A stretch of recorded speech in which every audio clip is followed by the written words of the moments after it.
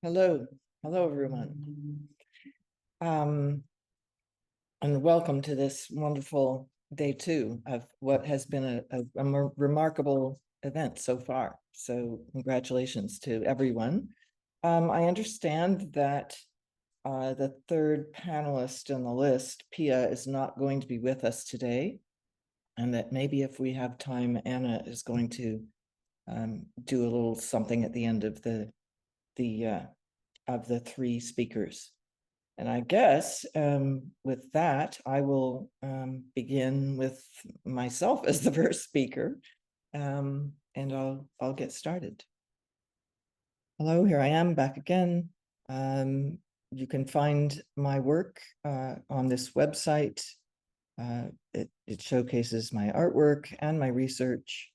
And what I'd like to talk about, and we'll talk about again, is this is the locus of my work today. This Global Birth Environment Design Network is a very loose organization of people interested in birth environment design. And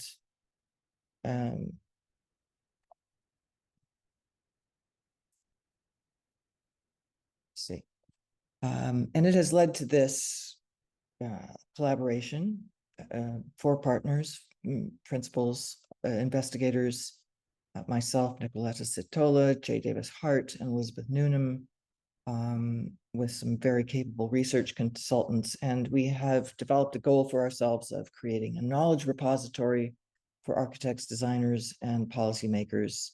And this is funded by the Social Sciences and Humanities Research Council of Canada. Why is there a need for transformational change? This interesting collection of things on the page showcases, I think, most of the issues at play that are larger than just making a more attractive birth space. I think why this is needed is made very evident by looking at an image like this. Random search for birth environment design shows you up comes this site, choosing the best birth environment for you on Just Mommies, and these are the images that are shown. I was absolutely blown away by this, must say. But also many women go into their place for birth through this portal. And that's shocking too, and proves that there's something decidedly wrong with how we think about birth and birth space and place. Indigenous models of thinking about all of the systems that are implicated in just the simple choices and things that happen to mothers and children. It's very compelling, I think. And I think this is an interesting image related to this notion of new models of care that are needed, because it brings us back to what was talked about yesterday quite a bit, this notion of the more than human and the cultural and the natural, so-called natural worlds that we have lost in birth, largely for most women giving birth in hospitals today. This is not their milieu. I want to acknowledge that midwives have largely been the fomenters and the heart of this discourse about birth environment design, because they are actually those who recognize that the birth environment itself played an important role in the processes of birth, in the potential negative processes in particular. And just looking at their writings, one with these 2 sub-concepts being pulled forward, surveillance, environment, and sanctum, the difference between those is enormous. And I think that's at the crux of our thinking, or where our thinking needs to be. What is going on? What can we do about what is going on? We've known now for quite a few years that women do believe that the physical environment can influence how easy or difficult it is to give birth. And there are many studies now. We have a lit review that's ongoing, meant to be an integrated review, so not cutting out many things that are usually left out. We're going to have to do a culling, but currently we have over 60 items, and each year more and more appear on this topic of birth environment design. So in this particular image, you can see it's an interdis study, architects and doctors and public health people looking at 12 different facilities, analyzing them architecturally, using data from the facility to prove that the layout actually impacts what happens in the room, and that more C-sections occur, C-sections that aren't, from low risk women, C-section rate. You can see just the simple graph there that shows distance between the rooms causes great increase in C-section rates, and so on. So another example, I'm just showing you a few examples of the kind of the research that's both qualitative and quantitative. Here we're using architectural space syntax modeling to analyze spatial layout. And this space syntax shows you the connectivity between rooms. And so you can see that the one on the left has the orange and yellow is the connectivity. So we have a lot more connectivity and permeability, which means a lot more communication, which means a lot more connection, and all of that leads to better experience for everyone involved. Whereas there's just this linear line of action and the one on the right with very little penetration into the other spaces. In this image, the birth room on the left evolved out of this study on the right, which was about us looking at a standard room versus a more ambient room, a more designed room with the kinds of interventions that happen in the room on the left. This kind of constructing of new environments and testing them and working from the research and then developing something and then studying it. This is where we're at today with birth environment design research, which I think is really wonderful and important. The notion of birth as a neuropsychosocial event is kind of where we are also at in thinking very much about the connectivity, that the way that neuroscience now can be utilized to corroborate what we've known for some time in ways that weren't quite so empirically provable, but evidence-based design is a key concept these days. And so we need to prove to people that these things are important. So I would suggest that there's a lot of foundational work that we need to acknowledge, and I don't have time to acknowledge here, but we need to think of birth environment design as well beyond just the room. And yes, the room itself, but also the whole place as a whole, and then well beyond that, the whole ecological setting and what that tells us about what we need to do, or how a place needs to become a place and not an abstract void or a surveillance space. So for a moment, I'll move to architectural and spatial phenomenology to talk about Merleau-Ponty, sort of grandfather of embodiment theory, this notion that the mind-body environment cannot be separated. And Christian Norberg Schultz, an architect who brought this phenomenological thinking into architecture, and also brought us to this notion, well, it's not just the physical stuff, it's also the ambient stuff that matters, and that architecture and light are intimately involved. And Juhani Pallasmaa is kind of a giant in the world of architecture in bringing notions of architecture in the senses, and of then moving into mind body in architecture, moving into neuroaesthetics in architecture. And Gernot Bohm, who I don't have time to talk about in detail, but has proposed, a German philosopher proposing a new aesthetics grounded in the aesthetics of atmospheres. And just our own humble addition to this topic, Marilyn Ferrer and I wrote a chapter about that utilizes both the phenomenological and the neuroaesthetic approaches to thinking about architecture for birth spaces. Paris Gomez is a Canadian theorist, architectural educator, and writer, and brings this notion that Gernot Bohm speaks of, that this notion is that the inner is the outer.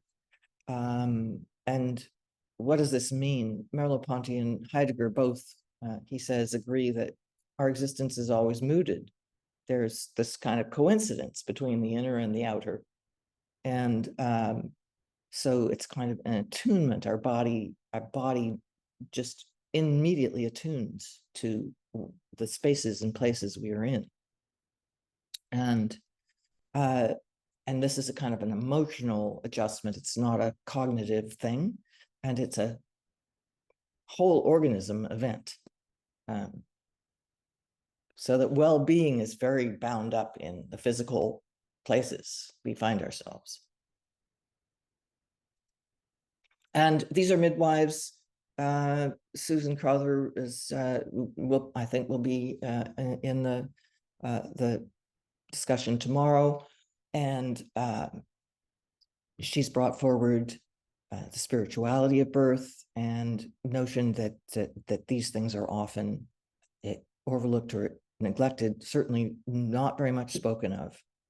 And so I'll return to a more prosaic thing now that our GBDN work, our main goals are to enhance awareness of the need to think about birth environment design, to develop a knowledge mobilization resource, and to spread the word. And one of the ways we're doing this is through this knowledge mobilization website. We're using positive exemplar case studies. So we're looking around the world and we're finding places that we can see exemplify some of the ideas that are most of interest to, and we are using a framework that tries to isolate the issues or the design problems that need to be addressed, and then how architects have dealt with those, all the way to the visuals that we can see. And of course, form doesn't, again, just mean the physical things, it also means that ambient things. And so here's one of our case study visits, was to a Catholic hospital, a small birth center in the bottom of this hospital, the full-on surgical thing going on upstairs, but a little haven down below that these architects have designed. We visited 3 places designed by these architects in Spain, and they really should be designing places all over the world. You can see all of that ambient and sensory application of thinking in these spaces. This is one that we visited in Denmark. Again, it's the one I showed you earlier. It's not just pretty pictures. That is actually an artwork with sound and very well considered. And the people in the region have identified these places of meaningfulness to them. And the images and videos and sounds and sensory elements are presented in relation, so it's very familiar to people. This is a labor room at Terra Alta. We visited it first. It was our first case study, and the setting is magnificent, and everything is very thoughtfully designed. And we are aiming to pair quotes from the people we interviewed, mothers, architects, midwives, directors of these places, supporters, birth supporters, everyone, all the comments made kind of paired with images to help us understand better what people are feeling and experiencing. So back to Marbella, you can see the difference between the same architects designing this one as design Nuevo Belén in Madrid. And the sense of place is strongly with us, and also the capacity to change this environment and make it intimate and sensual. Both Marbella and this one, the Brent Birth Center, show us the systemic problem because both of these do not exist anymore. And Brent having won awards, we interviewed the architect here as part of the case study, and we'll be using the case study. We have excellent images and floor plans and so on. A beautifully designed center. This looks to be a beautifully designed center we haven't visited yet. We'd like to visit more case studies around the world. So if you know of a positive exemplar, we expect them to all to be very different, to serve very different socioeconomic groups. This one is a standout because it actually is very embedded in, has all the amenities it needs to survive on its own, water, electricity, and so on, and was built locally. And then lastly, I want to talk about my own, I won't talk about it much. I will just kind of flip you through a few slides. The kind of work that I did during my PhD, I basically used practice and made things and considered them, and eventually came to, this is very simplistic summary, but these 6 key concepts, which I'll just show you very briefly, and I won't speak about them. They all come with lengthy descriptions of what these are and why they're important. And I'll just flip through them for you now.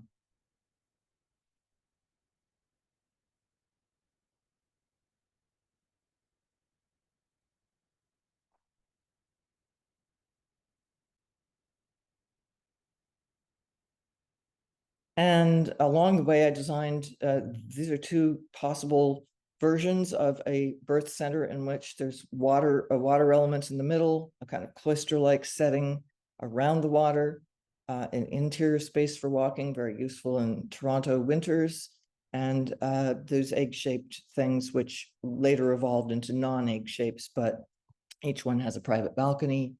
You could imagine roof gardens around this because the idea is that these would sit on the tops of hospitals that, you know, potentially built right on top of existing hospitals with their own separate elevator up to the top.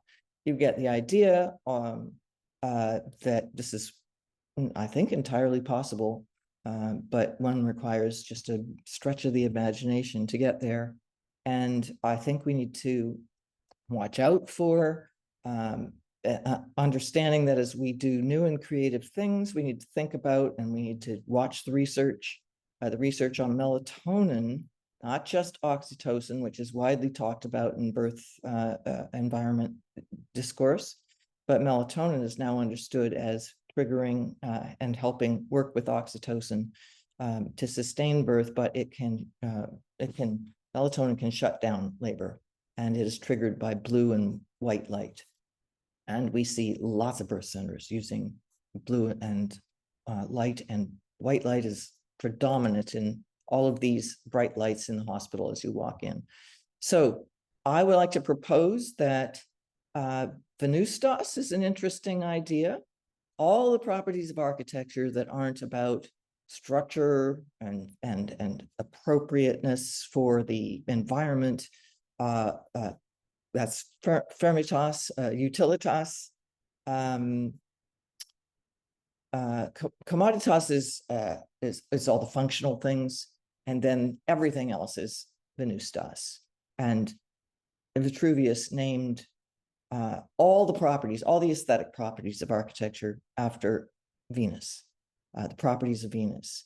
And I think these are absolutely apropos for birth environment design. And I'll leave you with this lovely set of words from anthropologist Sheila Kitzinger, kind of telling us what we've forgotten and left out in thinking about birth environment design. And that's it.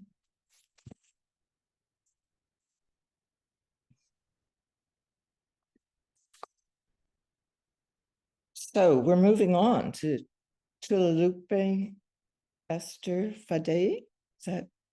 Hope I'm doing that right, from the University of Basel. And her talk is about birth and renewal, the existential role of traditional birth attendants in colonial Yorubaland. Thank you very much. I try to share my screen. Okay, thank you very much. My name is Tolulope Esther Fadeyi, and I'm completing my studies, PhD study at the University of Basel in Switzerland.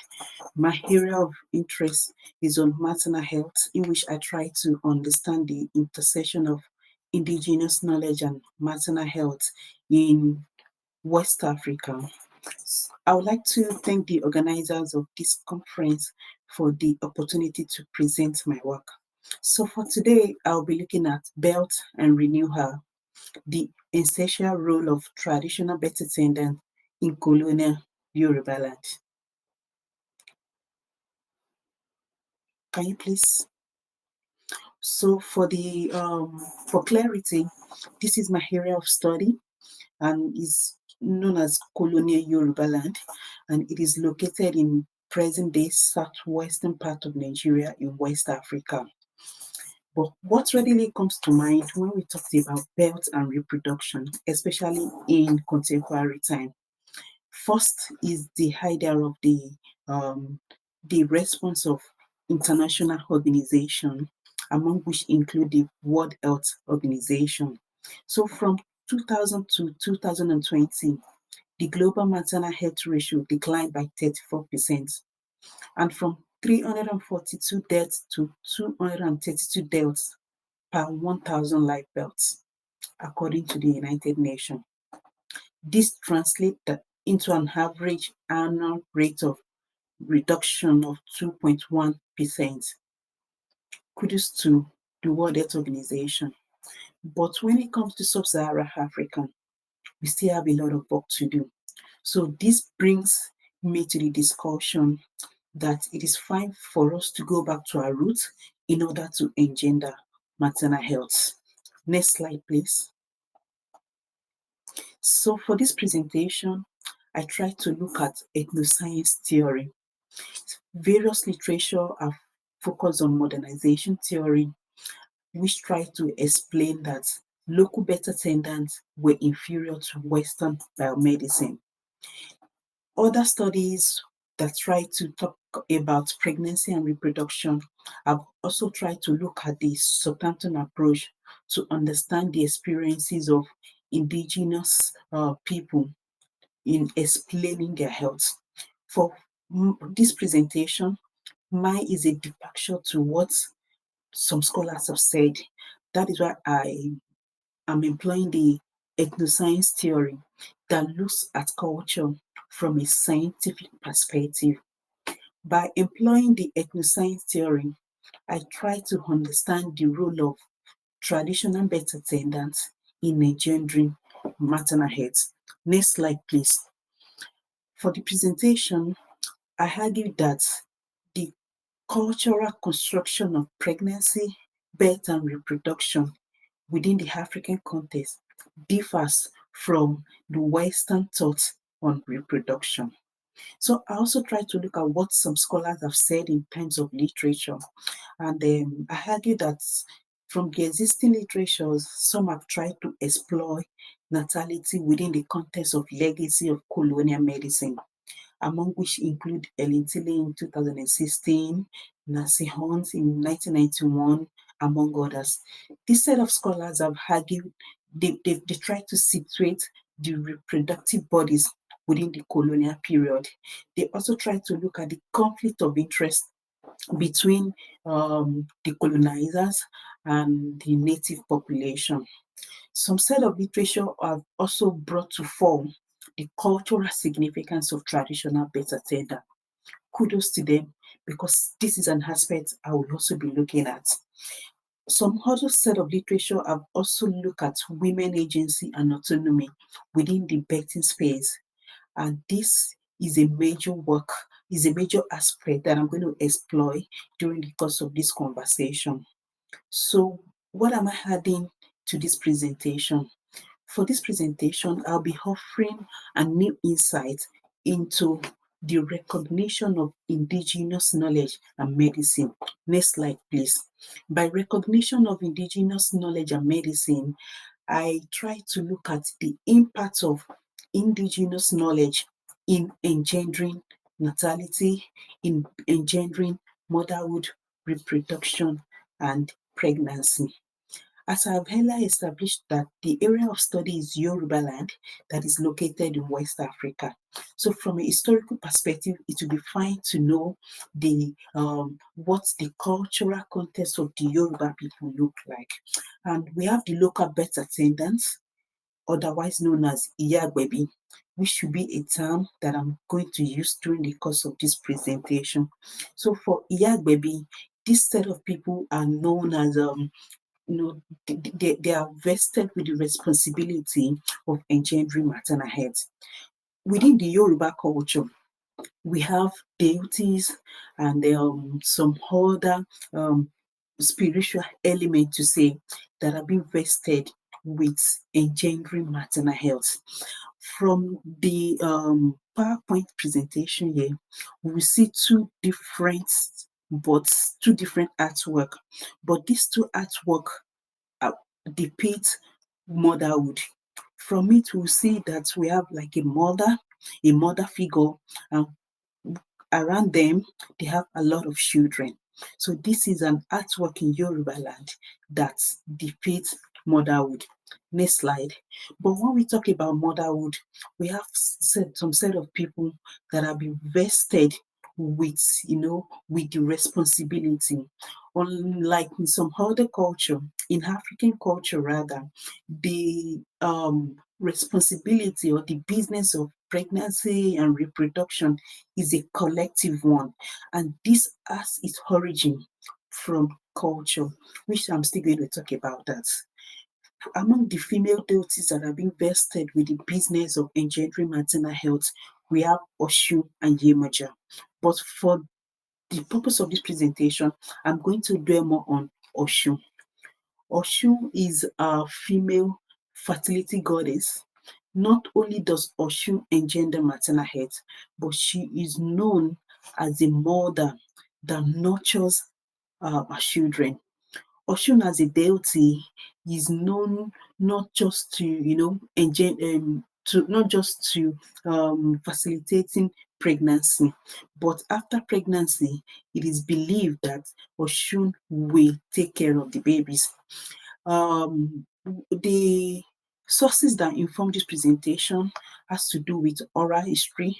I've been to the field several times and I've been able to interact with age healers, midwives, the local midwives, and custodians of history in Yorubaland, among which include the priestess here, and she's located in Ife, which is in southwestern part of Nigeria.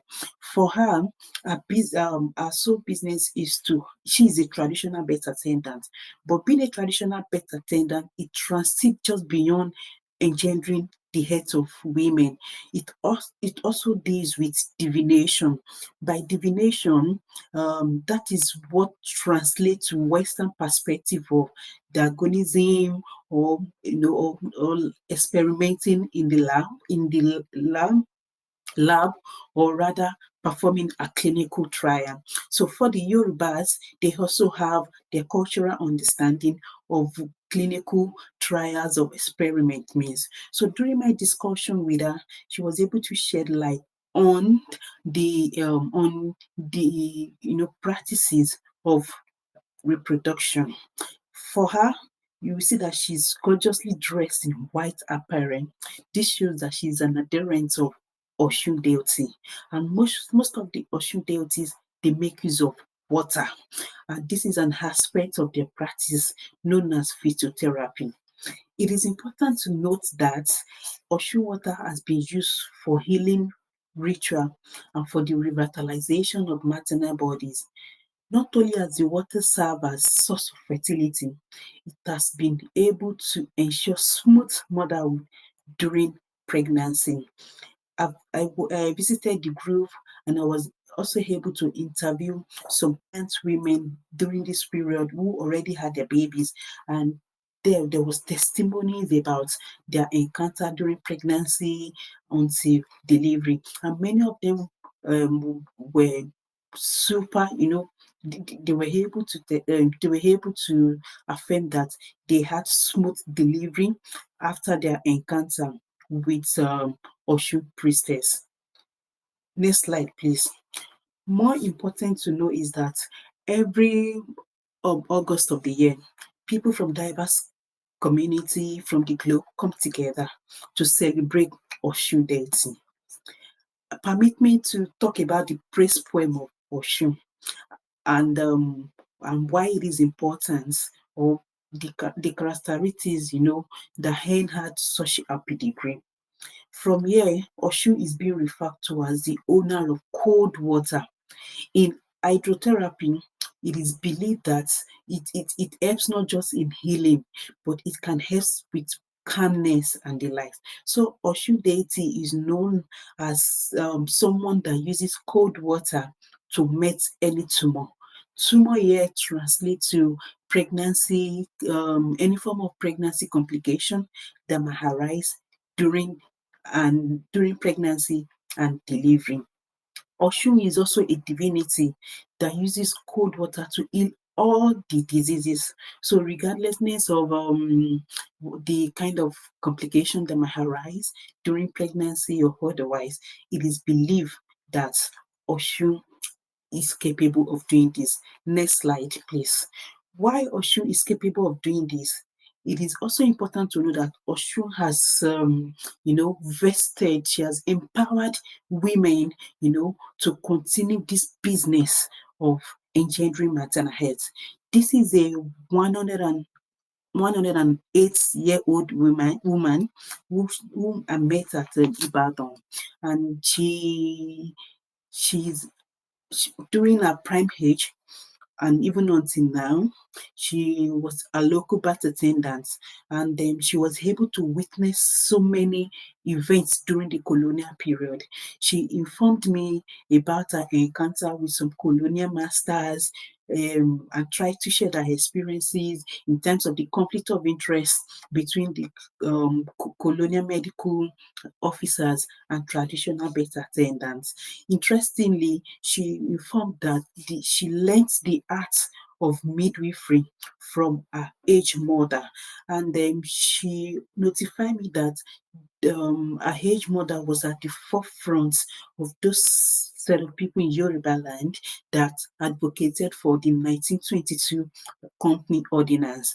This is kind of ordinance, that not only helps to regulate midwifery and other medical activities in Yorubaland, but it also it served as an avenue for traditional healers to show for their crafts before the colonial masters. More importantly, I also have an encounter with a herbalist here, and his name is Baba Fayemi. And this is an art of divination, which I've already mentioned that it translates to clinical trial or an art of scan in Western thoughts, or maybe like an experiment. So for instance, when a woman is pregnant, she can always go to meet the herbalist, and then with that, she's trying to do like a form of divination here. She's going to like ask how the baby is moving and how the baby is doing well in the uterus, and then he also has the power or the capacity to foresee any form of future complication. By foreseeing this, is also is also tasked with the responsibility of performing maybe rituals or maybe appeasing the metaphysical powers in order to ensure that such a pregnant woman had safe delivery. More importantly here is us knowing about vetting knowledge production. And as I've earlier established with my encounter with the old woman here, many of the people that I interviewed, the local birth attendant that I interviewed, is either they learned the art of midwifery, either from their mother, age grandmother, or maybe from other herbalists and priestess. So this knowledge is being transmitted from ages as if orally through the words of mouth. And it is believed that such knowledge have been imparted by gods and ancestors. Some say that they have an encounter while sleeping, during dream. Some also said that aside learning it, they observe during birthing period and the likes. Next slide, please. So all these set of things make these people, this set of people, not just engendering maternal health, but they are worthy of mention in historical scholarship. As I've earlier stated earlier on, that the aim of this presentation is not just talking about the experiences of local birth attendants in Yorubaland, but I have a departure into looking at how indigenous knowledge have been able to envision pregnancy and birth in Yorubaland.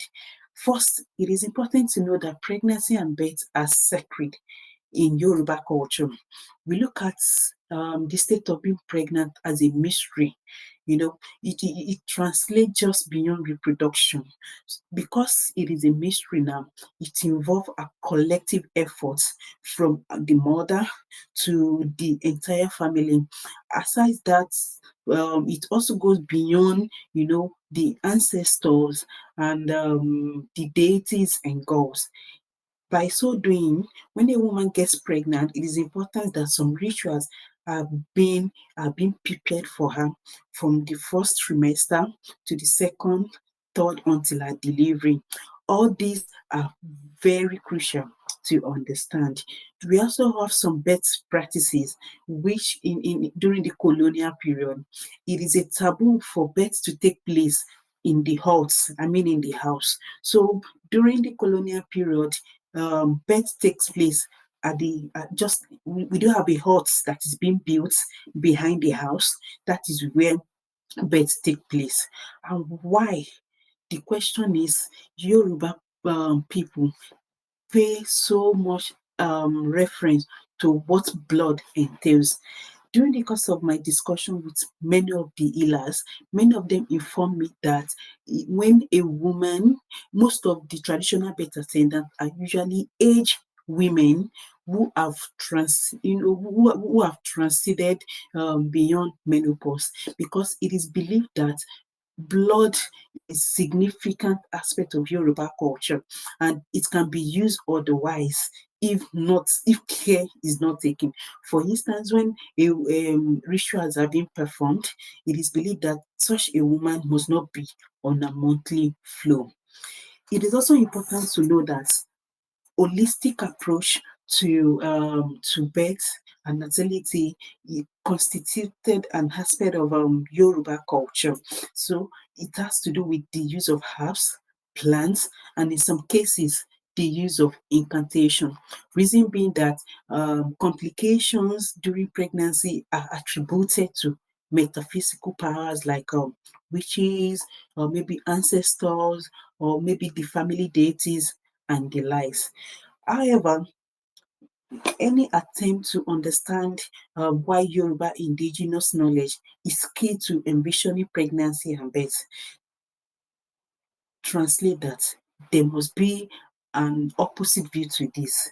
So here we have Eurocentric view, and then they believe that indigenous knowledge is unreliable, that is invalid, while Western knowledge is science characterized by experimentation. During the pre-literate age, there was no form of documentation, which I have earlier established. So knowledge, betting knowledge is being transmitted orally. So the fact that it is not well documented does not mean that the Yoruba or the Africa does not have a system of culture. There have been several works, just like Walter Rodney, in his work talking about how Europe underdeveloped Africa. There have been some other Eurocentric view about African have no culture and the likes. So under this space is where Yoruba indigenous knowledge is being, is being rendered invalid. But for my presentation, I argue that despite the fact that knowledge is not documented, that does not make it invalid. In as much that knowledge is being transmitted from orally from one generation to another, that shows that it is not only preserved, but it serves as an integral aspect of cultural heritage. More importantly, with the theory of ethnocide that I employed during the course of this presentation, it shows that indigenous knowledge is a veritable tool for the imperialization of medicine in Africa. So I argue in this presentation that there is need to rethink decolonization. By rethinking decolonization, there will be need to reintegrate indigenous knowledge into global knowledge. Next slide. By integrating indigenous knowledge into global knowledge, it shows that there is need to have a holistic perspective to birthing and natality. It is alarming these days that most of the Black women in the diaspora, many of them one way or the other that have experienced maternal mortality or any incidents of pregnancy, whom I've talked to, many of them have informed me that is either they have dreams about, having a nightmare about the event before it happened and the likes. So what readily comes to mind? It is high time we went to our roots. It is high time we reinforced the relative importance of indigenous knowledge, in engendering maternal health. By so doing, we are bringing into the fore the significance of local birth attendants in contemporary Yorubaland. So these are my final submission. First, I argue that European historical scholarship have paid little attention to the roles of traditional birth attendants in colonial medical services.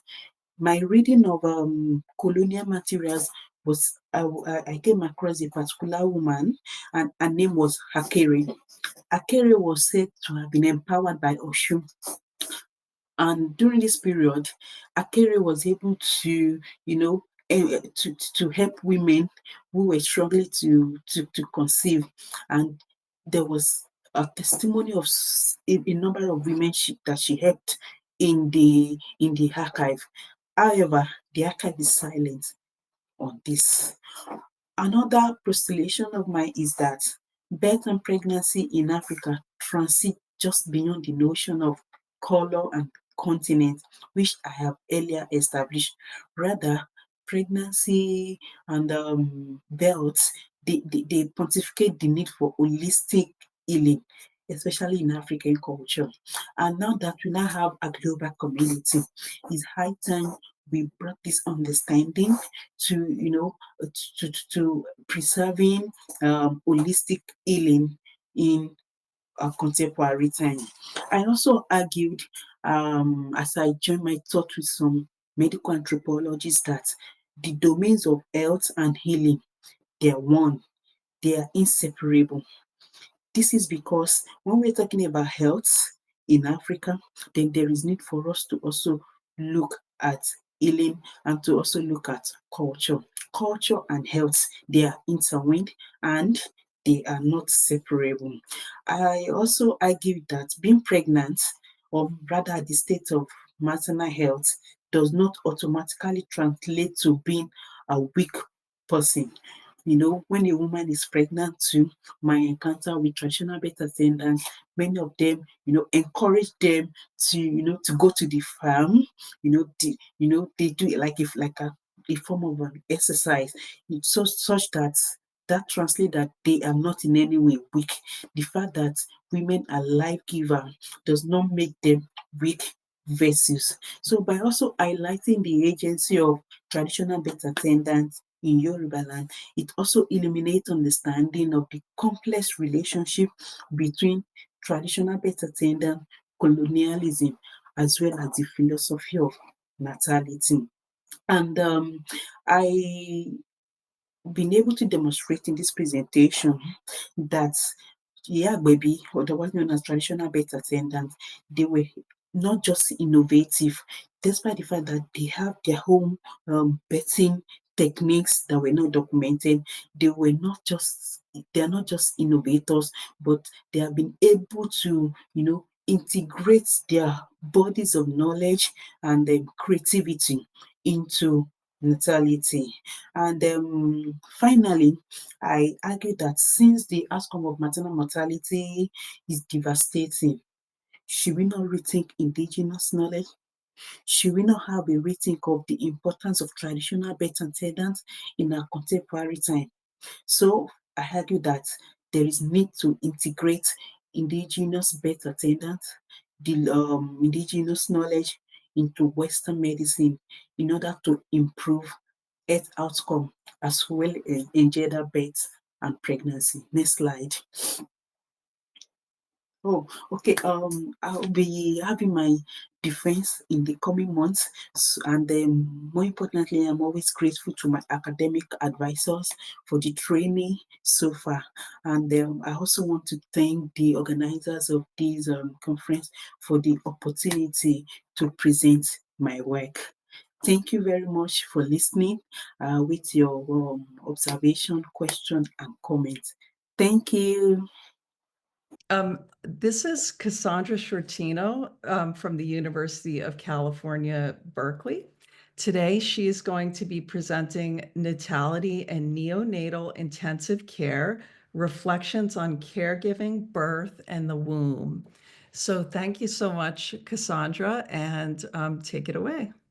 Hello, Anna. A quick introduction for myself as well. I teach through the UC Berkeley Extension Art and Design program. I'm an adjunct, and I also teach at Diablo Valley College. This is my first encounter with actually bringing together a topic that I've spent a lot of time discussing with Anna since she began working on natality back in 2010. And it was just kind of in its infancy. And I was very excited because at the time that she spoke to me about this, I was busy engaged in a life which I felt was very much separate from academics, which was volunteering as a neonatal intensive care baby cuddler, which I'll talk about in a moment. So naturally, I've had a lot of appreciation for motherhood, for birth, but also for everything that informs a relationship to our others, to infants, to our brothers and sisters, our community, in relation to a maternal frame. These are thoughts that we talked about in 2010. So when this conference began to unfold back, I think late spring, and she was all by herself filtering through papers, and she told me it's getting to be really big. And it seems like it's going to be 3 days, so there is room for me. So I'm not a specialist in birth studies. This is my first foray into trying to speak about and think through my experiences in neonatal intensive care. So I have a few slides to share with you, but hopefully I can switch between myself and my shared slides here. And I'm going to try to share right now, make sure I don't accidentally show something other than what I planned here.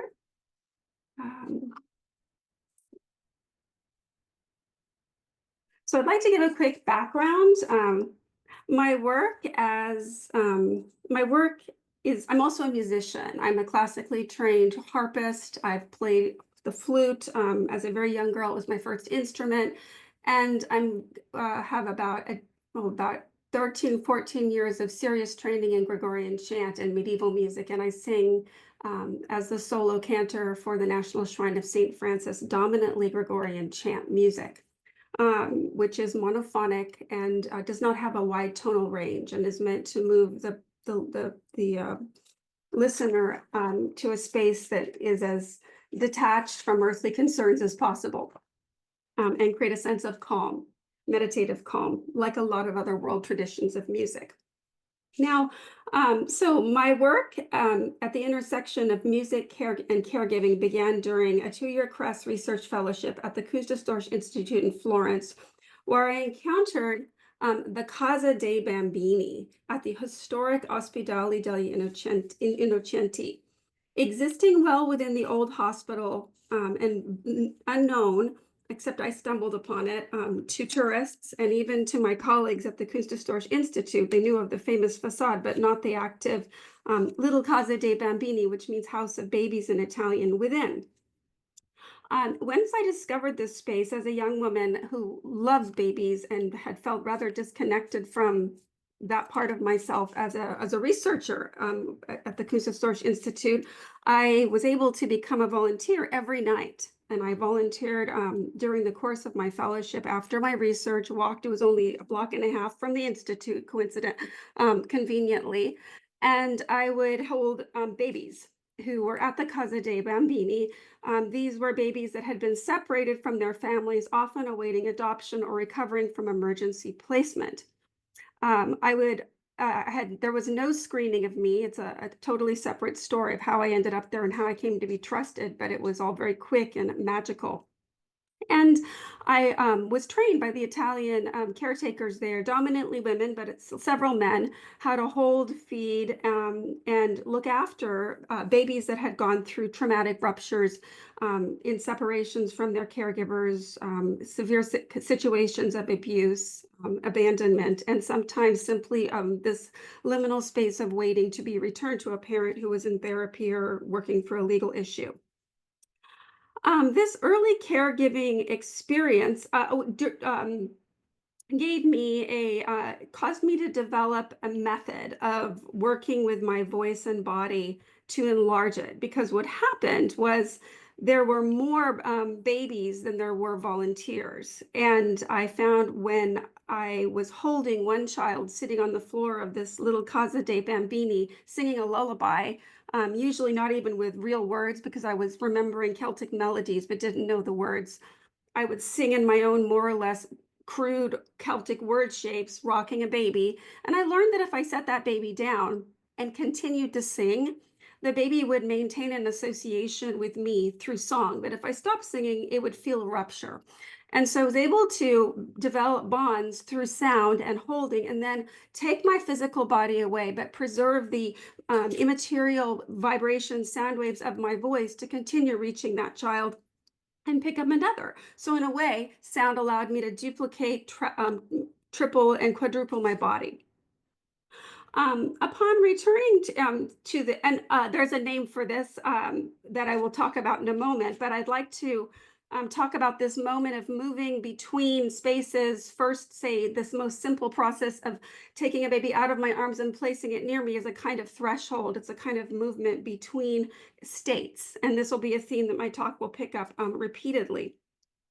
Upon returning to the United States, I began volunteering at the Neonatal Intensive Care Unit at Oakland Children's Hospital, which is itself an interesting discovery, because when I left the orphanage in Florence, I don't typically cry much, and I loved the Kustostorch Institute and all my art history research, but I couldn't imagine ever finding anything like the orphanage within this space here. You have to see this central door and imagine walking through it one night and just stumbling upon, actually rather illegally, but I was lovingly received into this space and being welcomed into it. How could that ever happen anywhere else? It seemed completely impossible.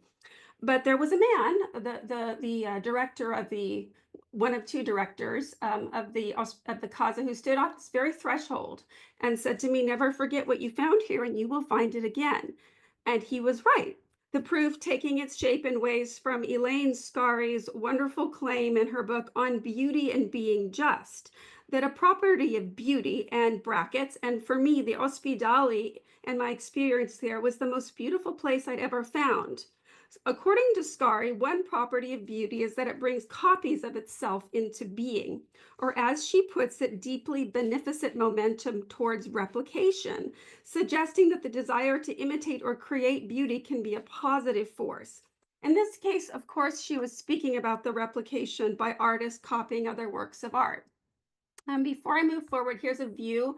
This is not a photograph I took. It's a promotional, not really a promotional photograph. It comes out of a brochure from the Ospedali degli Innocenti, from UNICEF Innocenti, which is one of two institutions within the historical hospital that are actively looking and researching for the care of children worldwide. But there's an active small space for abandoned children in trauma and so forth. And here is a view that's in one of their brochures. And I recognize that window and the radiator with much fond memories.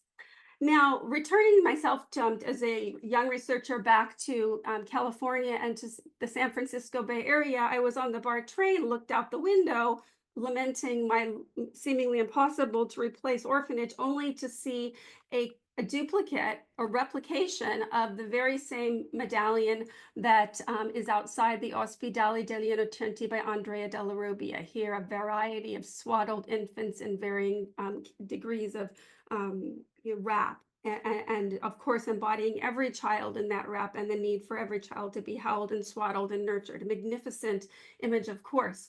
So it felt like I was having a Fellini moment as I saw this outside a BART train window. BART is the name of our rapid transit system here in the Bay Area.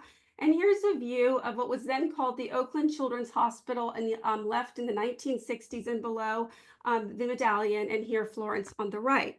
So I promptly had to be there because the threshold encounter here with the director seemed to be coming true. Not that I thought of that then, it only came in retrospect.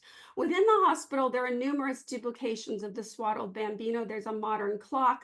There are multiple mediocre plastic renditions, and of course, the beautiful terracotta on the exterior of what was the original entrance. Finally, there's a rather modern 1959 stained glass window in a chapel to all faiths to be a meditative space of contemplation, holding for the families of children in the hospital. Here's a view of the hospital today. On its front side, quite modern, of course, but on the back side is still the old brick. I think it's due to be taken away entirely, but we're still in that liminal place where it exists. Now, unlike the orphanage in Florence, I was required to go through a very rigorous training to become a volunteer in the neonatal intensive care unit.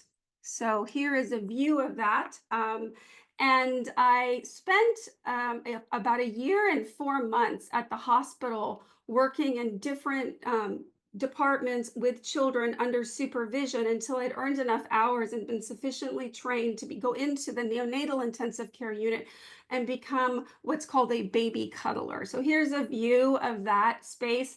It includes metal cribs with cushioned mattresses, but it also includes more classic incubators. I don't know if I have a picture of that, which is what are more womb-like spaces, but there are many babies that are not, that one can actually physically hold and not simply reach through and touch. And I won't be talking much about the technological, the cyborg discussions of this space. It's not palatable to my experiences there, nor to my argument. But indeed, there's a lot of technology that's reconstructing womb-like experiences, but never separated from the human element, at least in my experience. Here's a photograph of myself about, let's see, maybe 12, I guess this was maybe 13 or 14 years in. By then I'd become a baby cuddler mentor. So I was someone who trained new baby cuddlers and shared my techniques and methods.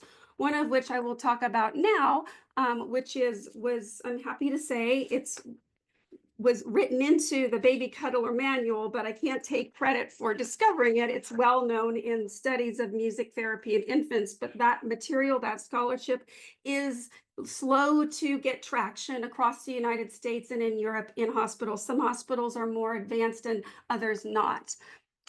Here's a view of some volunteers holding infants. This is not at Oakland Children's Hospital, or today called UCSF Bienhof, but just to give you a sense of what this looks like. Very small babies. Babies are usually swaddled, held up against the chest, the heartbeat being the first point of stimulation, and sometimes more than enough for these small babies. I'm just going to show some slides. I'm not going to read them, but to just document the therapeutic benefit for infants of having someone in the role of cuddler is well documented. And here are some of those benefits. Again, I won't read them out. And then the training and role of volunteers. So here's just for those of you curious, it's a rigorous process. Here are some of the key elements of that training. Now, what I'd like to focus on more in this talk, and which is, I think, well suited to the topic of this magnificent conference, and I enjoyed very much the talks yesterday, and it was very inspiring. I wanted to start rewriting my talk. So I'm going to talk about entrainment to start with. Entrainment in the context of the NICU refers to the synchronization of an infant's physiological rhythms, such as heart rate, breathing, or sucking, with external rhythmic stimuli. In music therapy for premature or medically fragile infants, entrainment helps stabilize vital signs, promote neurological development, support emotional regulation by aligning breath, heartbeat, in particular, with another stimuli. So entrainment musically, how does that work? So I'm a singer, and of course, it's now, especially when I first began, there was very little about music therapy. But now there is clear warnings. Music is very dangerous for micro preemie babies. You wouldn't want to just suddenly start strumming a harp or a guitar or playing a flute particularly in a neonatal intensive care unit. That said, it's very common for a volunteer to hum or murmur. It's part of our training. We're trained to begin with a recognition that sometimes the only stimulus an infant needs is to be placed against our beating heart. And it's been shown that babies' regulatory systems can sometimes align to even to the heartbeat as the infant did in utero. But a volunteer is also trained to pay close attention and to determine if there's is it appropriate to start maybe moving the baby a bit, maybe singing. And so in some cases, particularly with older babies that were dealing with traumatic health issues, it became very clear that singing softly, I'm a soprano, high voice, which is known to also, babies can process that more easily than low pitches when they're very young. That singing Gregorian chant, which is what I know well, it could be Indian chant, ragas, Middle Eastern forms of chant, or Chinese pentatonic scales. And these all share many modal similarities, these traditional forms of music that are not terribly complex. And so by singing and beginning to match my Gregorian chant to the breath of the baby, to the heartbeat of the baby, I created an entrainment.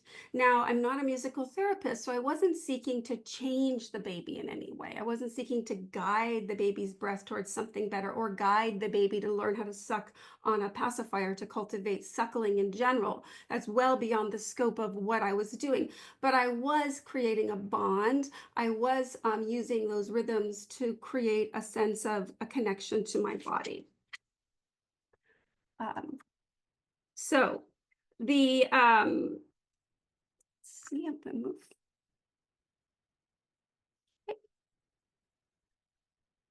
So I'd like to talk now about for the NICU as a transitional place for sustained entrainment and crib reentry. So I'll just go back to an image. I just want you to imagine here this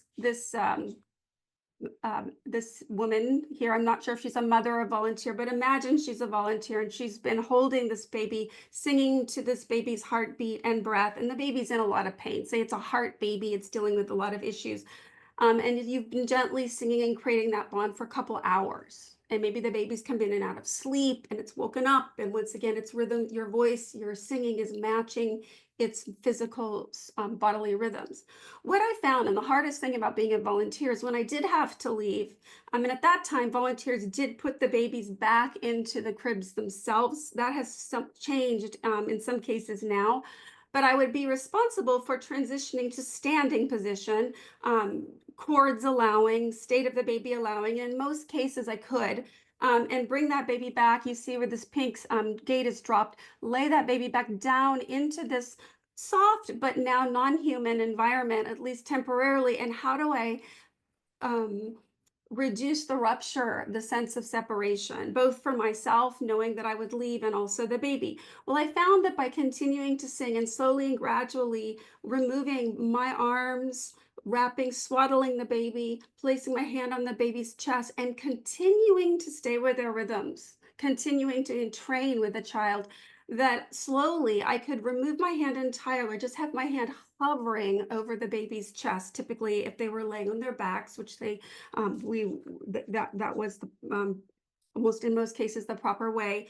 And then the baby would, it seemed, and this is anecdotal because but it was something observed by others and something I did end up training other volunteers to do, not so much necessarily singing Gregorian chant, but humming, you know, or finding a way to attune or in train, that it greatly reduced the shock of separation. And I speculate, and I would love to welcome thoughts from this beautiful panel of specialists, that maybe my body remained with the baby insofar as I had entrained to the baby's rhythms, which is in a way a reversal of the womb, where the baby's rhythms are moving with a mother, and the mother is the owner of the rhythms until birth.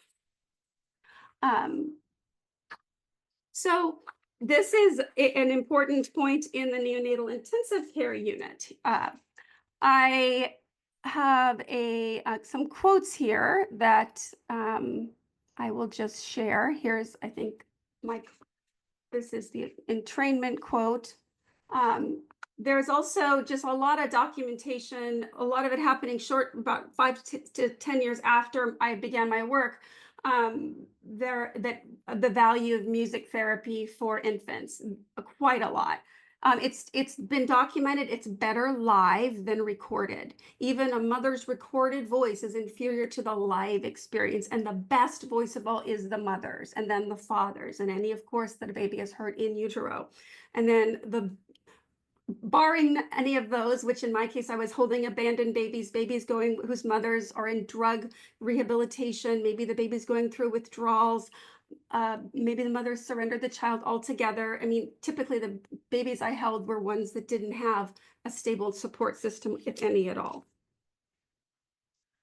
So I wanted to mention a few other points. One is that the spectral similarity and therapeutic elements of voice itself. The effectiveness of voice-based entrainment may be partly explained by what we call spectral similarity, the overlap between the acoustic features of live vocal sound and the human auditory system's evolutionary tuning. Ruth Stanley, 2014, notes that the traditional healing music systems, including ancient chant scales across culture, closely resemble the formant structures of human speech.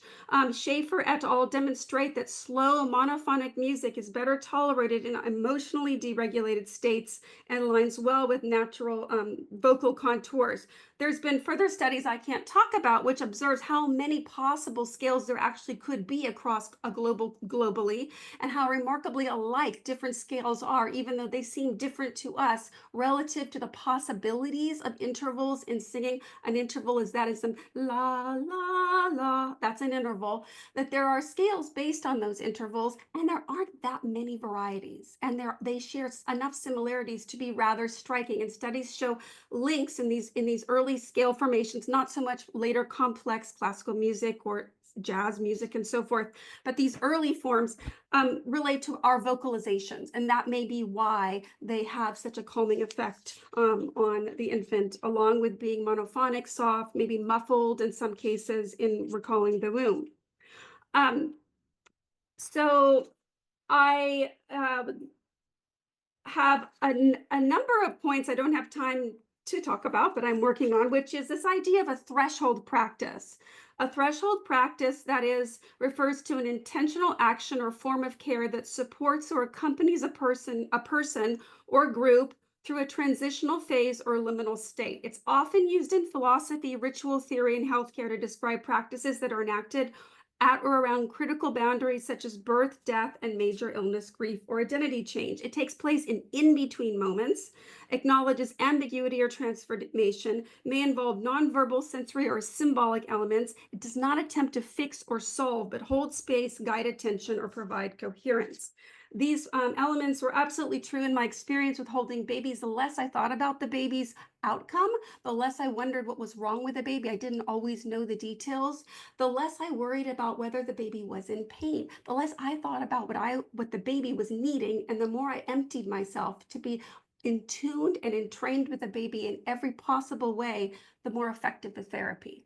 So it's this work to fully detach oneself from wanting to know, wanting to fix, wanting to cure, but to remain deeply empathic. It rather reminds me a little bit of some of the lessons, say, in the Heart Sutra, but that's perhaps for another talk, or something written by the Carmelite spiritual work of John of the Cross. There's some other interesting connections that could be developed in a different talk. Now, I would like to just make one point in that, along with that, these babies that I worked with were not only in a transitional place or a liminal place, which is the neonatal intensive care unit. It's between, for many babies, birth and actually being outside the uterus, because so much of the interior is trying to recreate that space. That's open to some debate, but what isn't open to debate, I don't think, is that there is, for the babies I held, many of them, a permanent or indefinite separation from their primary kinship network. So that is another form of liminality. That liminality affects nurses as well as the infants, the sense of wondering what will happen next. And I experienced in times when I would held a baby and I sang chant, when a nurse would say, for example, one case sat down next to me and said, "Please keep singing. Yesterday, one of the babies right here died." And I feel as though there's nothing that's been done to acknowledge it. It's been very clinical, and I was very bonded. Contrary to what you sometimes read in the literature, my observation of nurses were they were highly engaged and got quite bonded with the babies they cared for. So the presence of singing in this, it could be, in this old form of chanting, whatever origin it may come from, in these not particularly wide range scales, is calming. And for this nurse, it created a ritual space, a symbolic transition from life to death. Now, at the last point I'd like to make, I'm pretty sure I'm getting very short on time here, is in recent years, I've become very involved, again, stumbled into it, with work in cremations, another liminal space. More and more Western world and Asia are choosing cremation over burial. And in the cremation space, it's been noted that the closest loved ones typically can get, if they wish to be present at all, is to watch the cremation through a window or on a video monitor. That's a pretty sophisticated option. Not all cremation facilities have this. None of the cremation facilities where I sing and play harp have such an option. But I, again, rather stumbled into a situation where a family had heard me sing in a different context and wanted me with their son who had died in the room where they pressed the button of the incinerator. So I discovered that if I bring my harp and my voice now and the practices of entrainment into an incinerator, beside an incinerator where there is a body in a coffin, and make it into and use entrainment, now not so, in maybe matching breath, but more using the harp and the modes to match mood and spirit, and maybe silence is enough. Sometimes just the image of a harp and virtually no playing is powerful, just like a heartbeat and no singing is for a baby. Sometimes, in this case, these little children wanted to be a part of the therapy. They wanted to make the music for the deceased who was engulfed in flames now and being transformed. They wanted to be a part of that sound bath that was filling this otherwise industrial space and cold space. And it creates, I'm sure those of you here could give me so much more to hold on to and anchor my experience to theoretically.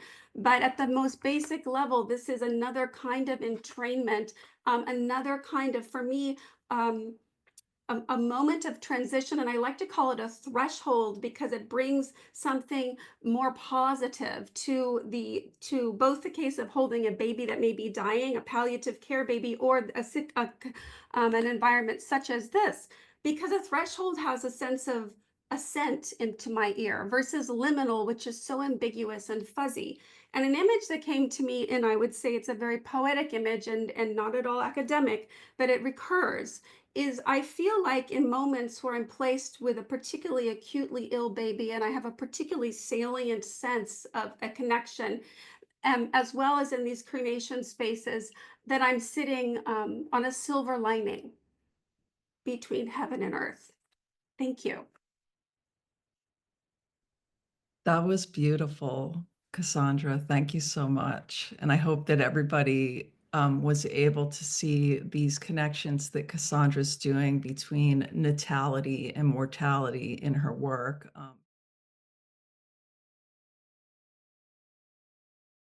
Questions that audience would like to raise? Doreen, I noticed this might be a naive question. I don't see any questions yet.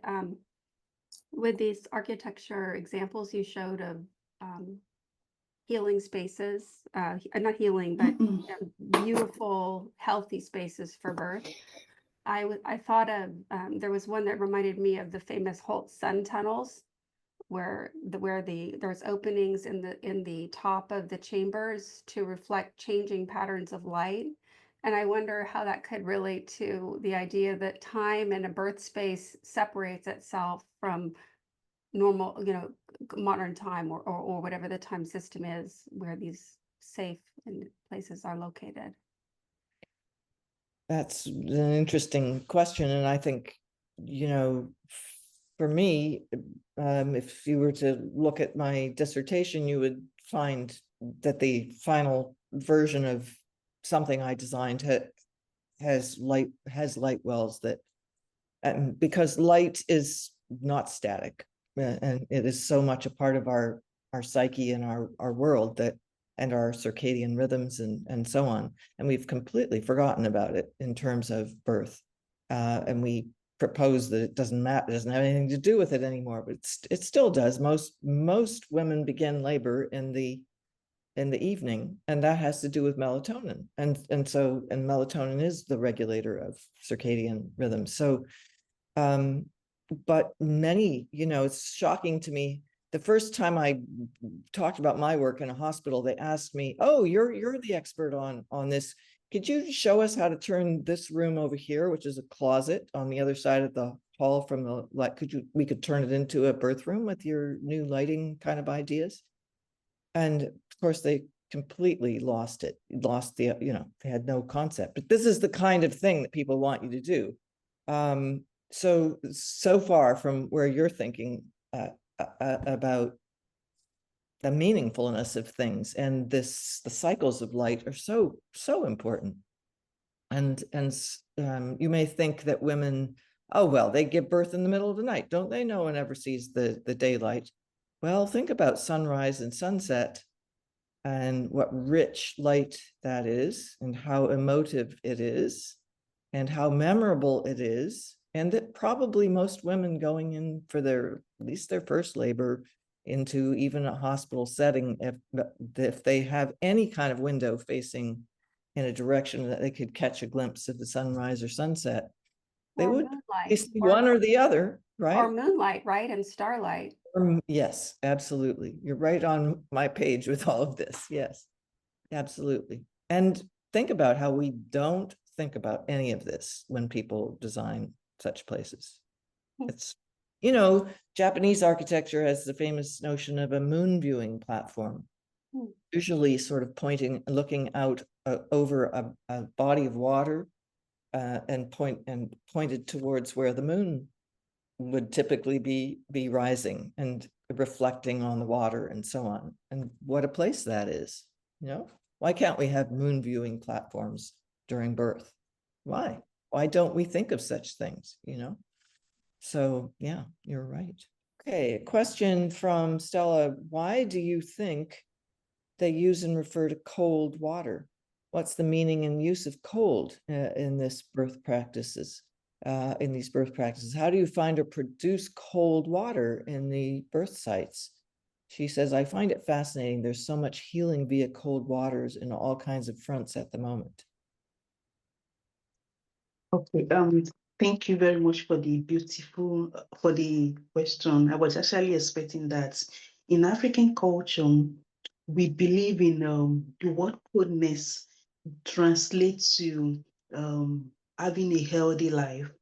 For instance, when a woman is pregnant, some have lost their baby, some have had miscarriages as a result of hotness of the uterus. So it is believed in African culture that when such a woman is having such, is experiencing such, then she need to use cold water.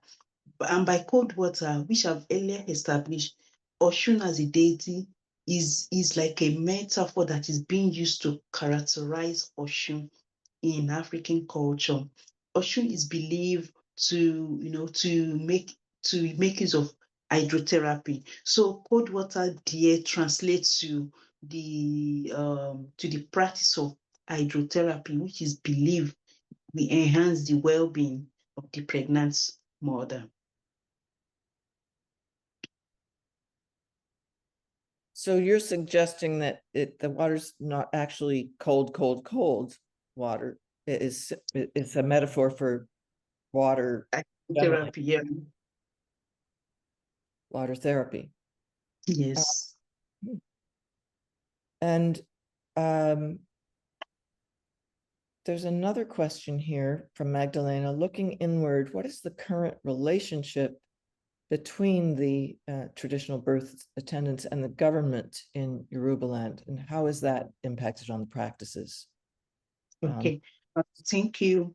Before the in 1861, when Lagos became a crown colony of the British, the traditional birth attendant had been in Yorubaland, and they have been in the business of engendering maternal health. So with the advent of colonialism, there was a disruption of the healing institution and practices in Yorubaland, among which include the Yagbebi, the birthing institution. So this kind of relationship between them was to lead to like a conflict of interest between traditional healers and the colonial government. So my perspective here has also been shared by other scholars like Nancy Rose in an attempt to analyze birth and medicalization in Congo, and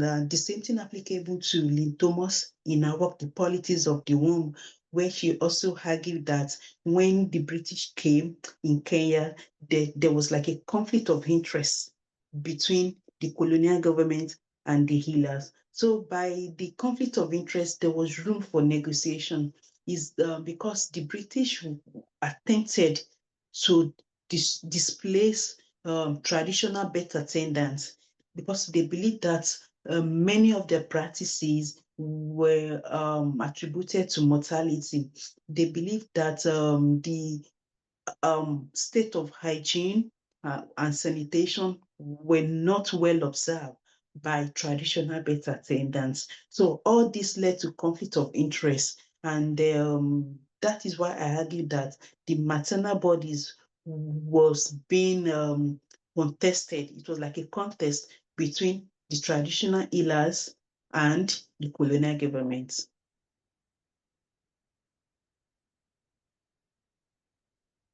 Thank you. Do we have further questions on these for Tolulope on these issues of the traditional birth attendants and traditional knowledge?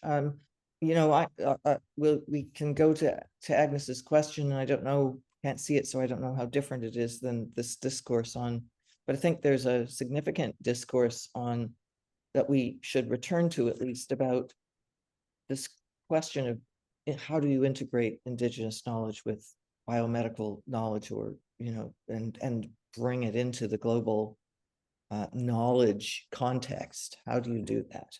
And I think you're beginning to do that work, but I also see that,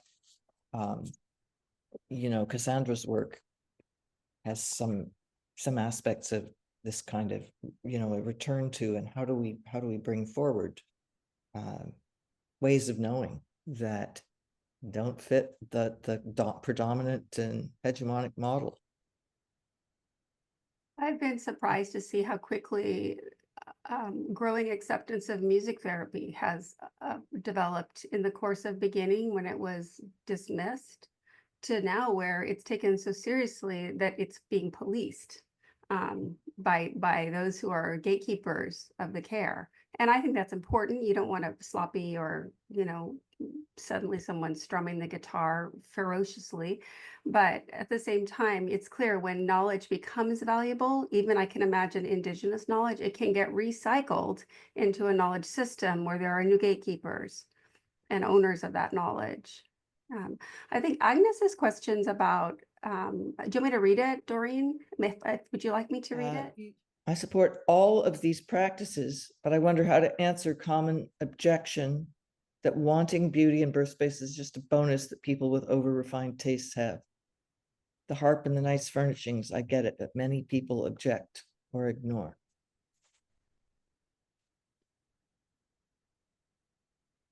Do you want to speak to that, Cassandra? I mean, I'll start with it. I mean, there's a couple of ways to look at it. One is we have to look at the broader history of aesthetics in the 20th century and its devaluation. It is shifting in our history, at least. And your talk, Doreen, touched upon an area that's a safe zone for the mainstream academic community, which is aesthetics in environmentally and even indigenously driven imagery, because there's an anxiety about talking about beauty apart from that, with the exception of figures like Elaine Scarry, for example, who brings really important points into the discussion. The second is this break that happens in the early 19th, late 18th century. Esther Diana has done a lot of work on this. Probably all of you know that, about the rupture of both faith and beauty in hospitals in general, and particularly Santa Maria Nuova, and how the interior was gutted from its aesthetic and its religious imagery, as it no longer was considered a part of healing in the way it had been until the quote unquote modernization of the hospital in the late 18th, 19th century. So, I mean, I think that's all due for a revisit, and I think it's kind of being revisited. I mean, I think it's even to frame it as a health, as connected to health and to healing and with music. There's plenty of documentation that's emerging. Just a simple example is this idea. There's certain kinds of chants, whether they're Indian ragas or Middle Eastern melosemitic kind of floating microtones, or Chinese pentatonic music, or certain kind of response and call, rhythmic singing, and relatively narrow range singing in African countries. There's harpists and musicians in communities I'm in that are fascinated with playing music that connects these, and it's very evident. So I think if we can bring the aesthetic element back without seeming as though we're bringing in a racist or a colonial discourse, that it would be crucial to get the kind of a progressive community on board. And then from there, maybe try to get the science side.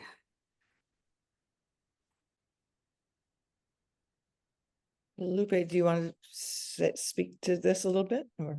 Yes, thank you very much. During the course of study, my area of study rather is Colonial Yorubaland, and as earlier established that traditional birth attendants were the sole carers for pregnant women during this period. So for pregnant women, they needed someone that understands their culture, that knows their culture, and that can meet their maternity need. So that is why many of them prefer traditional birth attendants. But with the onset of colonialism, we have the establishment of maternity hospitals in Yorubaland. So the British were able to convince women, to visit the maternity hospital, and they were able to do this with the missionaries at the forefront of championing this cause. So what they try to do is to catch the girls young, and teach them the art of, sensitize them on hygiene and sanitation, which I had earlier said. But despite this, some women still prefer to visit traditional birth attendants, whom they believe that they understand their culture and they can meet their maternity needs. Just like the anthropologists, before they study a particular community, they try to integrate themselves into their culture. So pregnant women during the colonial period needed people or women that can meet their maternity need. And when I talk about maternity need here, I talk about their cultural need in terms of pregnancy, not just the beauty or the establishment of maternity hospital. But with in the passage of time, they now begin to visit the maternity hospital that were established by the British. Thank you. I want to, I'm noticing Sarah's question here, and we have a few more minutes. Do we have a few more minutes? What time did you say we could go until? Yes, we have a few more minutes. I'd say about 5 more minutes. Okay, so sure, we can so interesting because things appear and disappear in my Q&A box. So this question I was just about to go to has disappeared now. I think it was in all this about the Vega. Yeah, that's right. There it is. It's in answer. I see, because Cassandra spoke to something about it, and that I didn't realize I would kill the question. I'm so sorry. Well, why don't you go ahead and speak to it and answer I it? just wrote it. I didn't mean to talk. Oh, okay. Yeah. Yeah.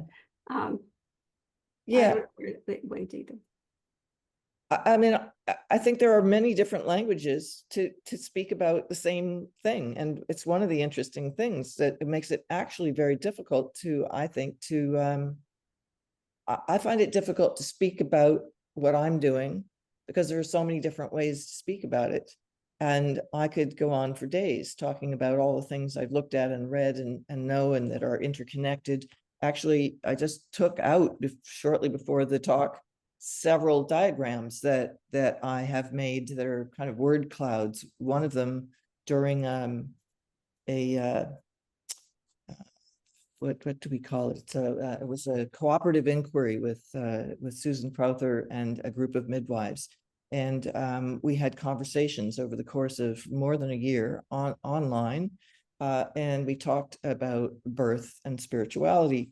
And I made a word cloud of all the words and phrases that we'd used. And I took that out of my presentation because it was just too much. It was, and so these, there are so many things that we could bring, that we are bringing to this conversation. There are so many, and there's so much depth in the indigenous practices and knowledge. One of our researchers just was in South America and Central America and was visiting indigenous midwives there who are, they're all illegal. They are not allowed to practice. And most of the women in places like Venezuela are having C-sections in hospitals. The rate is high, and they're out of their cultures, they're out of their environments. It's abusive treatment. Everything about it is wrong. But it is the dominant situation. And on the subject of aesthetics, because I want to return to that topic that, was the question asked about, is this just not effete, desire for something, our little aesthetic tastes kind of satisfied. I think that beauty is a deeper thing than, kind of clever interior design. That's not what it's about. We have to be much deeper than that. And I think that if you think of what beauty actually is, and again, Elaine Scarry speaks of it really beautiful. The depth of beauty is not in this kind of glamour sort of situation that has evolved. It is in the deep meaningfulness of things and their real value to us as deeper beings, you know. And that depth has to come from our connection to not only each other, but to the world and the cosmos and all of it, right? So when our the traditional caregivers in Mexico and in Nicaragua and in all of these places, they're, and I believe also in Africa, quite disempowered by the systems, even of we must have, you know, quality maternal health care, and we must have evidence-based health care, and that will fix all of the problems. That will fix the maternal mortality and infant mortality rate. But I'm very concerned about us exporting into places like, you know, so-called underdeveloped countries, to exporting with lots of profit to be made, these horrible modernist biomedical places that are devoid of everything one could call beauty, including all the functionality of that beauty has. I love your term glamour, as opposed to beauty, because in its original sense, in the Scottish magical tradition, it's a spell or an illusion that distorts perception. And so there's like on the OED, there's like, don't do that glamour on me. It's like and versus, and I mean, we could look at, you know, the facade of glamour versus beauty as a way to kind of begin to ask questions about it. I just wanted to quickly respond to the Vaga point, though, if I may, because I think it disappeared. Even my answer, everything disappeared. But just, I mean, there's studies that have in music studies. There's a lot of work being done in the last 5 years, and really mainstream journals are addressing it. Is that these certain chant-like tones, they've studied intervals and constancy across traditions have direct effects on the well-being of the infant, and they link it to spectral vocalization. It's closest to the vocalization that's felt in utero, and I think that's something interesting to think about. Also, I wonder, it could be interesting to talk about Kuhn's book, The Structures of Scientific Revolution, because there's all these trickles that we're feeling, right? I do. I mean, you see it in this discussion around birth. I hear it in architecture. The little I know, I hear it in art history.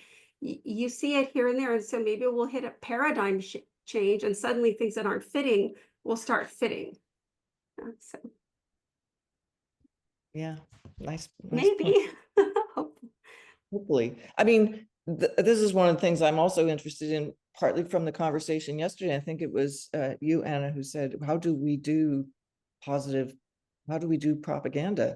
How do we do this kind of, you know, I think we're struggling with that in our web resource design. How do we actually do it so that more people see it and more people get actually rich information? And there's, you know, every time you talk, you have to focus, or every time you produce anything, you have to focus so much on one aspect that, yes, absolutely, because Sarah, what you're saying is, yes, I say absolutely right, but that's not where, but how do we bring all of those things into a place where people can see them and not overwhelm them, and yet somehow have clarity, and yet also be include all of these important both ancient and new knowledge, and that start to, you know, intersect and make sense together. How do we do that? That to me is a serious question of our times. Thank you, Doreen. And I think that we do need to close out. I actually have 2 magazine articles for broader audiences that it's about propaganda. One of them is specific to birth and changing birth, so I'll put those in the broader chat. But I wanted to thank everybody here. This has been another beautiful session. So thank you so much. Take a break, have a cup of coffee, and we will reconvene in about 5 minutes. Thank you. Thank you.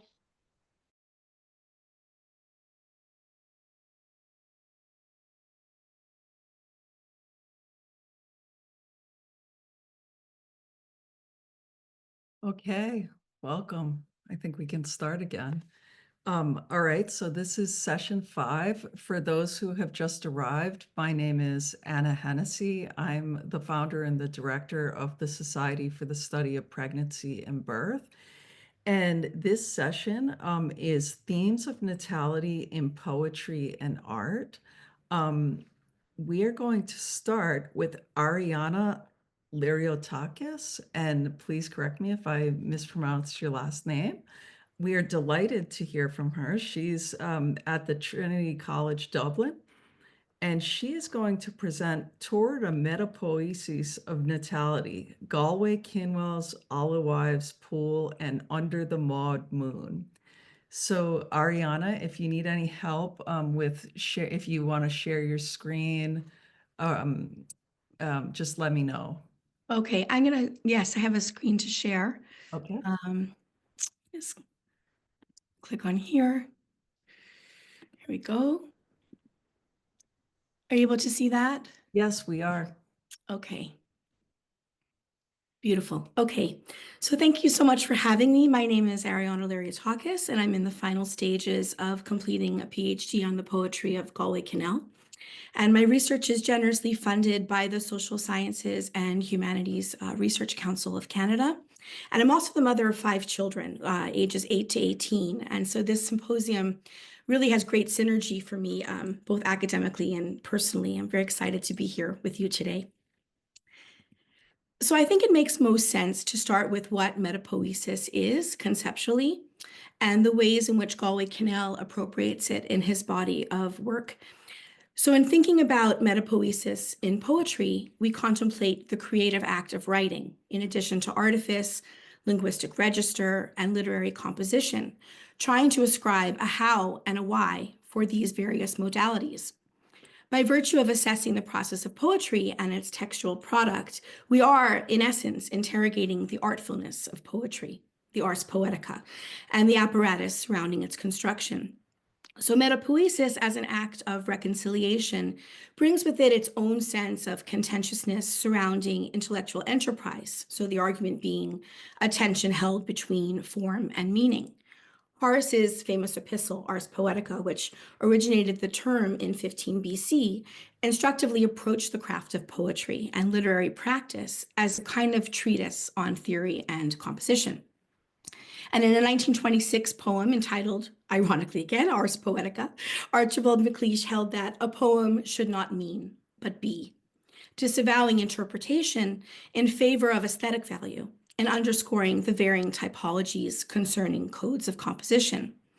Now, however, for Kinnell's purposes, the self-reflexive quality of metapoetic text is what Dorothy Baker deems a poetry that mirrors and examines itself.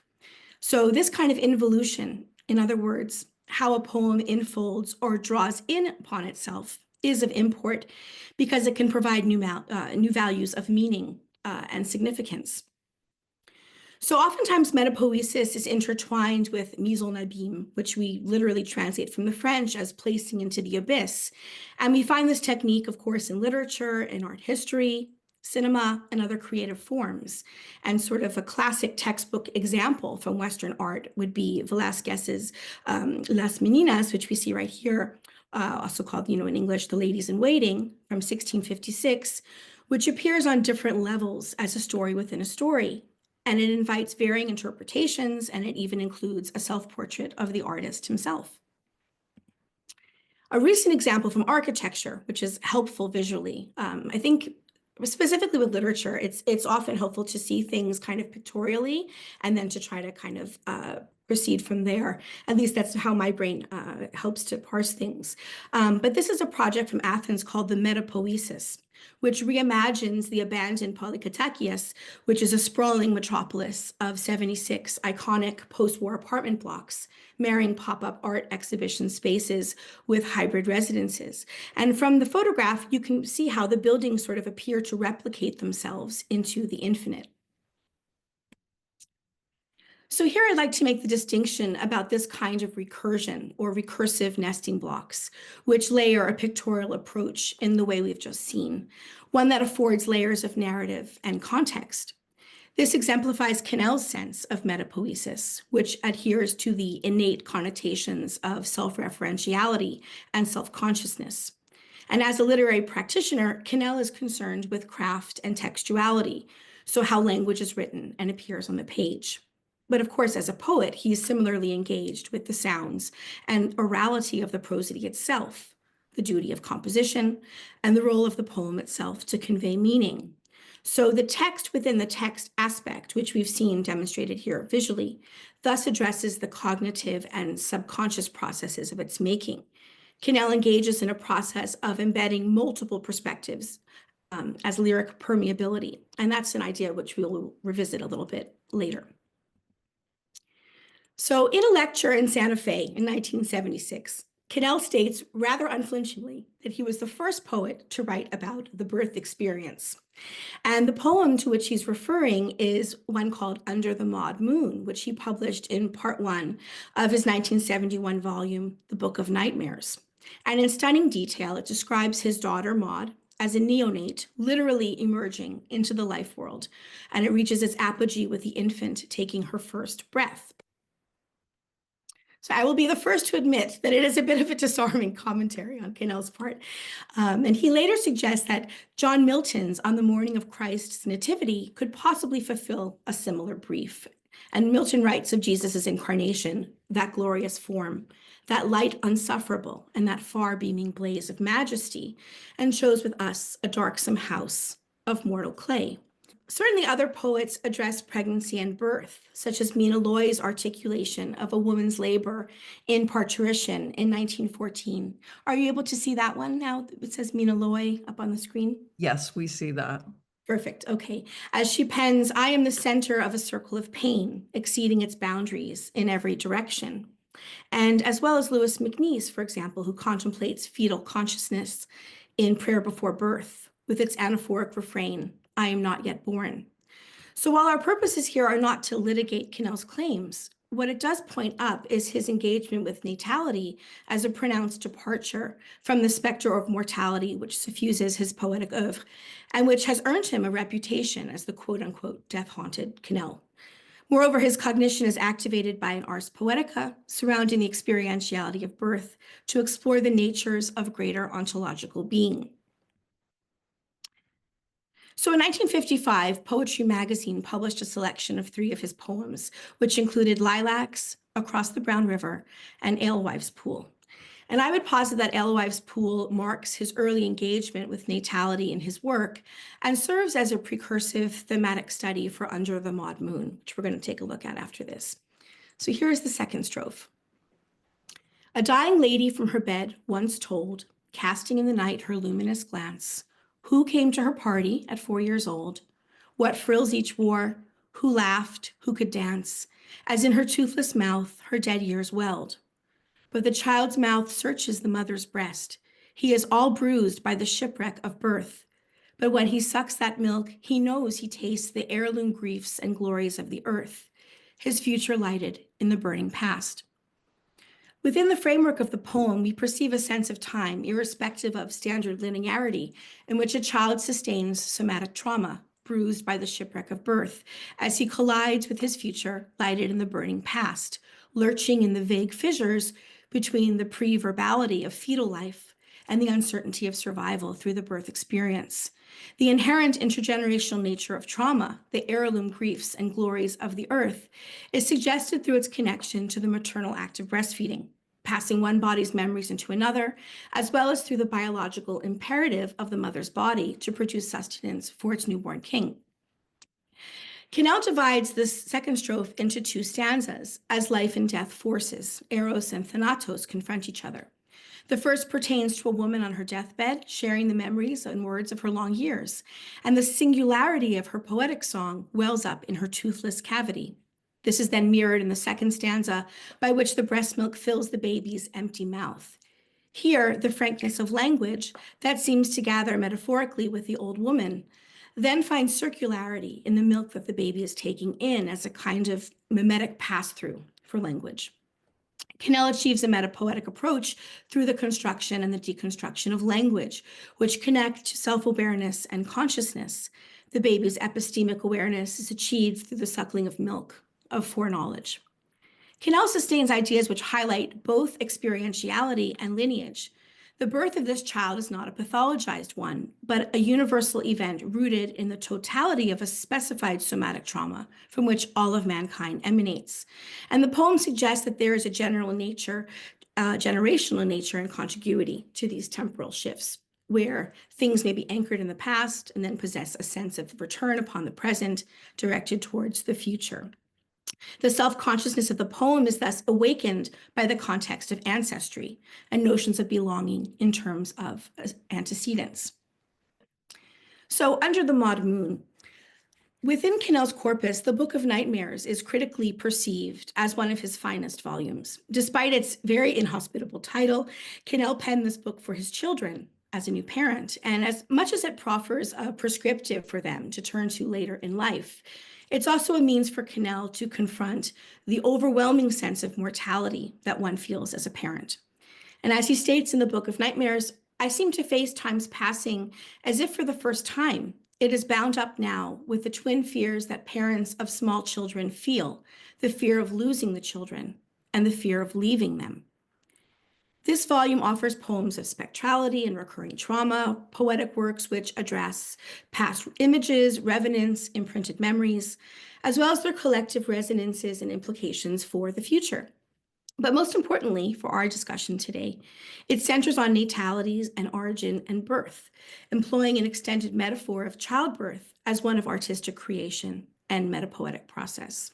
So comprised of 10 sections, it is flanked with his children's parturitions. First with Maud in section 1, and then with the arrival of Sancho Fergus, my boy child, in section 10.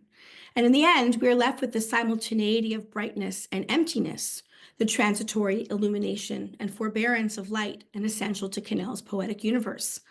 Lastness is brightness. It is the brightness gathered up of all that went before. It lasts, and when it does end, there is nothing left. So our assessment of Under the Mod Moon really begins with sections 4 and 5. It is all over, little one, the flipping and overleaping, the watery somersaulting alone in the oneness under the hill, under the old lonely belly button, pushing forth again in remembrance, the drifting there, furled in the dark, pressing a knee or elbow along a slippery wall, sculpting the world with each thrash, the stream of Omphalo's blood humming all about you. Her head enters the head hold that starts sucking her forth. Being itself closes down all over her, draws her into the shuddering grip of departure, the slow, agonized clenches making the last molds of her life in the dark. Kinnell utilizes a voice of authorial direct address. It is all over, little one whose particular focus is on physicality, affording perspective and meticulous description to this gorgeous process of birthing, of Maud's own unfurling. Passing from the darkness of the womb into the light of the outside world throws into relief this reciprocal, paradoxical relationship between natality and mortality. And he alludes to a fetal consciousness, but also seems to hearken back to Alewive's pool, wherein memory and somatic trauma remain imprinted. While Kinnell wrestles with being compelled by narrative in his work, it remains inescapable for him. And I think this is perhaps why in the observational narrative strategy is especially evident in section 5, that he successfully positions an omniscient father figure in this case. It highlights his unique perspective as well as his more paternal ontology, whereby he also engages with committing to the neonate's own version of narrative in detailing the artifacts and events surrounding her birth. And through the representation of involution as origins of birth, Kinnell protracts a metaphor of natality as a bridge into existence and propagation into one of artistic creation.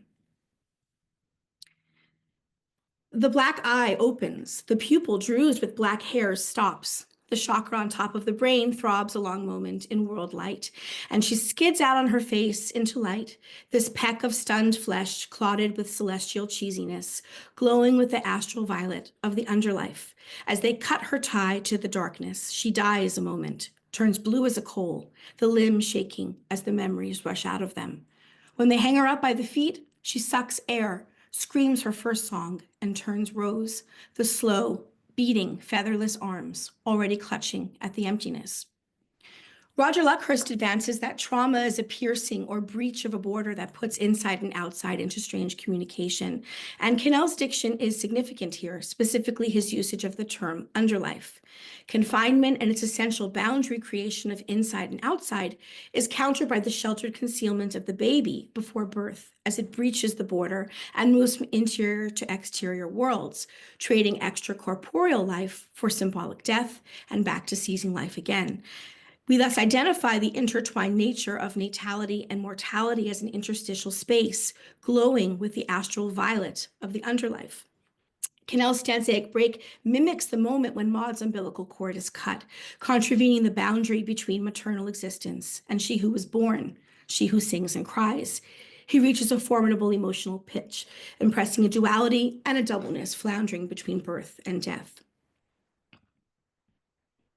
So using scansion, we can see the pace of the stresses here, such as the sluggish end-stop caesuras he creates with commas and full stops, the structure, beating, featherless arms, so a trochean beating, stressed and unstressed, and then an amphibrach of featherless, unstressed, stressed, unstressed, followed by the hard stress of the word arms, mechanically puts us through the paces of a newborn, struggling to draw her first breath.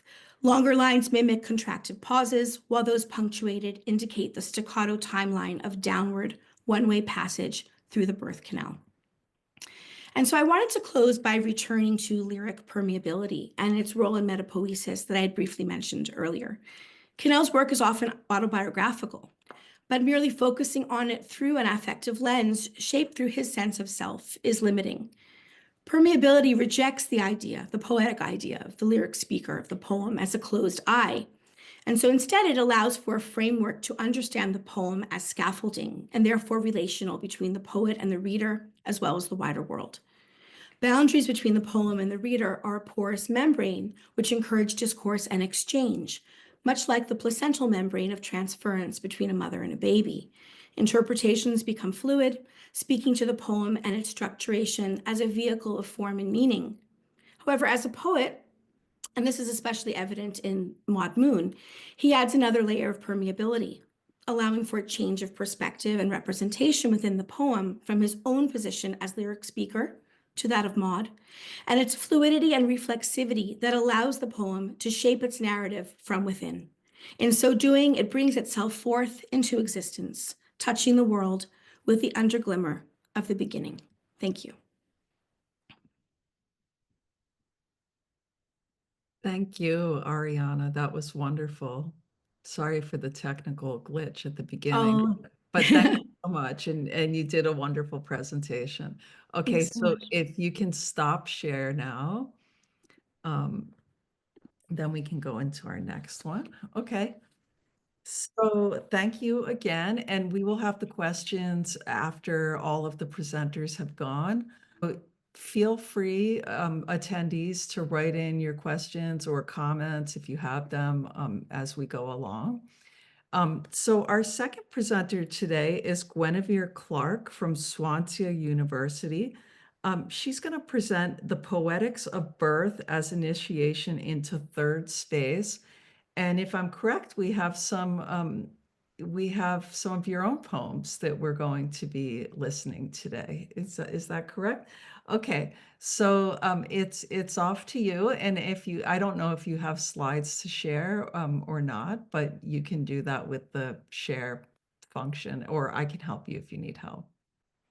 Yeah, okay, thank you. I'll share my screen now, and hopefully this will all function.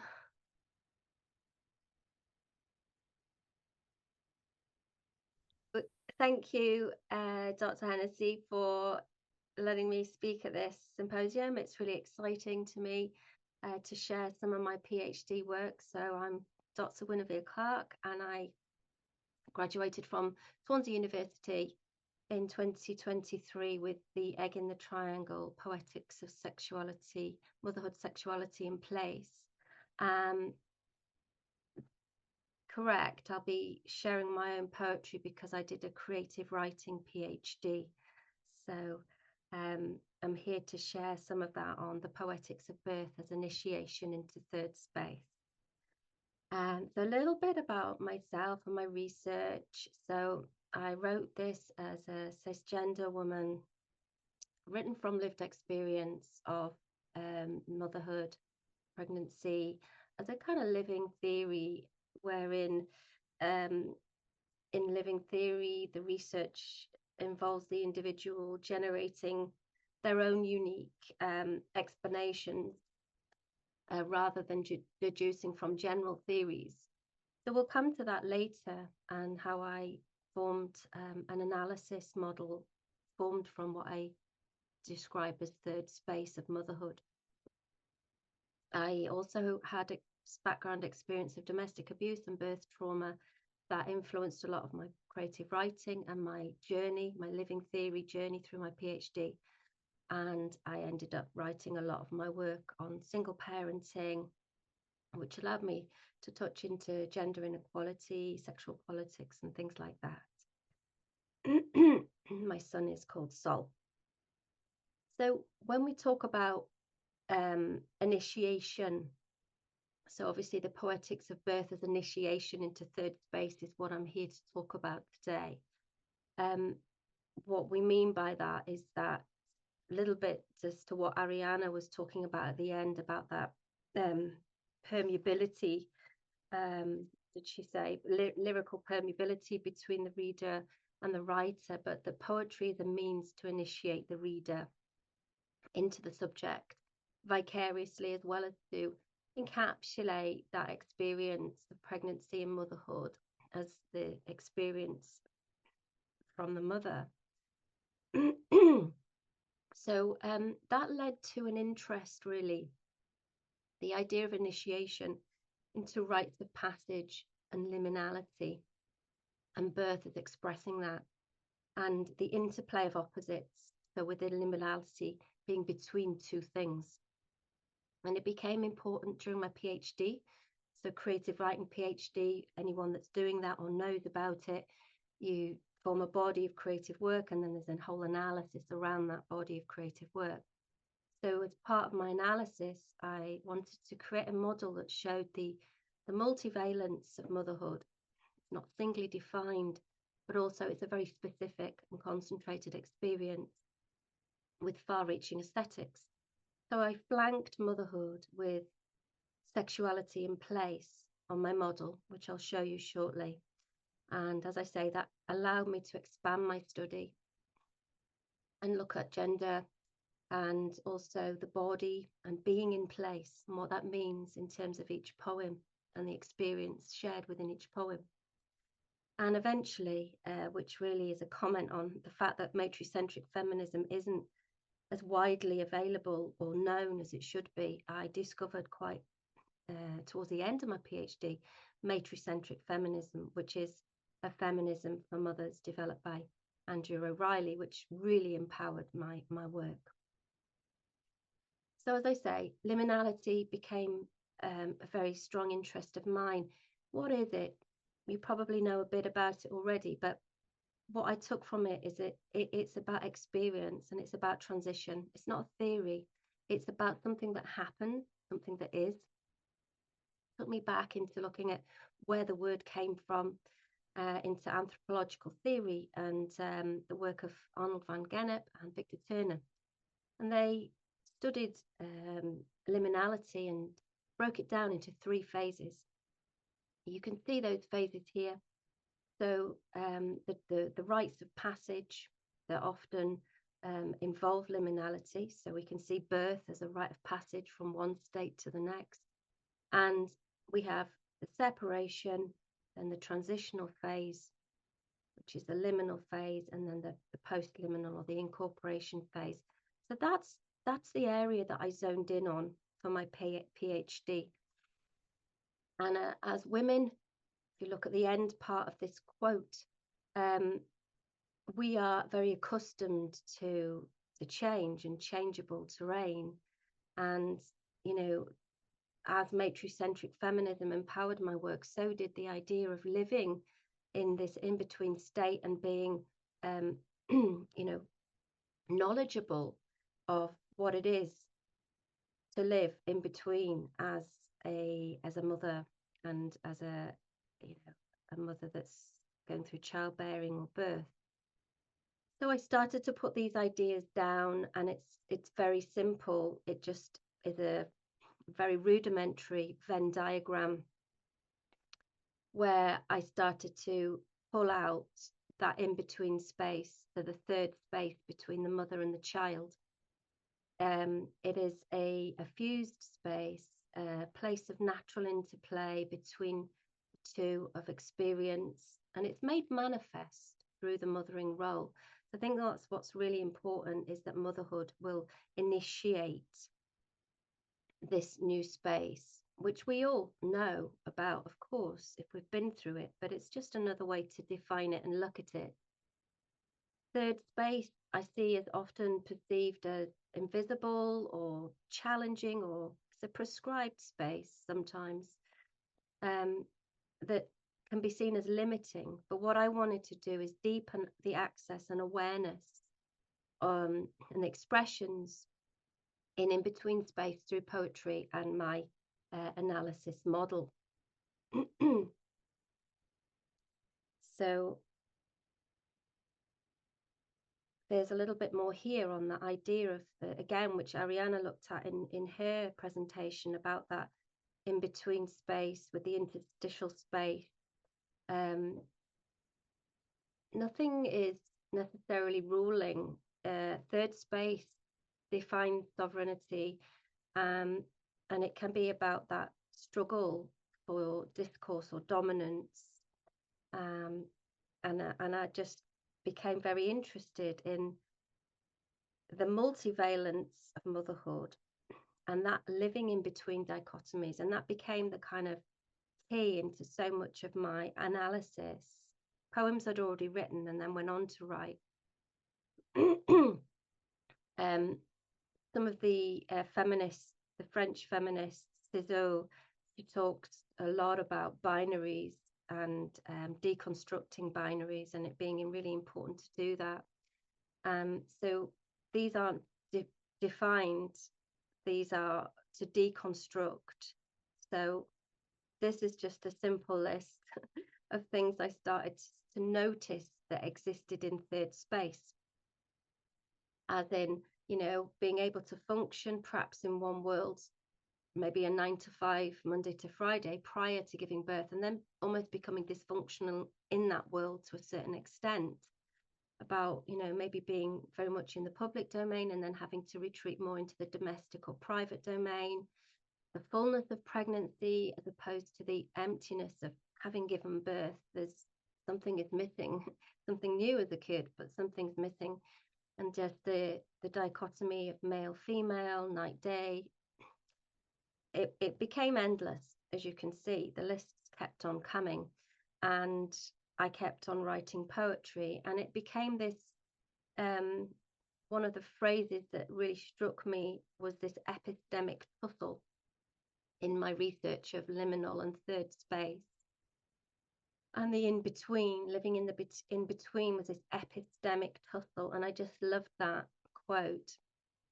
And it became rich poetic ground to analyse my own poetry, but also the poetry of other mothers. I looked at Sharon Olds, Liz Berry, and if we return now to third space, the third space, if you remember that Venn diagram wasn't too long ago, that in-between space, and I used poetry as a route, as I say, to become empowered and to also celebrate and document my pregnancy, birth, and early years of mothering within these aspects. third space, if we define what that area is, and of course it's individual to each woman, but it is specific to each woman. I believe this is universal, and you know, we can't deny the relationship that happens and the interplay that happens. And I talk a bit in my PhD that even if a child is lost in abortion or adopted out, or other tragedy with death, or the woman, it always exists. The mother always has existed and exists in third space. So it's a very concentrated space. It's specific, it's gendered, it's an intense space sometimes, and it involves learning, change, rediscovery, and this interplay. So during my PhD, I became very, very tired. It took me 7 years of the oppositional interplay was all I seemed to think about and talk about for 7 years. So that third space became the egg space of my model. So bear with me.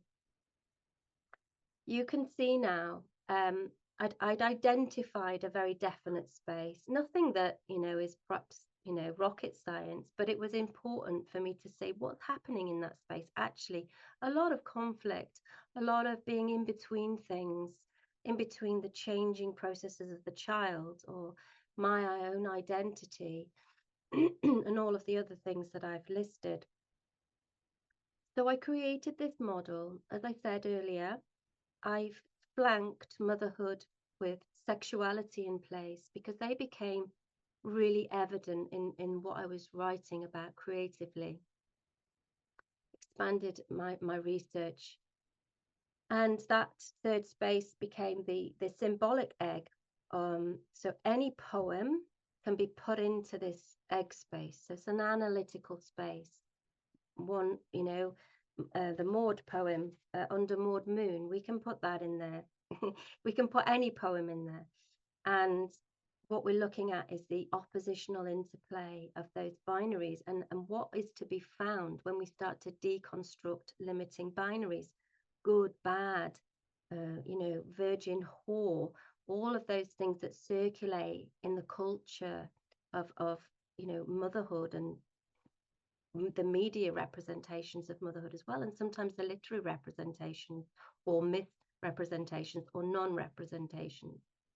So those arrows, they represent the flow, the interplay of the opposites. And as Ariana also was discussing about the porous nature within some texts, and that egg is classically porous, isn't it? It has to be able to receive and breathe on the in and the out, but it's protected, it's time sensitive as well, and there's a durability to it. So using this as, again, the triangle, ancient symbol of the womb and femininity, water, I just found that I could hang all of my ideas, because I had lots of them, onto this model. So I'll move on now to two poems that I wrote. One, I Had a Baby, which I'll read first. And just to remind you that the model is aimed to assist the literary exploration of the maternal. It's derived from maternal experience and my own epistemic experiences, especially useful for creative writing. But it can really be applied to any discipline, and you can put anything on the edge of that. I always suggest keeping motherhood there, but you can add different things to it, you know, media and politics, or, you know, history or midwifery. And this just helps to raise contextual awareness when we flank motherhood with other major subject arenas. It helps look at mother's voice, our epistemic representation, the subject and the culture around us. So I do have some poems which I think Anna was going to put in the chat. Is that okay? So this one, I Had a Baby, turned into a fetus, threw my legs to the sulk of bulk, slow mend of purple muscle. Nothing to say from these thinned teeth, gaps in bone on that funereal drive home. Unslept, undressed, kicking through the rift, hard flesh of you, lover, elbowed from this kiss. So that's a poem that explores, if I use my analysis model and some of my research influences, very much focuses on the mother's experience. There's a triad in there of mother, baby, lover / father, but there's a little vagueness too within the poem, like who's kicking through who through the rift. Is it the mother to the father to the mother, the baby? We all know the baby's kick. There can be a violence around that kind of feisty newborn. And typical in liminal space is vagueness or ambiguity, which is an interesting thing, fuzzy or grey space, where we have that tussle between sovereignty, what is, what isn't. And then very physical place of the body, legs, muscles, bone, flesh, teeth, the kiss. So a very visceral poem, sparseness in form. So we have that intensity, less than 50 words, but quite a lot portrayed. So in terms of the epistemic tussles, we can break that down, and what is between that tenderness of the newborn experience and then violence that might be surrounding that experience, whether that's domestic abuse or as I say, that very physical nature of the baby. So that comes to play in the poem, an interplay between birth and death as well, with the word funereal, drive home, which, to be honest, was the absolute truth. It was a cold, scary journey home. And that's where, when we write from lived experience, we can find that kind of power, if you like, within our language.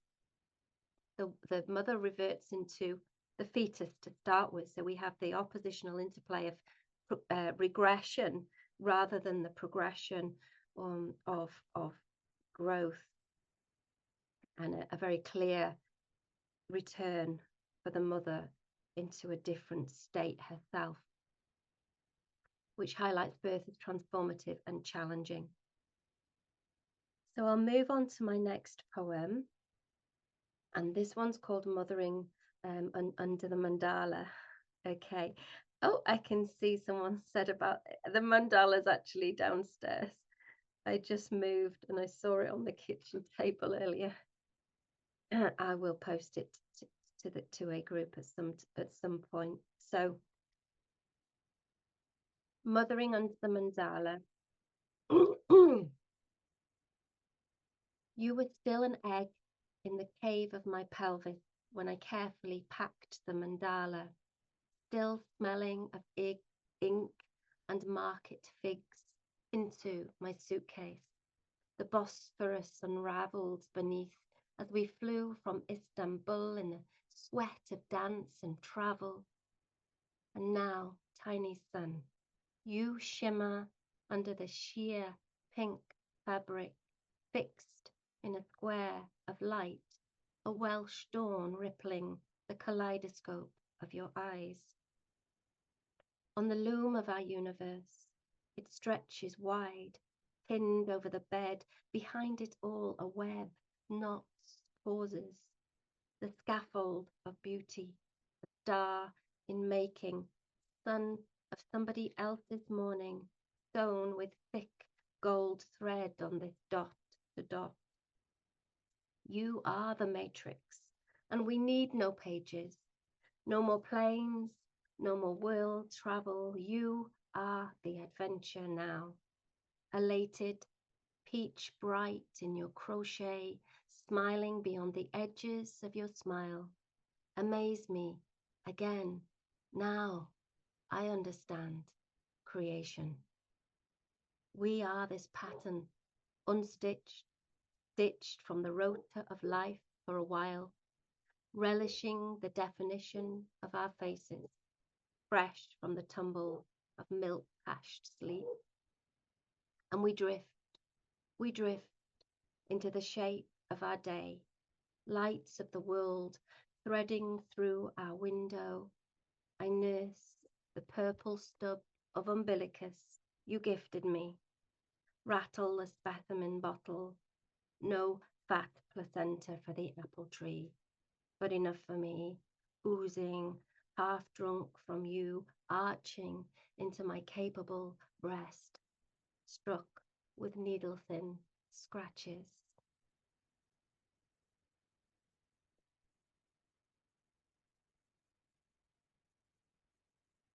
So with that poem, it's more of a narrative poem. We have the language obviously drawing on the metaphor as woman as creatrix in the process of creating to enable manifestation, the loom, the stitching, the sewing, the knot. And again, birth is direct change. There's no more world travel. You are the adventure now. There's a big opposition between the wider world and the smaller, more domestic world. So there's a journey, very typical in liminal space, that transition. And again, very physical with the breath, the eyes, that visceral world, the umbilicus, the places of our creation when we're making babies. And a rite of passage referenced really through the rituals of as well, the burying the placenta, which didn't happen in my case because I was a crash C-section, and the gift of the umbilicus. Oppositional interplay, seen, unseen, the freedom and the restriction. And it isn't saying either way what's good, what's bad, what, we have the joy of the travel as much as the joy of the breastfeeding. And that's where, coming in between these binaries and using third space, we can celebrate, we can document, we can explore what's actually happening in our place with our child, our baby, our body, and day and night often coming in, and the in-between spaces of dawn and dusk, which again are liminal spaces, liminal times. So that's me in terms of my presentation. Thank you for listening. I do have some references at the end of this PowerPoint, and I can absolutely send it to anyone that's interested.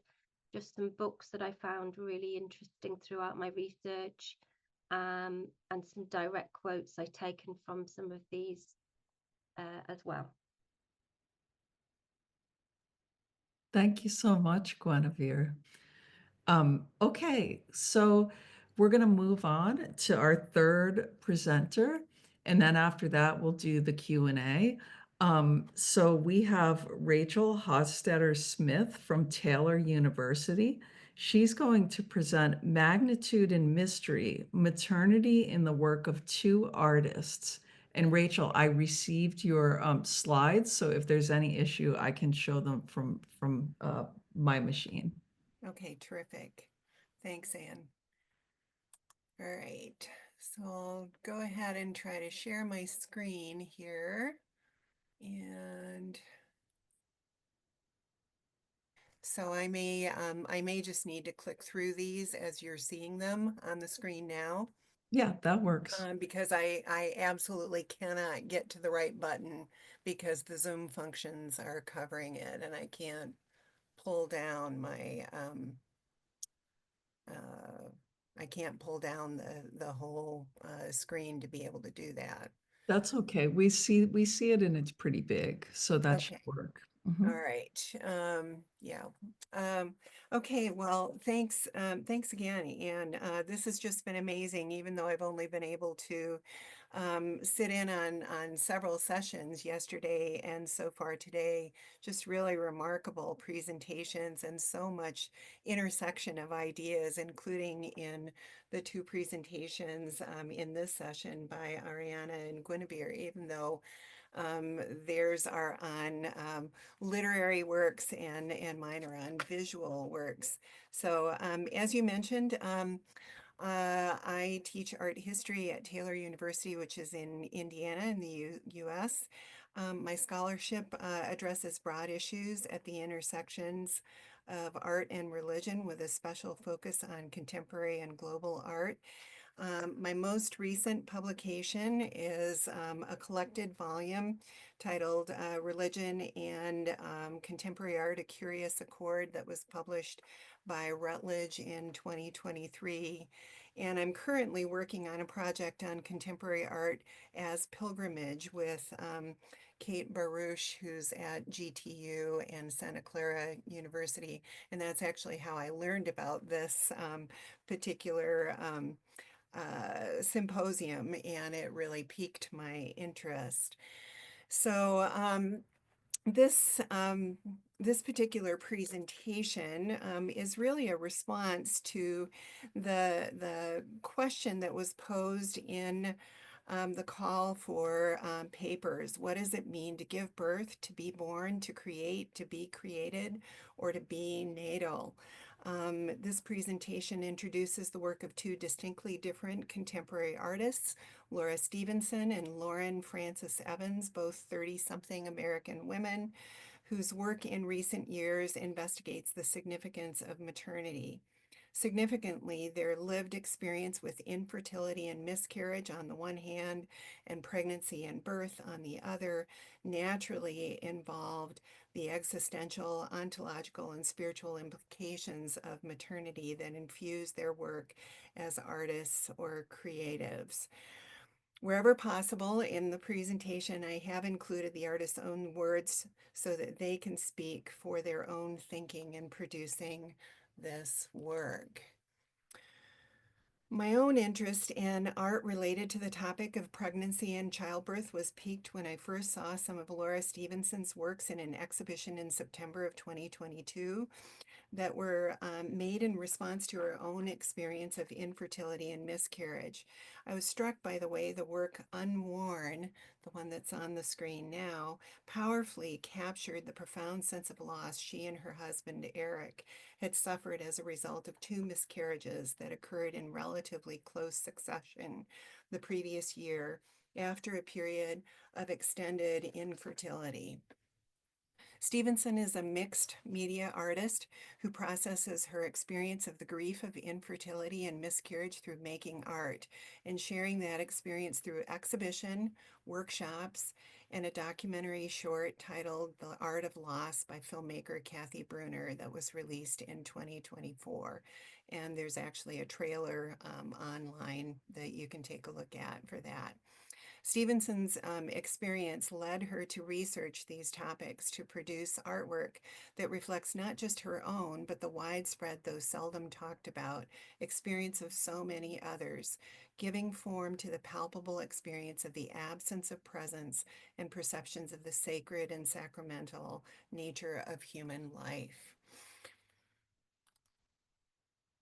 In Stevenson's words, quote, "I was curious to try to make visible something that is largely invisible, the silent suffering of miscarriages," end quote.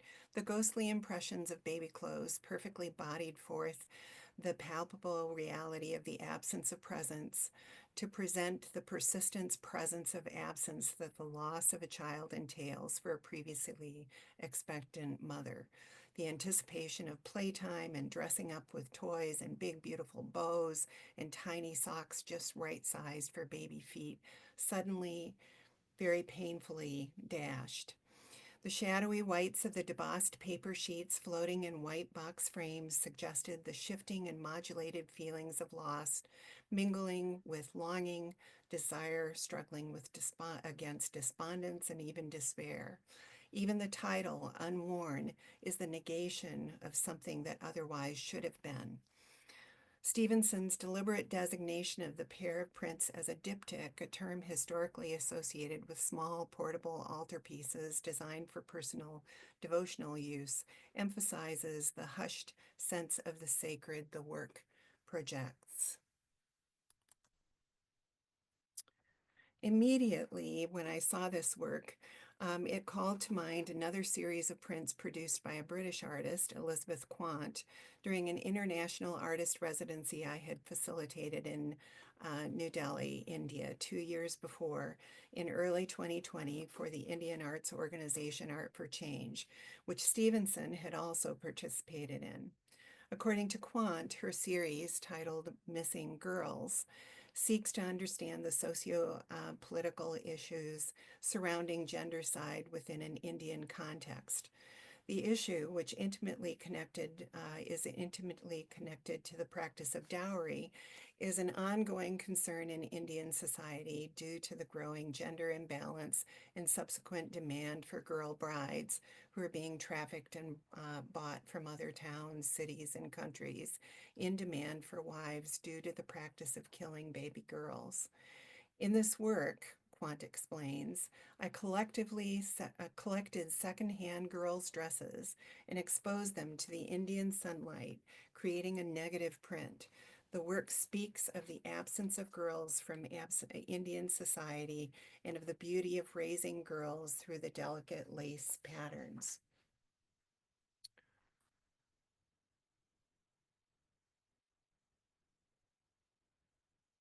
Significantly, Quant placed her prints low to the floor to emphasize the small stature of little girls and their vulnerability. Her prints are called cyanotypes. A cyanotype is the earliest form of photographic print where the paper or fabric ground is coated with a chemical mix that turns a distinctive Prussian blue when exposed to UV light. The image is produced by placing objects on the treated ground, placing it in sunlight or under a UV lamp for 5 to 30 minutes, and washing the ground with water to develop the image, which appears as a negative against a blue background. Both Quant and Stevenson use actual children's clothing to create their prints, creating a direct connection between the image and the thing represented. But the choice of medium and process of making also adds meaning. In Quant's work, light literally exposes the unspeakable issue of missing girls that she is addressing. In Stevenson's diptych, submitting the objects positioned under a damp sheet of paper to the intense pressure of the roller of a printing press to create a physical impression, to use Stevenson's word, provides an apt correspondence to the physical and emotional pain of loss in miscarriage. Stevenson used the same blind embossing technique for an installation titled Carried but Never Held, which simply, the blind embossing simply means no ink or foil is used, only an impression, or a depression in this case, is made. For these pieces, she glued together things like string, fabric, beans, rice, even some things that embryos are compared to in size. By using this technique, she was, quote, trying to bring visibility to something that is faint but present and may not readily be seen from a distance, she explains. The works are framed in circles of varying sizes as a collective grouping on the wall, symbolizing women's wombs and the millions of children lost through miscarriage that have been carried but never held, she continues.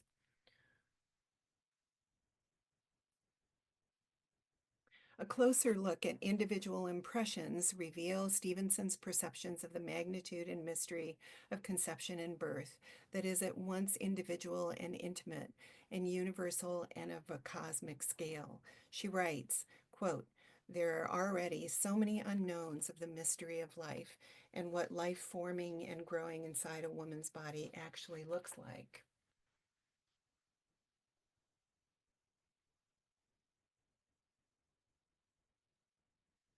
Ultrasounds are helpful for doctors to measure the growth of the child, but also check for a heartbeat. The view of the ultrasound is often fuzzy and you may be left wondering what all you are looking at. When making this work, Stevenson states, quote, "I was thinking about the simultaneous juxtaposition of the feeling of things coming together and falling apart for those who lose children in the womb. I also wanted to acknowledge that this is more than just about my story, a story that far too many women face, but one that is often experienced alone and silently."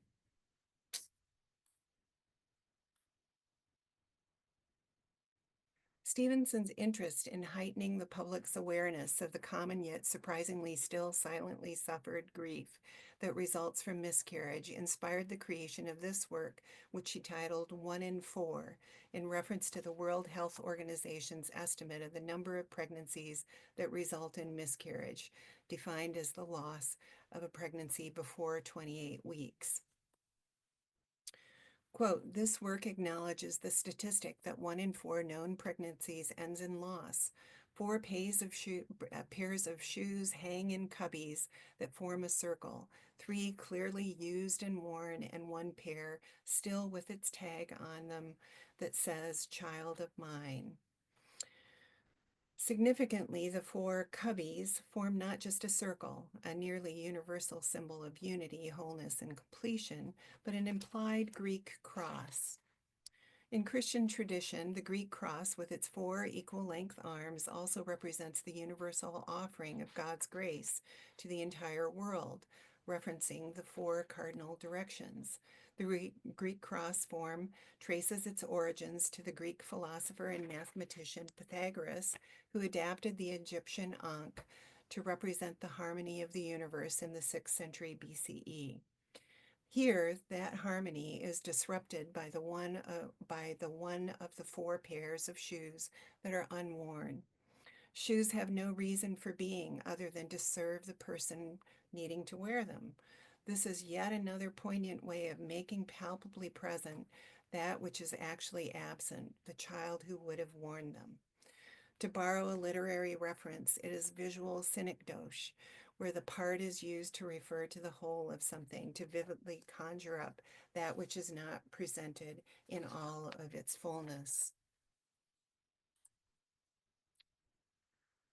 In this work, titled "We Will Carry You," Stevenson, a practicing Christian, uses an even more obvious religious reference to an altarpiece to present the sacred nature of the lives lost to miscarriage. When opened, the wings take on what Stevenson describes as an angel-like form, embracing her husband and Stevenson herself, cradling a dark form in the shape of a baby with 2 tiny pairs of baby shoes tucked into the recess below. Circular forms and hands supporting the family unit suggest something larger that is sustaining them in their grief. As she writes, "No woman dreams of losing a child and experiencing death in her body, yet this is a reality that many mothers face. Miscarriages are more than a loss of a pregnancy and the hope of a life, but the loss of a human being."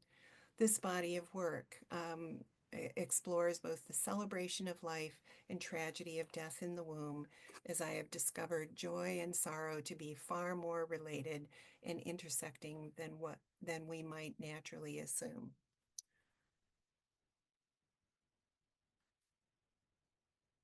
The circular forms in the orb at her womb in particular bring to mind Christian icons of Mary as Theotokos, literally the one who gives birth to God, with the Christ child presented in the circular form in her torso, a representation specifically known as Mary of the Sign.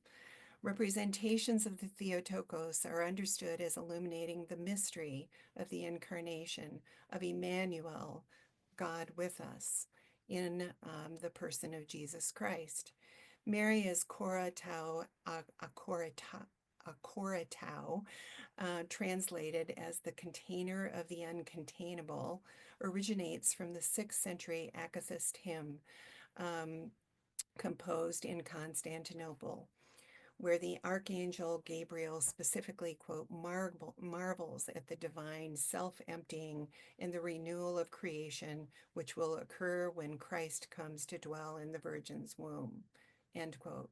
It is an image that merges body and spirit, the temporal with the eternal, birth and rebirth, not just for individual souls, but for a whole new creation, just as Stevenson's own work reflects a recognition of something of eternal magnitude in the life conceived in her womb.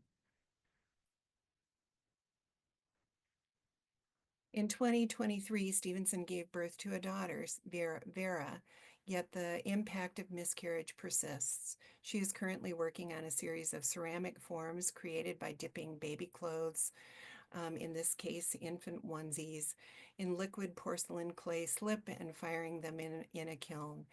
In firing, the cotton fabric is burnt out, leaving a thin, fragile ceramic form of the garment in high detail as a hollow three-dimensional shell.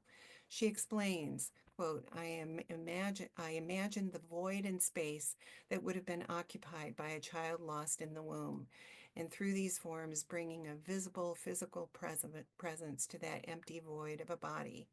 The forms are fragile, sometimes exhibiting cracks from the high temperatures of the kiln, which relates to the fragility of the subject matter.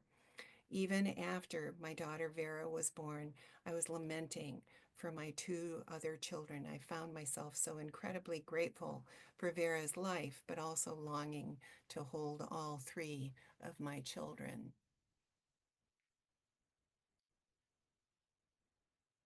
In contrast with the hushed, still, meditative solemnity of Laura Stevenson's work, reflecting the loss and persistent residue of grief that is the lived experience of many who experience miscarriage, the work of Lauren Frances Evans is blatantly visceral, hovering between rapture and repulsion in the way it presents bodily realities associated with pregnancy and birth in sharp and graphic focus, to make manifest the grandeur and mystery of the formation of flesh on bone, sustained by what poet Milosz Czeslaw calls the running of the blood in his poem One More Day, that occurs in the life developing in the womb.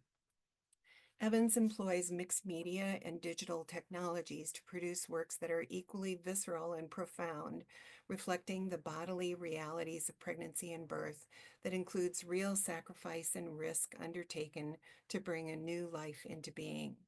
Reflective of her own experience of neurodiversity and a multiplicity of health challenges, Evans' artwork presents a heightened, multifaceted, and frequently multilayered sensory experience that includes sight, sound, and touch, with the sensibilities arising from a rich inner life.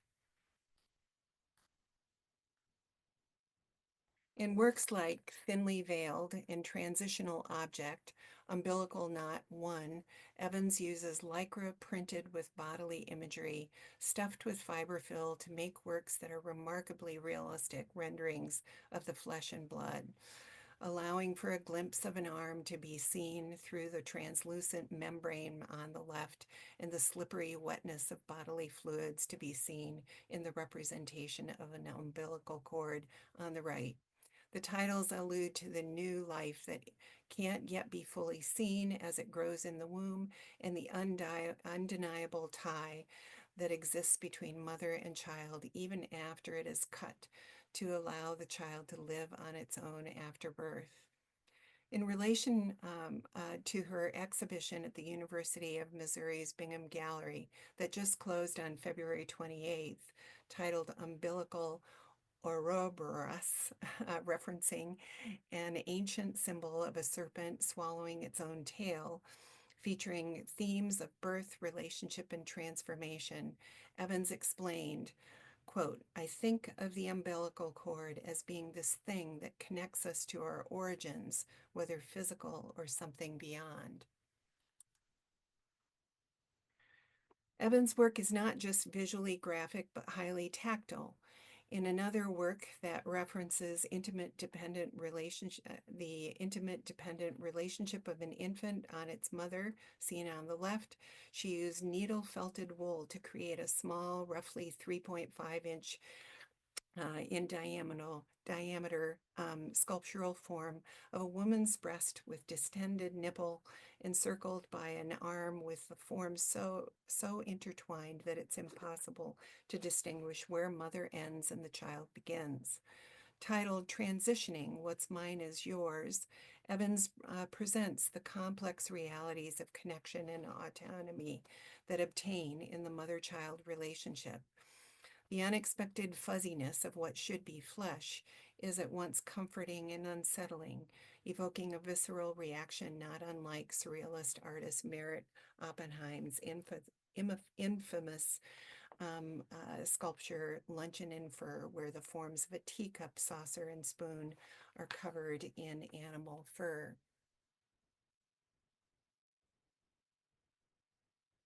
In contrast with the intimate scale of transitioning, What's Mine is Yours, Pupa, seen on the right, is monumental in size, 12 feet long, hanging like a giant cocoon from a high ceiling to reveal an oh-so-lifelike image of an infant's face, slightly squished and misshapen, looking as if it is about to emerge from a birth canal.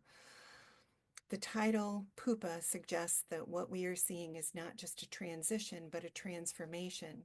Instead, where the metamorphosis of one thing into something quite other is taking place before our very eyes, where we are witness to miraculous transfiguration.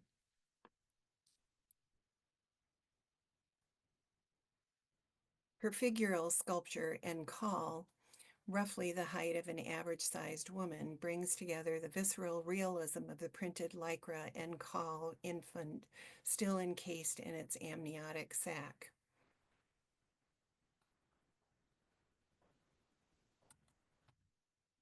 Literally translated as a veiled or wrapped birth, in this piece, two long needle-felted wool arms appear to dip and turn together as if in some slow cosmic ritual dance, holding aloft the infant as if in celebration and presentation to the heavens. Embedded in this work are ideas of protection and preservation, gift and offering. In a video piece titled Let It Shine, A Fire in My Belly, Evans makes manifest the profound mystery and cosmological implications of embodiment and of giving birth in motherhood and art making. The layered evocative imagery and insistently stirring soundtrack represent Evans' own, quote, her experience of sensory overload and nonlinear thinking. Religious iconography, particularly representations of the Virgin Mary, also play a role, as Evans reinterpreted maternal archetypes and faith from a contemporary perspective. It presents a merging of the life within the womb, the temporal world outside of the womb that is anticipated, and cosmological imagery implicating the mystery and magnitude of life itself that is found in the microcosm of a single person in its birth. The imagery and title, Let It Shine, A Fire in My Belly, calls to mind yet another version of Mary as Theotokos, container of the uncontainable, that I'll close with here, where Mary and the Christ, encircled in her body, are enclosed in flames, representing the appearance of God to Moses in the unburnt bush, that represents the power and holiness of God who is incarnate in the child born of Mary. In the work of Stevenson and Evanson's, we see a corresponding recognition of something inextinguishable in conception and birth, in creation that is both mysterious and immeasurable, that women experience in a very distinct and specific way. Thank you.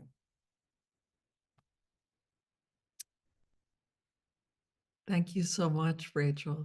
That was wonderful. I have a background in art history. That's one of my areas, and I'm always interested to find new images related to birth, and I actually haven't seen these ones, so that's fascinating. Okay, so if anybody has any questions, you can put them in the Q&A for any of our panelists, and then that will give them a chance to answer. I don't see any in there right now. Let's see. Yeah, I don't see any. So I guess I will ask a question, which is more a broader theme for all the panelists, that I'm seeing this connection between birth, trauma, art, and rebirth in all of your presentations. So I'm really interested. I don't know if you were here for my presentation yesterday, but I actually speak a lot about rebirth after trauma through art, and I have my own an art installation that I've created that's related to that. So I kind of was interested in hearing more about these connections. And, I don't know if any of you want to have some thoughts and want to just pop in and say something, or if I should give, I had other ideas related to this, but does anyone have anything to say? I think Gwen? I could say from Kinnell's viewpoint, for example, particularly as a male writing poetry about the birth experience, I think a lot in terms of looking at that trauma and looking at that idea of birthing into the world and why it seems to be this kind of specter that you can't cast off. For him, as a post-war 1945 poet, there's this existential threat. They've lived through World War II. They've seen the Holocaust. They've now got these sort of competing geopolitical interests with the Cold War. And I think that very strong and kind of overpowering sense of an existential threat almost hovers over the experience. And for himself, he was active in the civil rights. He marched at Selma. The police, beat him in different things. And so, trauma was part of his everyday life, both personally and sort of interwoven into his writing.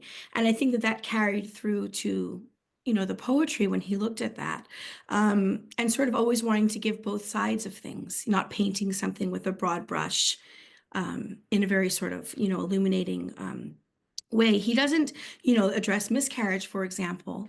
When I found that the presentations after mine, Guinevere and Rachel, was just so confronting, the imagery and the text that you presented. So it's interesting, he doesn't really talk about miscarriage as an obvious trauma for natality and for the birth experience. But I think that overall sort of intergenerational sense is really intertwined in there. On his, I did have a question specifically for you, Ariana, which is, so I don't know if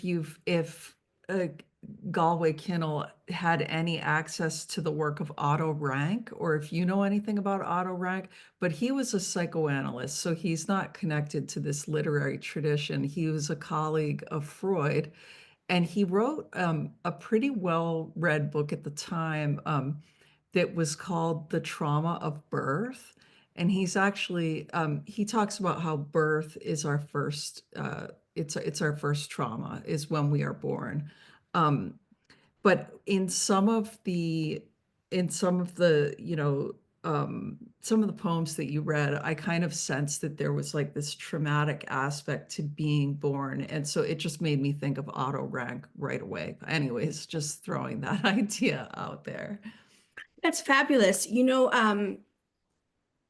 was, I suppose, like most at the time, he was a great reader of Freud, and he would refer often to Beyond the Pleasure Principle, for example, as a text when he gave, sort of public lectures and different things, because he was really, just interested in the idea of the trauma impulse and sort of post-traumatic stress disorder, and just where all of these sort of things kind of emanated from.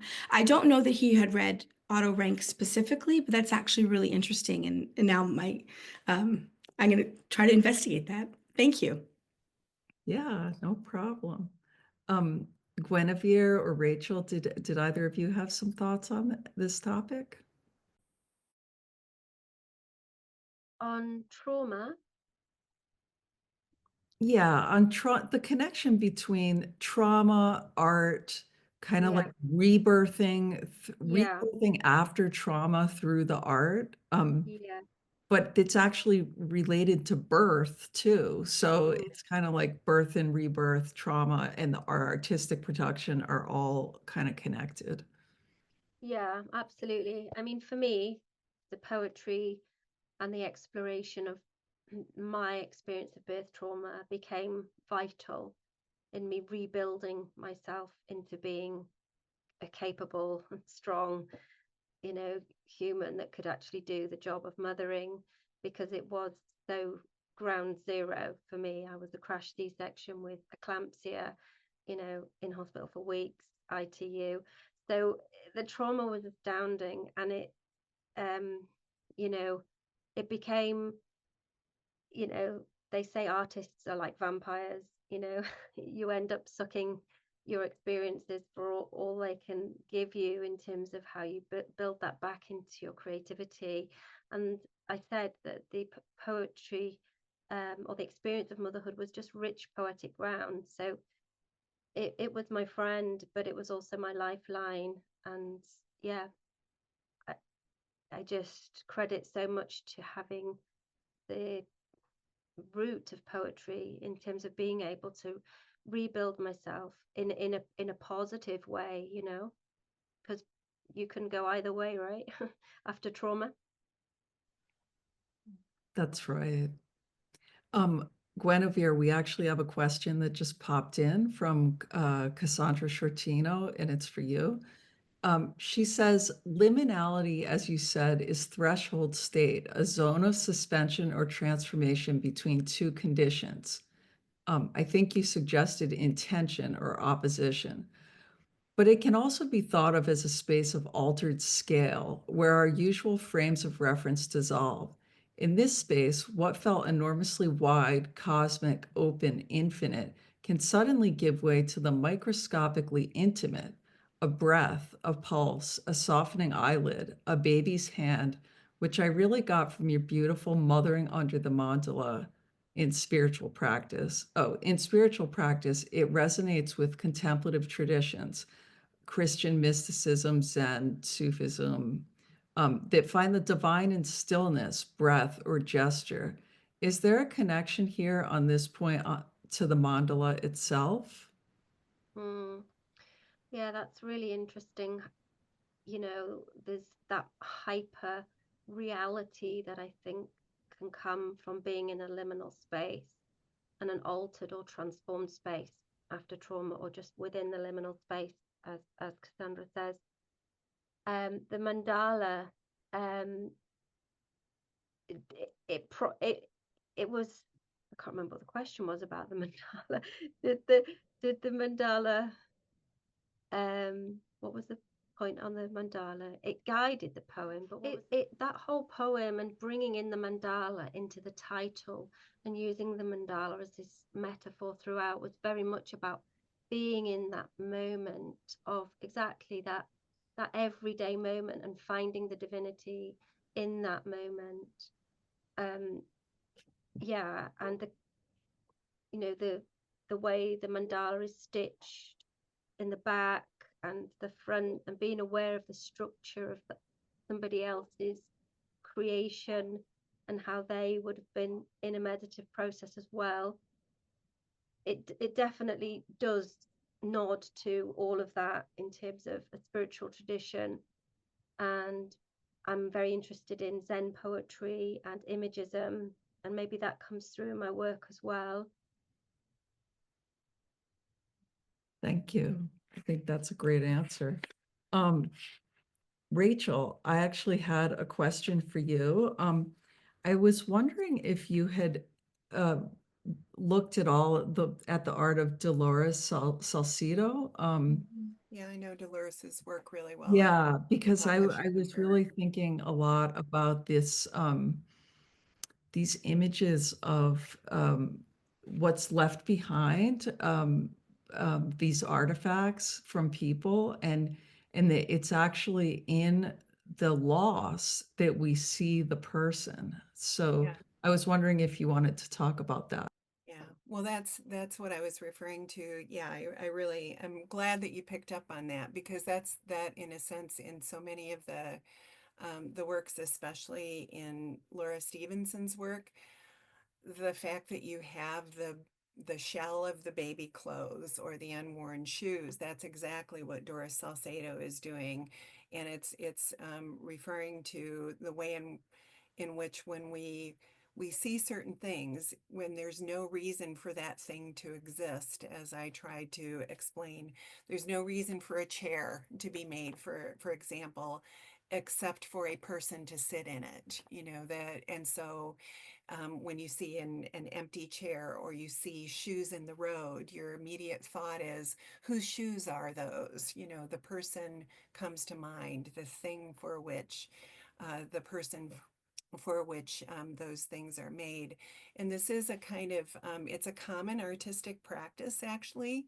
And that concept of visual synecdoche, where you have this kind of gesture toward the thing that actually really powerfully embodies the thing that is actually not represented or explicitly stated.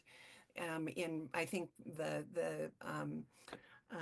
the other two presentations dealing with literature, you really understand that, how in poetry, there are these gestures that are just so full of something. And in this case, it's a way of the fullness of the emptiness, the experience of the emptiness is made very, very palpably present through those kinds of devices. And that's exactly what Doris Salcedo is doing in so much of her work, and the way that she chooses certain kinds of artifacts that are associated with certain traumatic incidences, either individual or societal, in some sort of form. In this case, in Laura Stevenson's work in particular, is made really intimate and personal, but also trying to capture what is a far more widespread experience in the experience of miscarriage. But she would also say in infertility, where the desire, the longing for a child, even if you haven't been able to successfully conceive, is felt as a palpable lack of some sort, to put it a different way. And I do want to, since in my presentation, I'm representing other people's work, so I want to do, justice to some of their thinking and the original question that you posed to the three of us, about how artistic practice, might be a way of processing effectively, aspects of trauma, or the complex experience of trauma and rapture that is a part of giving birth itself. That Laura Stevenson has started doing workshops simply for women who have experienced miscarriage over the last couple of years, and open to virtually anyone, whether the miscarriage has been recent or 40 years, previously, because of the fact that for so many it lingers as a really persistent loss, and until fairly recently was not a subject that was talked about very much, even among women themselves, much less in a public forum. And so that's been really interesting to see. And I was sorry yesterday that the presentation that was dealing with artistic practice for workshops for postpartum women, it sort of got derailed because of technological kinds of issues, because it seemed like very relevant to that issue of there's something about the aesthetic and the trying to express in some form, to put your experience into words or into images or into something to tell your experiential story, that is really healing and life-giving, that is significant. And then for Lauren Evans, who only a couple of years ago was diagnosed as someone who is on the spectrum, as a neurodiverse, person, that helped to explain this experience of really heightened sensory overload, that had been something that she had dealt with for most of her life, which actually can make for tremendously rich artistic practice, because it flows into that, is that we see that heightened sensory experience, which is fundamentally what aesthetics are tapping into, whether it's sight or sound or words, or whatever aspect of aesthetic expression it is. It's part and parcel and very much related, I think, to some of the presentations that I was listening in on earlier today, where you were talking about beauty and not the superficial or what you might call even a counterfeit beauty that is glamour, something like that, but that is this kind of depth that comes out in Guinevere's poetry, that complex in between, or both things present and even merged in some of these profound experiences that are both intimate but also seem to be of a magnitude that is sort of cosmic in its proportions, so to speak. So thank you so much, everybody. This was another lovely session, and I'm so thankful to have all of you here. And I'll see everybody at 12:15. Okay, bye. Thank you so much. Thank you.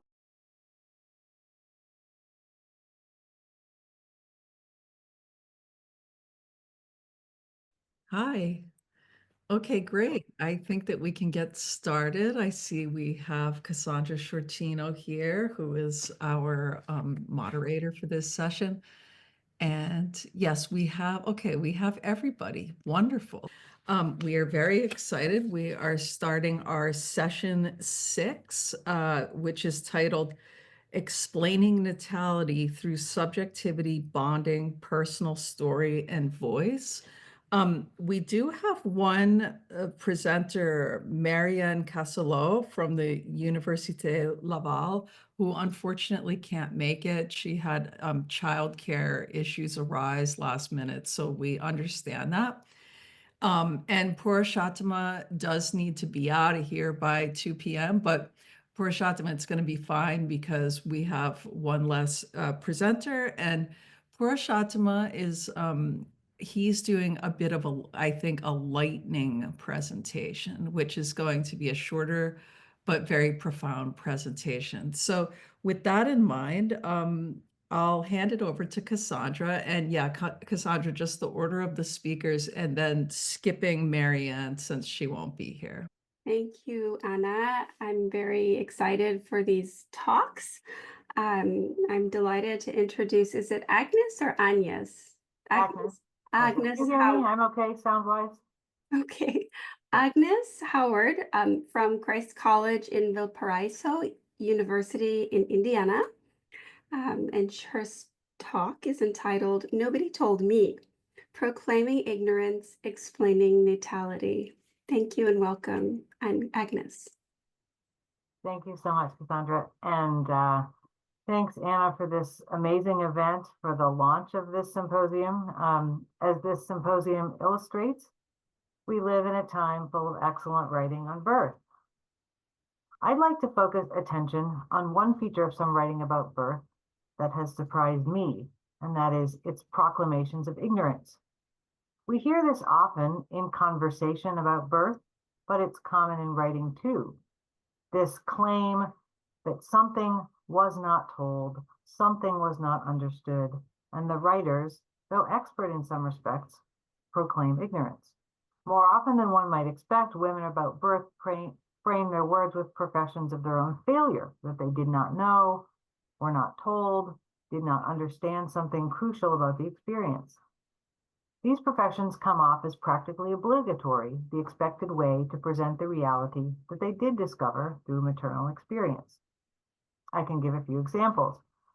Journalist Megan O'Connell, in her 2018 book, And Now We Have Everything, Motherhood Before I Was Ready, snaps during birth that she, quote, no longer related to whatever reasons she had for delivering naturally, perhaps because she never understood them in the first place, had not known before, quote, what the experience would be like, end quote. She admits, too, she did not know how hard it would be to breastfeed or how hard it was to get together with friends or to do many other things once she had a baby.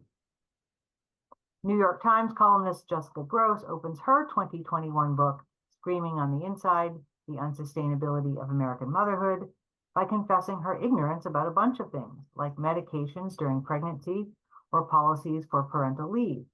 The well-regarded columnist, whose expertise is on family issues, admits on the first pages of her book, I felt deeply stupid when I realized this. Of all people, I should have known better.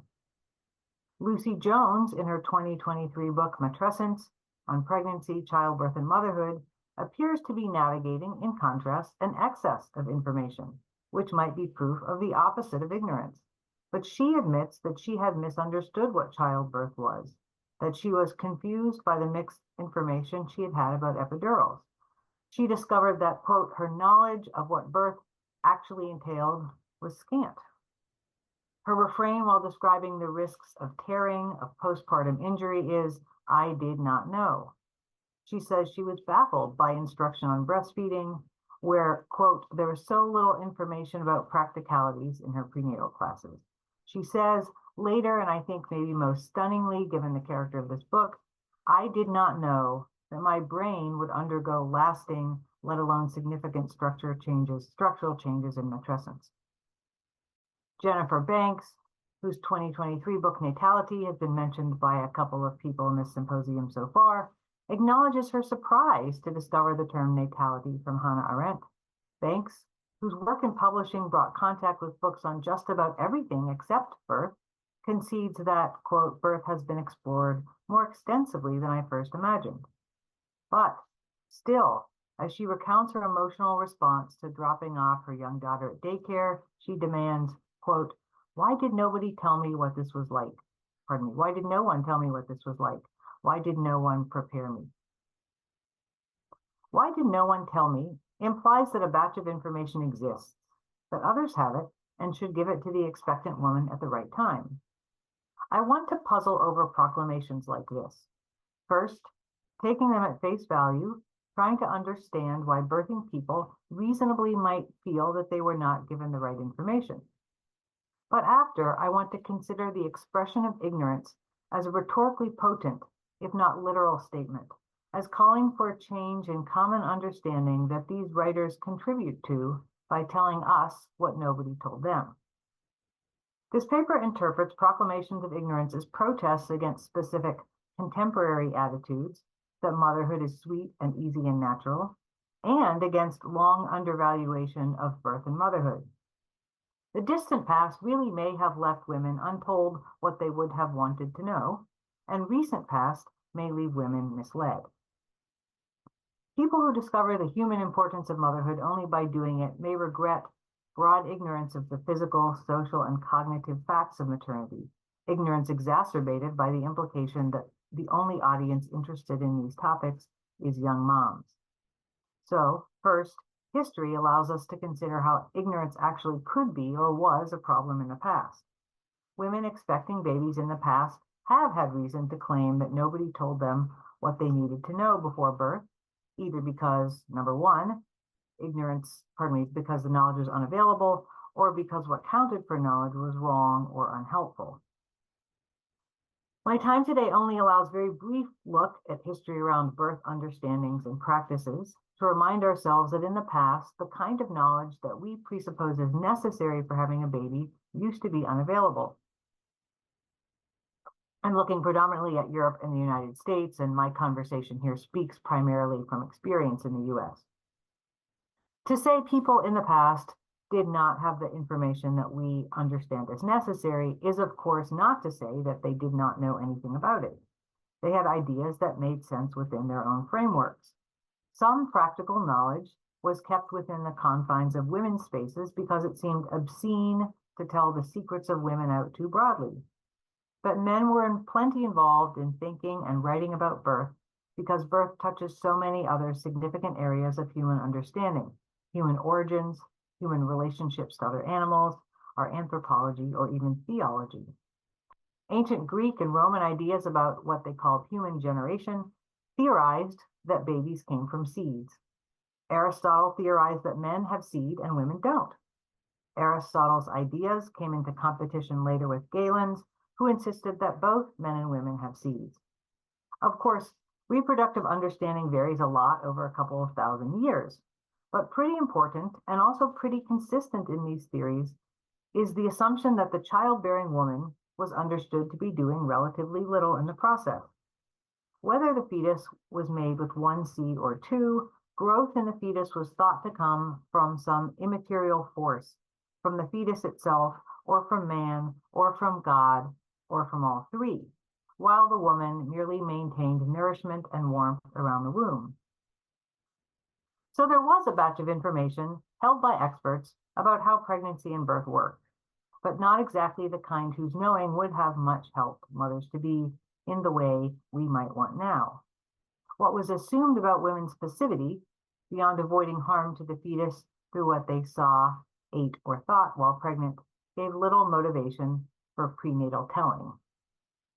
On the other hand, in some historical situations in the past, women would not be likely to lament that nobody told me that pregnancy felt like being sick, or that birth and new motherhood could be hard or painful. It would not be necessary for someone to tell women explicitly these things because proximity to those events made them more common knowledge. Women were likely to know from their own experience of approaching or surviving birth, but also from accompanying other women in their confinement or lying in around the time the baby came due. Social childbirth attended in private homes by other women sometimes can be romanticized, but it did offer onlookers education in how babies were made and what it was like to have one. If in some ways the conditions of knowledge restricted information about maternity, in other respects, social childbirth helped beat the nobody told me emotion by showing beyond telling what it actually was like. Expanded scientific knowledge moved birth further from women's social spheres to hospitals in the 19th and 20th century. Institutional medicine assumed authority over birth before doctors knew much more and sometimes knew much less about it than did midwives. When science did make available to medicine some consequential tools that laboring women would later come to rely on, like anesthesia, antiseptics, antibiotics, and later diagnostic imaging, these interventions further extended the assumption that women were mostly passive in the process of making and birthing a baby. The assumptions behind prenatal care began with the premise that doctors would tell women information and instructions. The implicit contract of prenatal care insisted that somebody medical in the United States, usually a doctor or a nurse, tells women things, and then women obey these directives in exchange for expectation of a healthy, happy period before a birth safely managed by those medical experts. In fact, it was resistance to medical management, to over-medicalization that advanced the narrative of natural birth that now provokes some of the sharpest laments of ignorance among recent writers. Lucy Jones lays her unhappy ignorance most immediately at the door of natural birthing rhetoric. Jones charges that uncritical embrace of natural childbirth language, quote, led birth discourse too far into the realms of myth and misinformation. Jones admits, I felt dismayed by the expectations I had held. The unhappy surprise that labor and motherhood can be hard may be a kind of unintended consequence of some real victories of earlier women's health movements. De-emphasizing danger and pain was a significant component of birth reform, especially midwifery advocacy in the US in the late 20th century. In her advocacy of midwifery, Barbara Katz-Rothman acknowledges that deeming pregnancy healthy and normal is, quote, of course, politically necessary if midwives are to claim their competence to attend birth, so that physical discomforts are minimized as part of a normal, healthy pregnancy. The same movements promoting natural birth promoted dissemination of knowledge about birth. Because it's easy now to learn just about anything you would want to know about birth, claims of ignorance should sound discordant. If so much information circulates, why should women ever complain that they had not been told something? Again, note how claiming ignorance violates the conventions we have for the usual posture of the authority of a writer. It's not usually how we establish credentials to tell about something if we first confess how much we don't know or how ignorant we are, even recently, about this topic. Now, one might reasonably object that really telling the truth about birth is not possible, that maybe knowing what it's like to give birth or to tend a young child is like falling in love, or like dying, the kind of knowledge inaccessible to us until we are in it, or at best, known in a vague and detached way. That may be true to an extent. But we can know a good deal, and we can acknowledge that the situation is worth knowing about, even when not happening to us personally. We do this all the time for other kinds of situations. Information is plentiful, but perception of it limits access. More than in, say, earlier periods when modesty would have hidden away details of birth, the man on the street can now be presumed to know many things about birth. Sperm plus egg makes baby. The epidural helps it out. But what every man knows may tend to make him think the experience is in the purview of just the individuals who choose to do it, that it is happy and sweet, and that other particulars are not his problem. What then might writers' proclamations of ignorance be telling this person, the man on the street, the reader, neither pregnant nor very interested in it? At a pretty immediate level, nobody told me may name one's own failure and may also cast blame at someone else, someone who failed to tell. But in writing about birth, the accusation rarely targets a particular person, a mother, a friend, or a doctor, or a nurse, or a midwife, and instead seems to regret the broad public conditions that would require anyone to have to tell a woman this in order for her to know it at the right time. We might read, "Nobody told me," as "no one should have had to tell me. Natality should have been obvious to me all along, and also obvious to you." This figure of speech creates the rhetorical occasion to remedy the problem it identifies. The phrase implies its own corrective. Nobody told me, so I am telling you. Since we know that these writers are not ignorant, but are using proclamations of ignorance for some other reason, we could read them instead to be saying something like this. Because nobody told me how astonishing it is that the human body works this way, making space for a new human and retrofitting one's own organs to provide for and protect that new one, I will tell you. Or, because nobody told me childbearing can be physically and psychologically difficult, I am telling you, so that expectant mothers might not feel isolated or deviant, so that we all admit that the body and brain change in profound ways in service of a new person, and so that other people around new mothers stand ready to help. Or, because nobody told me that caring for young children involves paying attention to the embodied fact of human existence that opens the mind, I am telling you, so that we can appreciate the beginning of our own existence, how you and I and everyone else came to be. So we respect those trained by caregiving's experience to see particular connections between one person's embodiment and another's. Especially through their use of less familiar terms like natality or matrescence, these writers may aim to translate the staggering reality of human reproduction beyond already interested audiences. It might be best to see women writing about natality not as breaking this news mostly to young mothers of childbearing age, already worried about the dangers of tuna fish or cat litter, but you, the reader in the street. Look, they say. These proclamations of ignorance are a way to signal, maybe a way to reach beyond, over or around this primary audience, mothers or mothers-to-be, to reach to another audience, to tell more of us something that we all should know, to tell all of us something that should be so well known as not to be told just at the right moment to a person whose life condition brings her to shop for nursery furniture. Nobody told me is not a wish to go back in time so that somebody would tell me, but it is a claim on the future that those who had to learn by doing can persuade readers that natality matters, that a human event of this magnitude become the kind of thing other people just know about. Women writing well about these topics are testifying to this, that natality is the kind of knowledge that humans cannot afford to have come as a surprise, or come too late, or to never learn at all. Thank you. Thank you very much for that fascinating and very clear philosophical analysis, Agnes.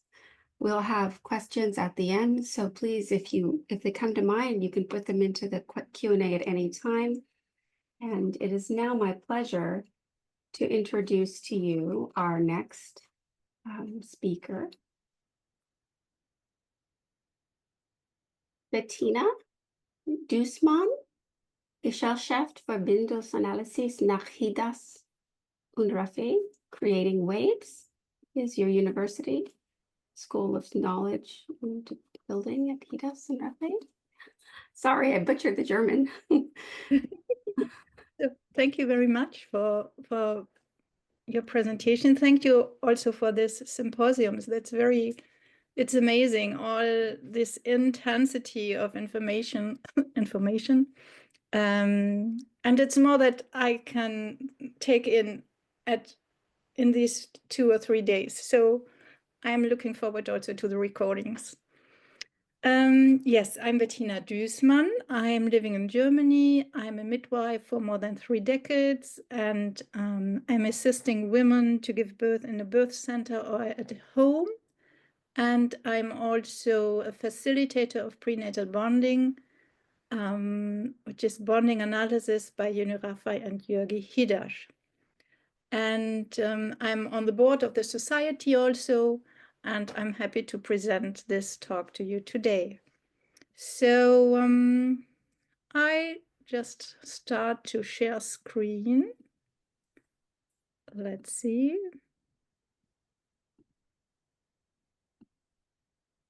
Okay, good.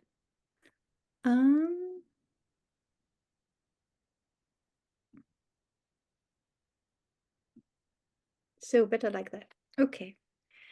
So I named this talk Creating Waves. Waves are so like an organism. It is coming and going. There are intervals, there are pauses, there's relaxation, and there might be tension to give birth. Being with prenatal bonding, BA. So what is that? It's a bit misleading, this name, bonding analysis. And I will share a bit about it. Before I go there, I want to give you the context, because being born is crucial. It's a life-shaping experience, and it may also shape further transitions. But what if birth is already starting earlier? What if nidation is as well a kind of birth, as well as hatching? And what if the way we are conceived is already creating waves as a basis for the background melody of our lives? What if even elements of our ancestors' lives influences the way we relate to ourselves, to others, and our environment? If we are as vulnerable and shapeable as research and narratives suggest, wouldn't it be worth considering all of this early in pregnancy, or even more earlier, so when planning to become pregnant? So in prenatal bonding, BA is all taking this into account. And I'm going to share with you the two guys that developed prenatal bonding. They both have been psychoanalysts. This is why the name is bonding analysis. But they didn't intend to do a therapy or new method to treat. But for them, it was really a prevention, a method with the aim of having a preventative effect on the mental health of the developing human being during pregnancy. And before I go into detail how prenatal bonding BA works, I want to show you the Society of Prenatal Bonding BA, located in Germany, is now 5 years old. This is 10 years after Yenu Rafai's death.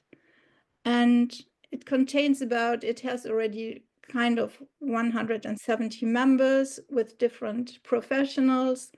There are some more professionals in the US that are not organized in the society, but also are trained by members of the society. So as you see, there are different professionals, and Yenu Rafai has trained in Germany and Austria, in Hungary. Both were coming from Hungary. And it was Ludwig Janus who made Yenu to do this training, to bring it into the world. Prenatal bonding actually is facilitated in Hungary, Germany, Austria, Switzerland, Belgium, France, the Netherlands, Poland, the US, Italy, Luxembourg, and for the trainings I intended. So what about creating waves?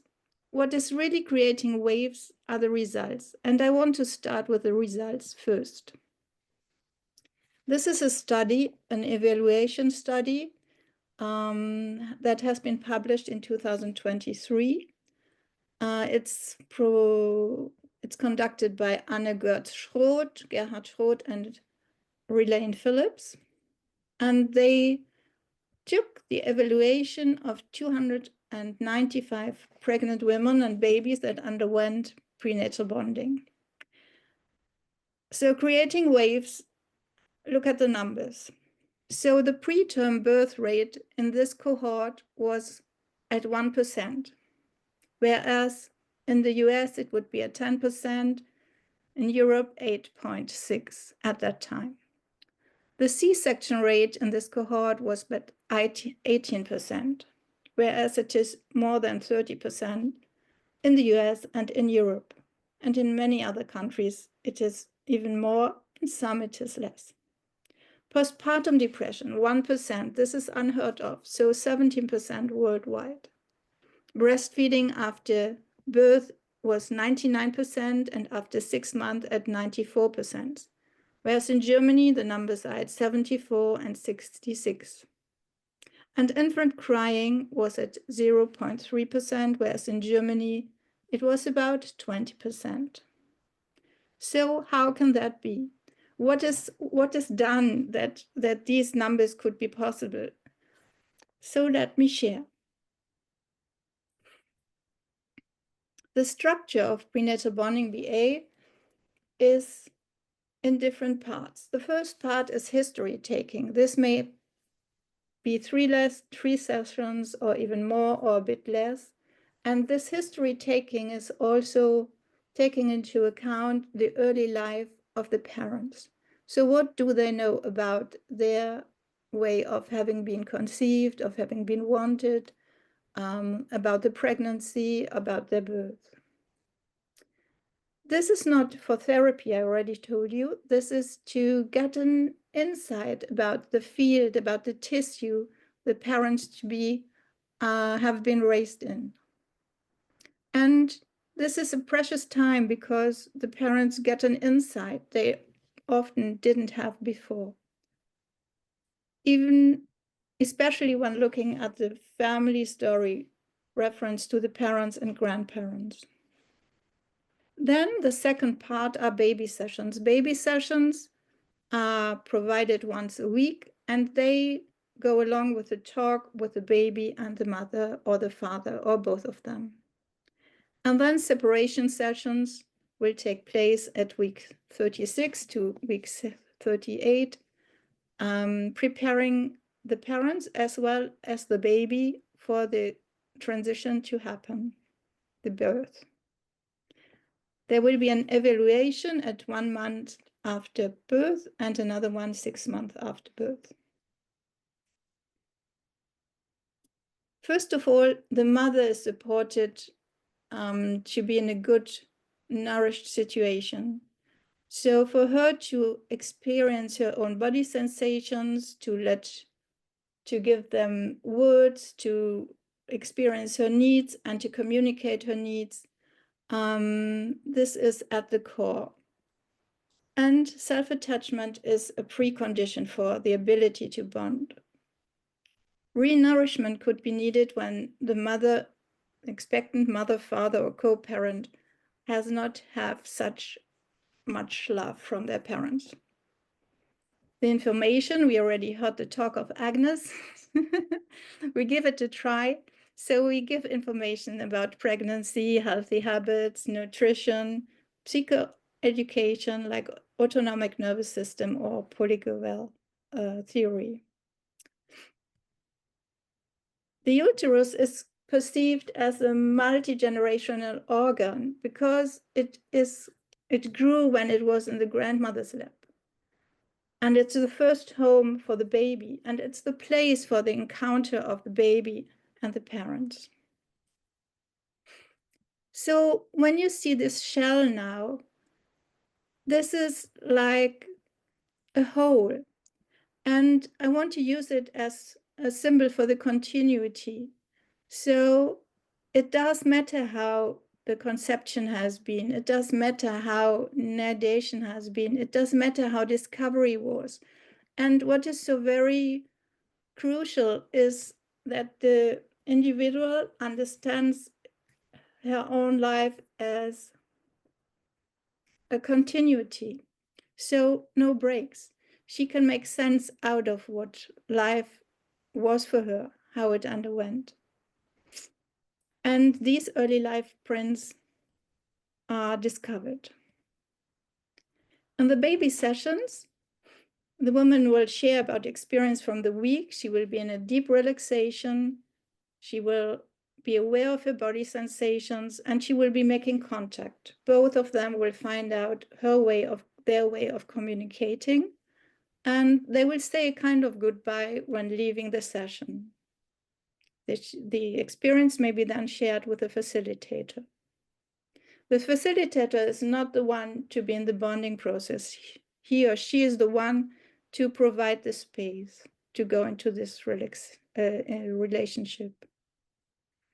The baby starts to make the experience to be listened to be shared. The baby shares own experiences, sensations, expressions. And the baby gives feedback about the mother's or parents' behavior. And when the baby makes the experience that the parents listen to this feedback, it also may be a start of self-efficacy. And the baby is perceived and mirrored, which is the basis for trust and social competence. So when you look at this image now for the baby, it's all in a blend. So who is who? And I am in my mother's belly, but who is my mother? So we don't know. It was at the core for Hidash and Rafai to start very early, and they start around in week 32 with a differentiation. This means there's a game, a discovery game or a mirror play where the mother explains to the baby, so see, you have your borders, this is your body, and I have mine, and you have your own rhythm, and my heart is beating in my own rhythm. So this is 8 weeks before birth, that it's already started to realize, well, we are two. There's this relationship with my mother, and I have my own story coming out from conception, nidation, discovery, umbilical cord affects, and getting into birth. This time of transition for the woman to become the mother of the child, whereas she was the daughter of her parents, for the expectant man, it is also becoming a father, for the baby to have this transition from in utero to get outside into the world. And this is facilitated by the sense of continuity that is provided with this method. The separation sessions are into being aware about what was the pregnancy about, what were my feelings, the ambivalency about leaving or wanting to know how the world is, curiosity and withhold. So the baby will be informed about what will change when the baby leaves. Sorry, what was this? Oh, sorry. Okay, I think that's not for me. So what is very important is that the baby and the mother, they are reassured to reconnect after birth. And this is also for going through this process of birthing, they work as a team, so they do it together. There are special interventions that go beyond medical treatment. And this is very precious because the women have a sense of they can do something, even if the doctors say, well, it is how it is, we can't do anything anymore. So there are different patterns.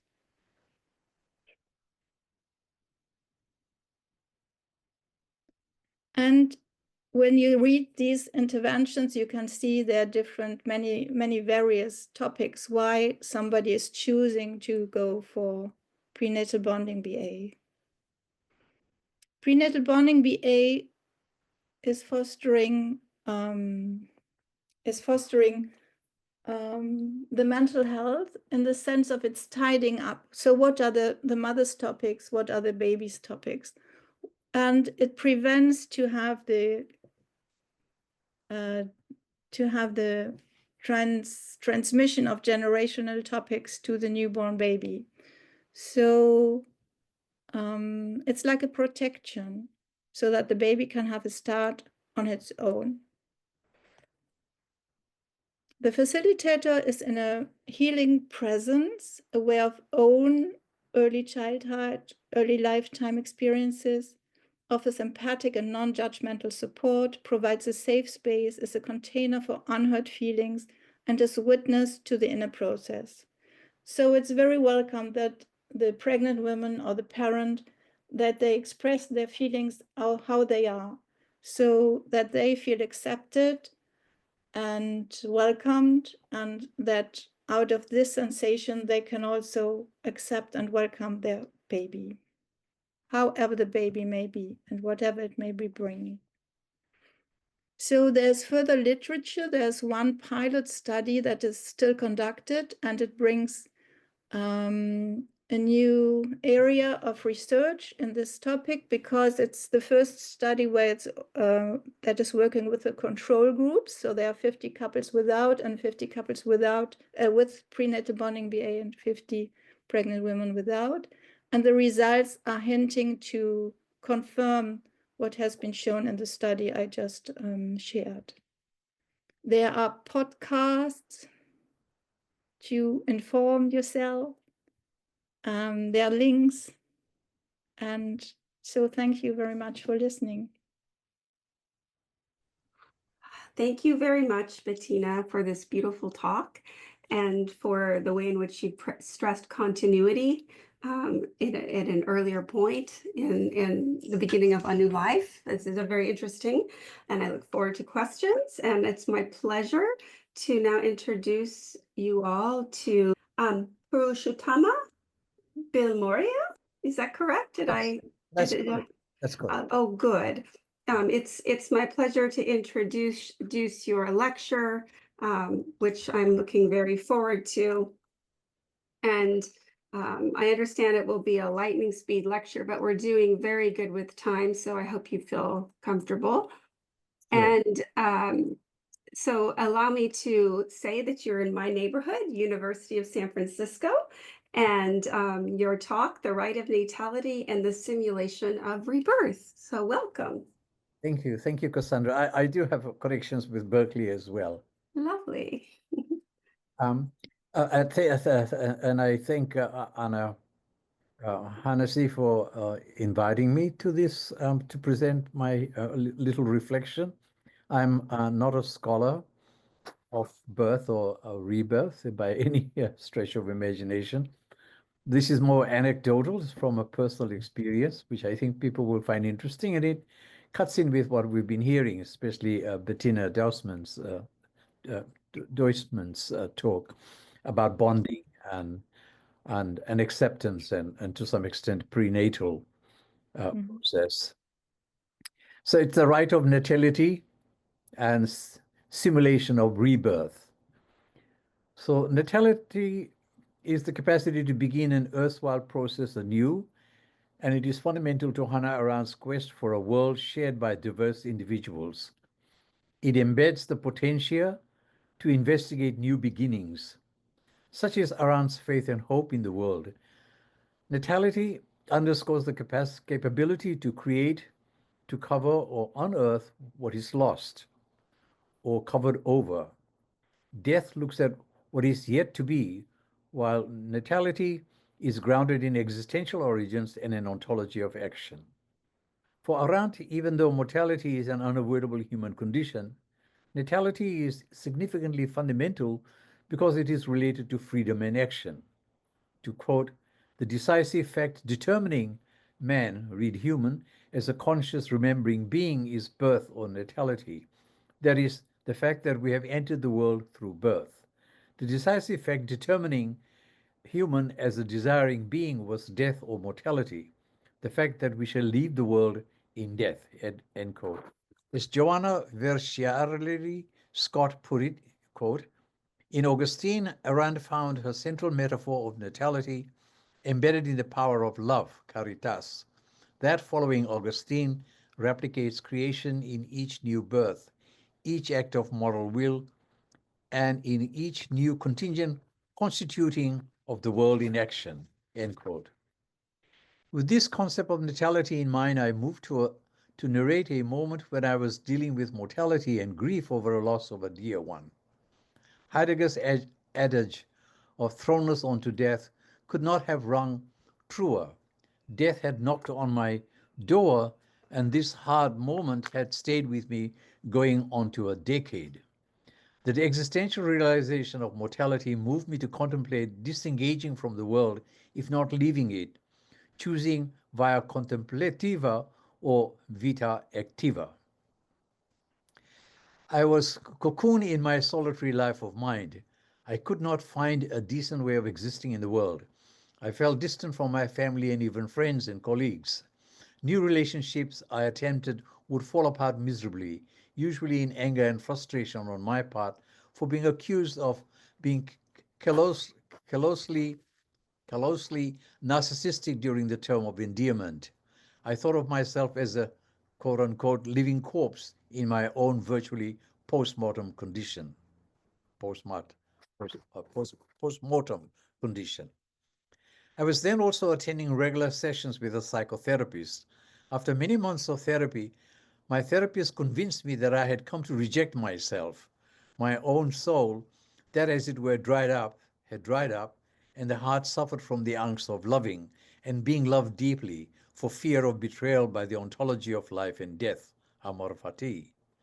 That would explain the alleged narcissistic strain. The recovery suggested was a modal rebirth. So it's very interesting that the possibilities of a rebirth. To my surprise, in the next session, the therapist bought a baby doll in a basket, complete with an infant's milk bottle, some small toys, trinkets, imitation fruits, and a blanket. I was utterly befuddled. There began a process of simulated birth of a new baby in which the therapist stood in as midwife, like Socrates assisting in the birth of wisdom. It fell upon me to pick up the newborn from its head as the first point of contact, similar to how a newborn emerges head first, and hold it in my lap, caress it, kiss it, and most of all accept it as my own self being reborn. And a Berkeleyan at that time, I thought this was a very strange experience to undergo. The therapist then asked me to drape the baby in the warm blanket, feed it milk, play jingles from the toys, offer the nourishment of fruits, and share the joy of both giving birth and being born simultaneously. It was an uncanny existential experience, one that was also marked with sudden postpartum transformation, a spiritual rejuvenation, if you like. Though symbolic, as in transference experienced in psychoanalysis, the aura of realism was profound and inescapable. It challenged me to surrender myself to a world of hope, faith in humility, care for self, and trust of love, while being able to re-enter the world. Death could be buried with the old I. A new crystallized I has arisen.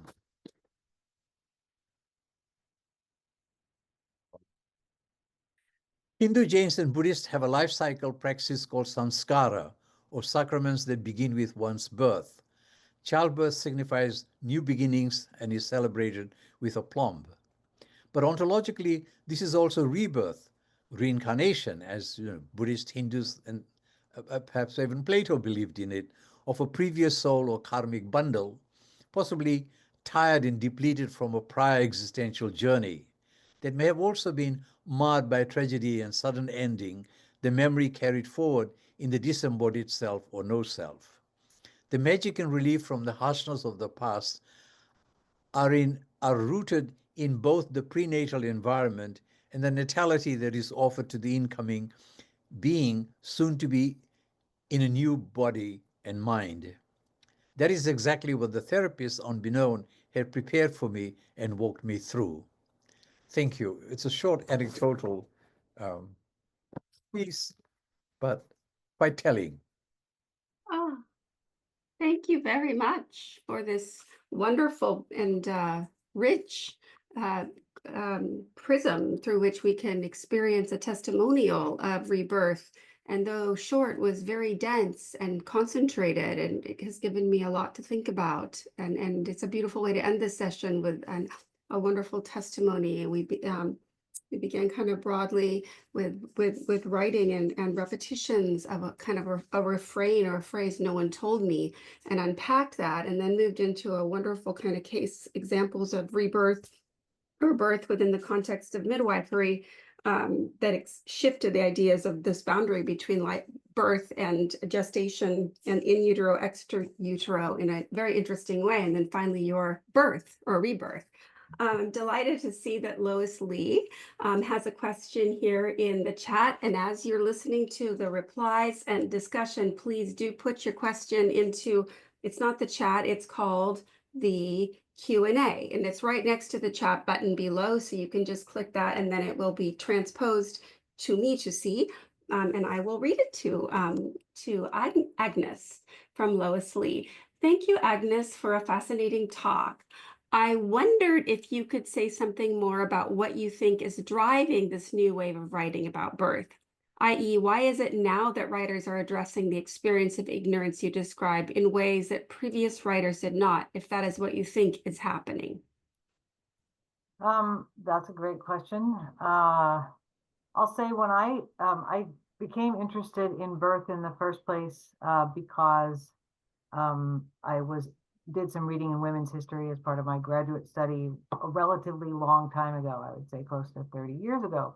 And when I was pregnant for the first time and wanted a book that seemed like the sort of book that somebody who was in graduate school would want, I found very little, which is not to say there was nothing, but in a couple of different ways, I can tell you about the odd manners in which what should be obvious writing about birth was covered under other either disciplines or other language. So I'm forgetting whose index says, or who says basically the same thing, but I kept looking in books about like philosophy of human origins or Christian writing about the incarnation, which of course talks about birth because of the relationship between Mary and Jesus.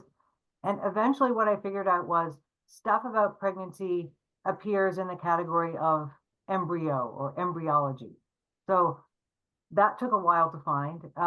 There's really interesting writing, Rothman's writing about amniocentesis in the tentative pregnancy, and other writing about birth that mostly, I think, entered arguments between midwifery and obstetrics. But just writing about the experience seemed to be much harder to find. So I would say in part the writing comes from like exactly what should happen in scholarship, interdisciplinary building on each other's work, both academic and popular. Once the kind of mommy lit late 20th century, very early 21st century writing came out and found a popular audience, I think more people wrote memoirs of pregnancy. And for sure, memoirs of pregnancy have that kind of how would I know language that's situated in broader shifts of what women were expected to do and expected to know about. But I guess I would say from a kind of scarcity in some academic disciplines to a reluctance to talk about it as women were taking on new roles in professions and educational status, and then a kind of accumulation of surprise. But you know, it's a great couple of decades to be alive and reading about pregnancy, birth, maternity. There's unbelievable stuff, and this the panels I've listened to so far only give me stronger sense of that. But you know, I guess what's surprising is there's so much and the language still says, but I didn't know. And my answer could be wrong. Like maybe there's a different reason why those writers would say, I should have known, but I didn't. Like with Banks, Banks admits early in her book that actually I could have known, but maybe in a way that I discovered when I was doing research, the information is not presented or packaged in a way that's easy to find. But I guess at best, what I would like to see it as is a way to kind of tap people on the shoulder who don't think this is interesting to say, look, it really is. Like this is ground level foundational to what human life is and does. And I think Banks is particularly effective in saying, we talk about mortality, we all die, we are all also born. I should say too, I disobeyed Cassandra and did not give my introduction to say I have written a book called Showing What Pregnancy Tells Us About Being Human. So that's kind of where I picked up these things. Thank you so much for the question. Thank you, Agnes. Yes. Did anyone want to follow up with that before I read the next question from Florence too? I'm looking now at this. A question, I will stay with Agnes for now, and then Parashutama, I will move across since we're in a kind of collective discussion. For the non-writers out there, Agnes, this is from Elspeth Coury. What might it look like to share knowledge of birth with those around us? Is it as simple as telling our birth stories if we have them? Thanks, Elspeth. That's a tricky question. I was in a conversation yesterday when a question of this type or language of this type came up, and I recognized how poor I am at it, which is to say, what's your intervention or what's the first thing you say? I am much more comfortable telling people or faulting people for not knowing stuff they should know or reading these great things that exist than I am saying, here's how I could talk to you in your conversation. I guess with birth stories, what makes me think they're limited is they tend to only be of interest to people who either have just had babies or are about to have babies, and they tend, as many writers also complain, to focus on the really horrifying things, or the things that seem particularly dramatic to drive the story are the things that make the story interesting to tell. I'm always happy to listen to a birth story, but I don't know that readiness exists among everybody. I guess I like to do the opposite. I like to ask people, and I have asked students if they've ever thought about their own birth, which usually creeps them out a little bit because of the way it requires thinking of their origins. Or to say, you know, if it's too much to think about your own birth, and what the experience of the people who received you into the world or who observed your arrival might have thought or experienced. What might you think about this in an abstract level? So I think working on those two possibilities, either to have someone think about his or her own, or to have that person squeamish about getting too personal, think about the abstraction, or even like some of the panels we saw earlier today, to think about the conditions under which human beings greet new ones, the spaces, the homes, the hospitals, the attendants. I think all of that can help. Yeah, it's an integrated response, it sounds like. Thank you very much, Agnes, and thank you, Elspeth and Lois, for these wonderful questions that draw more from Agnes's wonderful talk. I'd like to turn now to Purushotama Memoria. This is a question from Florence Guignard. Can you elaborate on how one can live birth or rebirth symbolically through therapy or as a physical birth? In a philosophical system that has samsara as a cycle of life, birth, death, rebirth, and again until mushka, and also samskara with a K as moments to mark the life cycle, rituals, and sacraments. Does it make a difference if one live one birth, several births, many million births? Some traditions have the traditional number 84 millions, symbolical for infinite or complete. I would love to hear more from your perspective. Thank you. Thanks, Florence, for that question. Well, there's a whole book, a whole book in here if I were to go into a great deal of detail. But very shortly, very briefly, well, the Buddhists and the Jains and the Hindus too believe in samsara, as you put it there, but samsara in the sense of a cycle of birth and rebirth and so on. And the 84 million that you cite there, I think is probably from the Jains, meaning that we've gone through birth and rebirth of every possible species on Earth from the time of sort of the amoeba formation, and the soul is evolving as it goes through various different births. So we might have been had an animal form in our previous life and moving on, as it were. But then we can also get stuck in the human world and have birth and rebirth and birth and rebirth until we get out of the cycle, until we get out of the circle, as it were. Now, it's in recognition of that the Eastern traditions have the life cycle, as mentioned here, the life cycle rites, and birth is the first one. And that really is about a recognition of the prenatal conditions of the infant to be born, and there are attempts to actually communicate, contact, figure out what stars they're coming under, and all manner of things. It's actually quite a detailed process that they go into. They will consult shamans and so on, or even a god or goddess in a temple, through possession.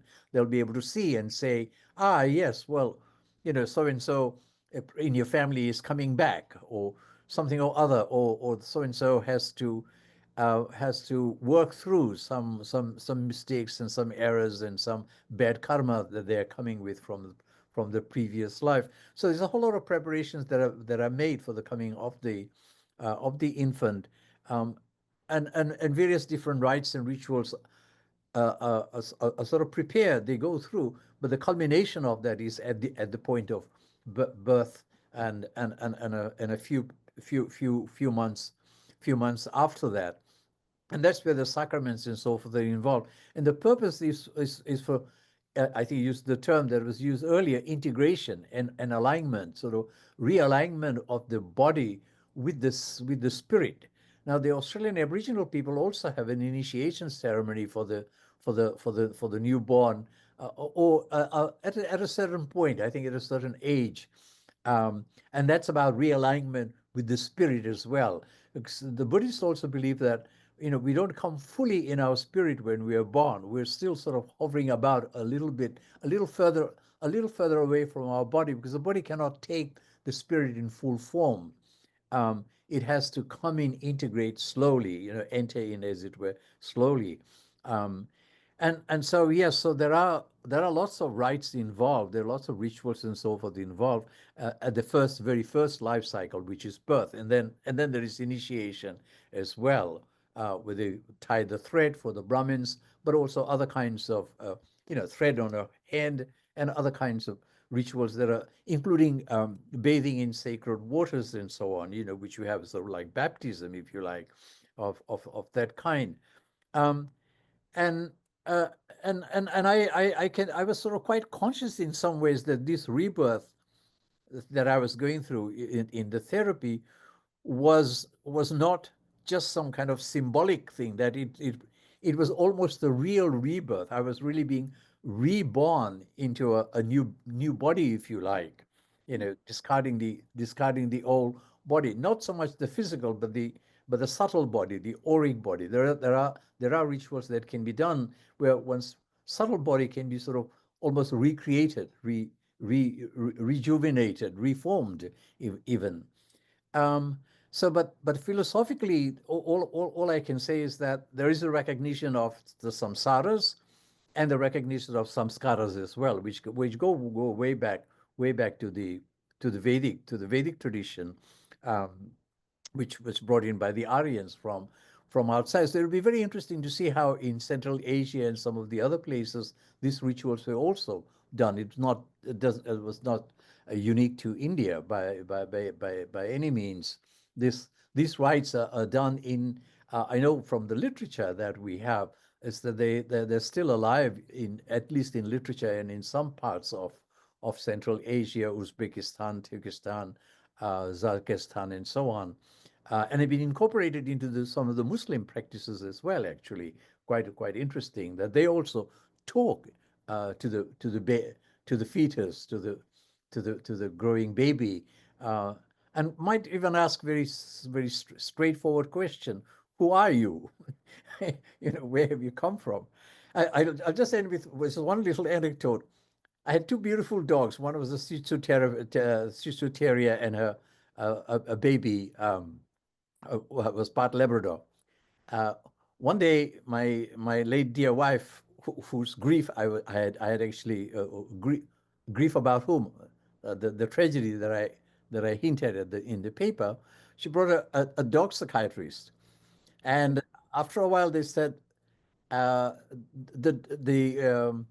you have any questions for the dogs? And we said, who are you? Straightforward to the dogs. I had no idea. I had no belief in this either, but I thought this could be fun.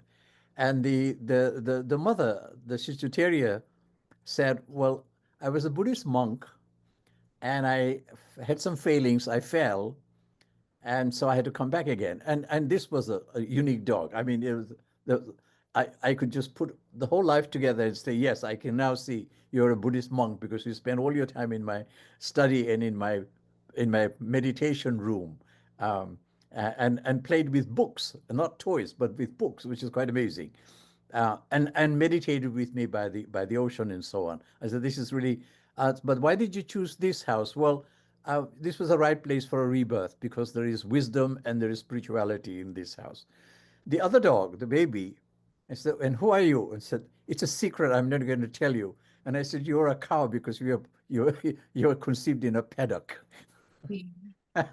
So I mean, humans can be born as animals as well. And the Buddha talks about his many births. Birth as a bird, birth as a dog, many births. And in this life, he was to not only attain liberation but nirvana. And of course, he did many practices as a young person, as an adolescent, with yogis and with shamans and sages, to be reborn. And after his first nirvana, he's reborn in yet another body, the body of the bodhisattvas, the higher stages of sainthood. And then it's after that he attains his parinirvana, which is the higher form of the highest form of nirvana, where he becomes Buddha, realizes his sort of Buddhahood. But he talks about his previous lives and all kinds of things that he had to go through to actually come to this life as a Buddha. I don't know, Florence, if that answers your question, but I'd be happy to talk more about this. You just got me thinking. Thank you very much. I'm now thinking of the Jakarta tales, and I'm thinking about also the question of the spirit and the body and which we communicate with. It sounds like it's it makes me think of, like, when you speak of the spirit not being ready to be in the body at birth, it makes me think of like the great Forest Upanishad, when there's a discussion of dreams and you don't want to wake the sleeper too soon because the spirit and body aren't yet connected. So Yes. it's a wonderful connection. It makes me think also of Bettina's talk on intergenerational matters, but I see there's a hand up. Agnes. Yes, you anticipated exactly what I wanted to ask Bettina, especially after that comment.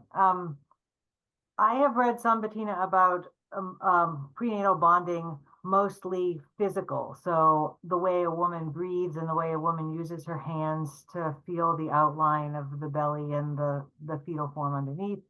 Can you tell us a little more how the practices you've studied put together the body and the contact of the bodies and the other sorts of contact you described, which, and here I'm not sure what the right word is, emotional, spiritual, or of some other kind that's not just physical touch? Yeah.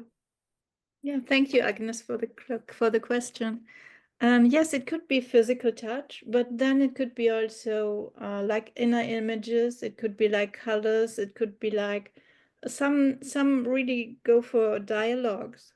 So this is the very special moment is when the woman, most times it's the pregnant woman, when she then realizes, well, this is not my projection, but this is the baby answering me. Mm-hmm. And this may just be like a message, like the dialogue, colors, mentally, spiritually also, all of that. And oftentimes they have like rituals, what they send each other. So we support the woman to express her own feelings and emotions and to send them to the baby, kind of addressing that this is a realm which is before language appeared, in the sense of being with the images and the feelings. And if I may add to that, your point about the uterine piece, where the grandmother is physically connected, is, well, at least spatial physically. She knew she was part of the nourishment of the uterus that becomes the home of the baby, the grandchild. So there's a very strong material thread that you're tracing here, along with the spiritual, which I find very interesting, because you speak of like this affirmative connecting to the baby, but it is, you've structured it as there's a visceral, a material embodied element in the entire lecture. So maybe it's the physicality of your work that you're constantly aware of that allows you to think of this as, well, maybe Agnes was looking for the right word. Is it spiritual? Is it, what is it? Because there is a sense in this lecture that it is something maybe in between, or yeah. Yeah, it's not so easy to find words, I think. So I think it's also about information or about beliefs that are transmitted. And prenatal bonding BA helps not to have them transmitted in an unconscious way, but to be aware of it and then to decide, well, do I want to go with it further? So is this something my baby should be living, or will I take another decision? So, and it's also honoring, where am I coming from? Where have my parents been? What was the story behind that? How has been the situation when I myself have been conceived? So what was the family constellation? Because oftentimes it is that beliefs are then transformed to the next generation, and they are you sense the effects without getting to know, is this a word, or is this physicality, or is this, I think it is something in between. Yeah, it's interesting because this morning we had the lecture with the Yoruba And there's a strong belief that the ancestors like a part of the, yeah. So, yeah, I was. Yeah, I like this also because of the water. Yeah, Dating. Yeah. Wonderful. Are there other questions? Are there? I'm not. Yes. Just this is really very anecdotal and ties in to some extent with actually with Bettina's. Once I was an undergraduate and I went to a psychoanalysis conference, and they were talking about prenatal with R.D. Lang and so on. You know, there's a lot of emphasis in psychoanalysis on prenatal. And I didn't know the term. I had no background in psychoanalysis then. And I thought that they were talking about prenatal, meaning all the previous births and so forth you might have had. And I kept asking, when are we going to get to that point? And of course, the entire weekend conference happened and nobody dared to talk about life or possibility of ancestors or anything, any kind of lineage prior to the conception. Well, in Buddhism, even the conception is not just an accidental or something happens out of desire and so forth. That itself could also be determined.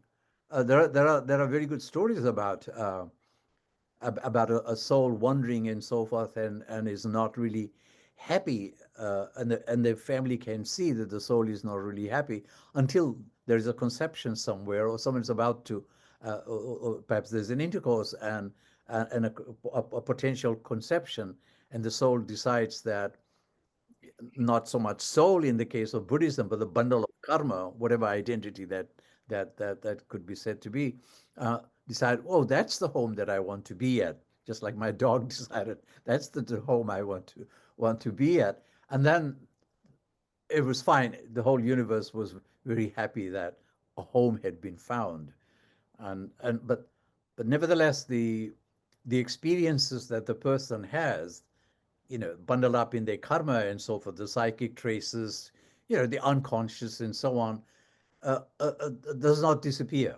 Does not disappear at conception. It's hidden. It becomes part of the unconscious, and then gradually unfolds. So it's also an attempt to get to the unconscious. This is some of the samskaras writes about figuring out what is in the unconscious, what's in the memory, and so on. And it was a very interesting case of the Dalai Lama when he was found as a kid in a village somewhere. The questions that the shamanic was actually an oracle that was testing the young kid. Can you recall who were your teachers in the past life? Can you recall what were the objects that you liked? And so on and so forth. And there were objects actually had been brought into the house, into this building, but were mixed up with all other objects. And the little Dalai Lama, went and picked exactly the objects that belonged to him. So, okay, there are other questions. Yes, Agnes. Yeah, if Bettina's, my question is, I don't know if it's speculative or it's a point of information. I have no idea, but I admit that I have never before this moment thought of prenatal education in terms of rebirth. So that's a quite significant curriculum shift. What would it mean to tell an expectant person what she needed to know or what she thought she might want to know if what she's thinking about is not the process of birth, but the process of rebirth for whomever she's carrying?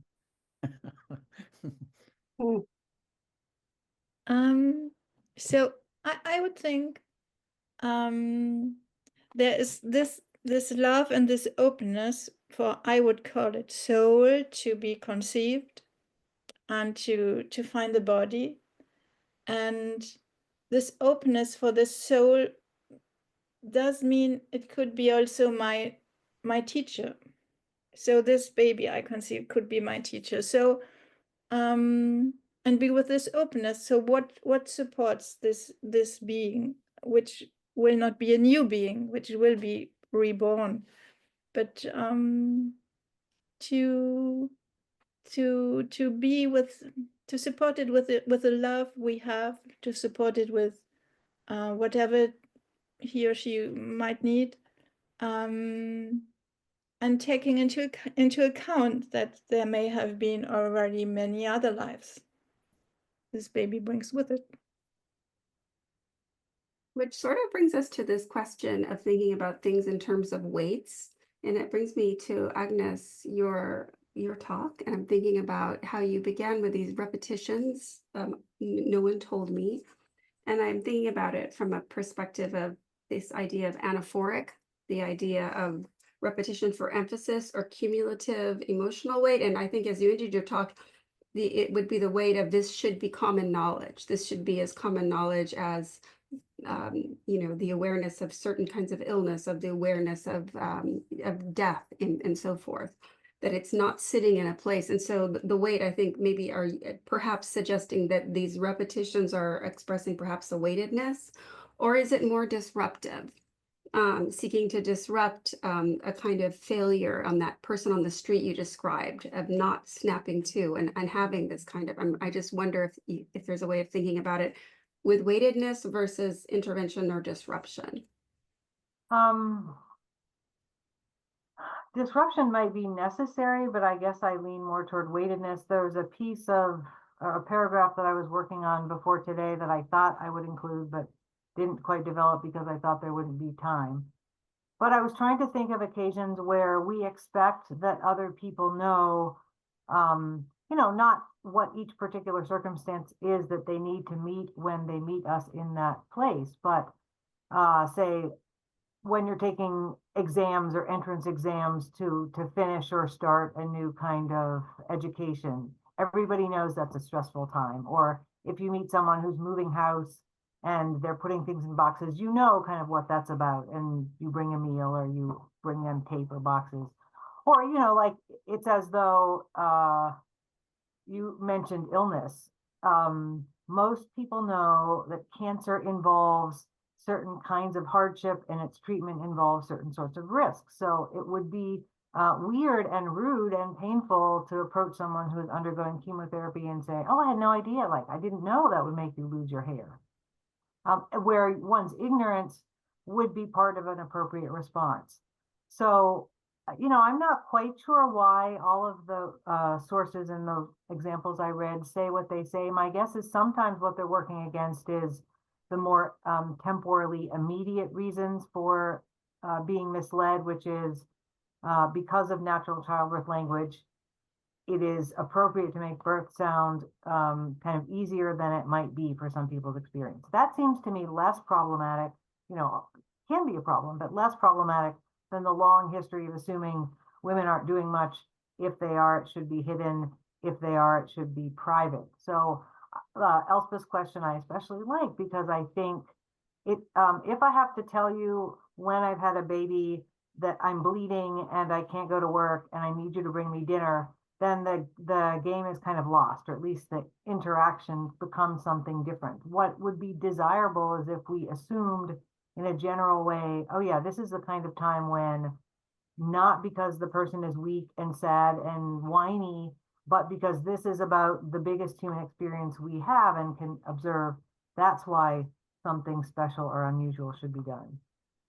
Yeah, so then it's a that sounds to me that it's operating in the realm again of weightedness, as you say. I think of menstruation too as another parallel strongly, and ovulation for that matter. These huge cycles that women go through monthly that are significant. And I mean, I remember learning about seed cycling and thinking, no one told me. How is it that I never learned that one at a crucial age? Or even the idea, even if it's not a good theory, doesn't fully work, just the concept. So like that should have been known, so I can understand, even from in a more broad sense of women's bodies and health, this general facing. Yeah. Any other questions? I don't see any in chat here. I see a sort of finger push to my, is that a finger? If nobody had, this is again, sorry, fairly, not so much anecdotal, but just a comment.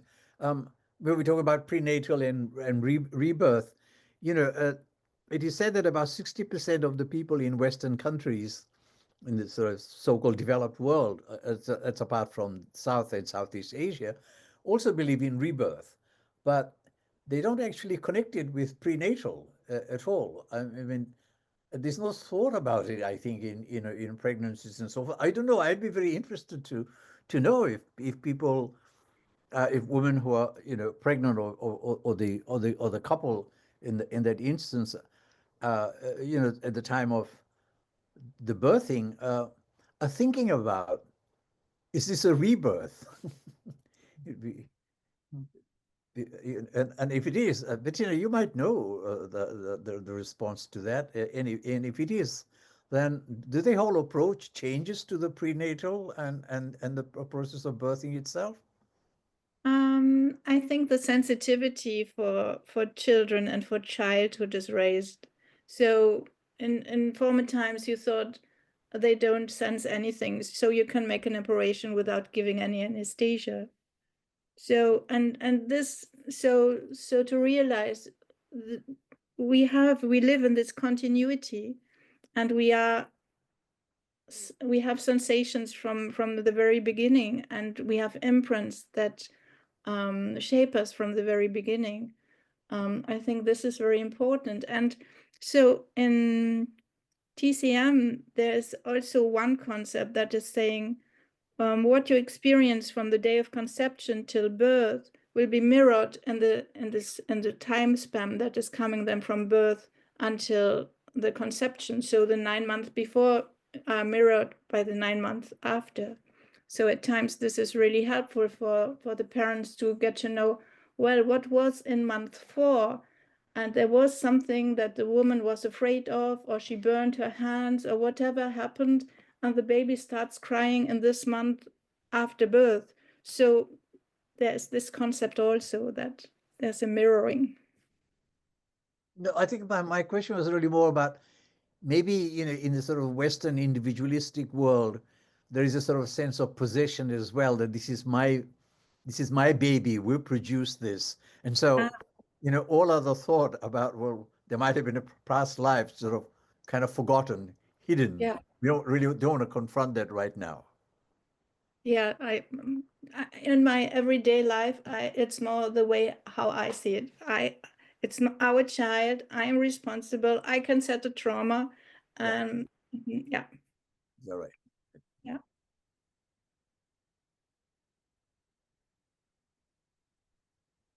Well, thank you, everyone. It was a magnificent panel. Anna, I would have loved to hear from you. You're the Hello, Purusha. you're the spirit behind it. Yes. Thank you, Purushatma. That was a very wonderful panel. I like what Dr. Stella Villarmea wrote. She says, thank you for these explorations into the less known. I wanted to say regarding the kind of the lack of knowledge about pregnancy, birth, menstruation, all of these things, just from the religious historian perspective in the United States, that Anne Browd, who's a professor at Harvard Divinity School, she wrote a book called Radical Spirits in the 90s. And I think it's, you know, been reprinted a few times, but she talks about how the clergy, the Protestant clergy, became interwoven with the medical establishments in the United States in the 19th century. And so it was at that time, and there was a understanding that the female body was not capable of giving birth, that it was sick, and knowledge was sort of taken away from women at that time. So I think there's many reasons why we don't know, you know, why we don't have this knowledge now, or we feel that we don't have it. But there are some historical, you know, connections with religious practices in the United States, which then I think broadened out globally. So that's just one thing I would add.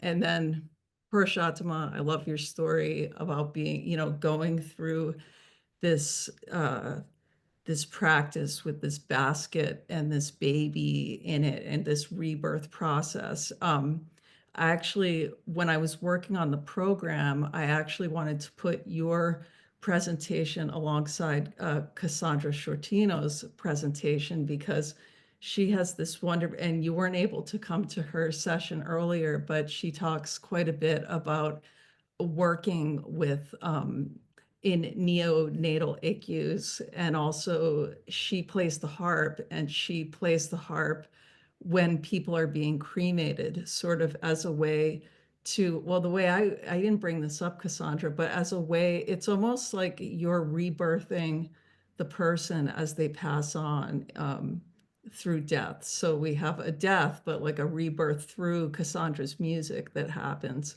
So I did think of putting those two presentations together. But anyways, those are just some thoughts. I look forward to hearing the recording. I'm sorry, I wasn't. Yeah, there'll be a recording. And Bettina, I know Ludwig Janus, and I invited him to come. He wasn't able to come, but I've had a lot of correspondence with him, and I'm very interested in this intergenerational trauma and the way that it gets into our DNA even before we're pregnant. I find it fascinating. So thank you so much. What a very interesting panel. And I think these papers worked really well together.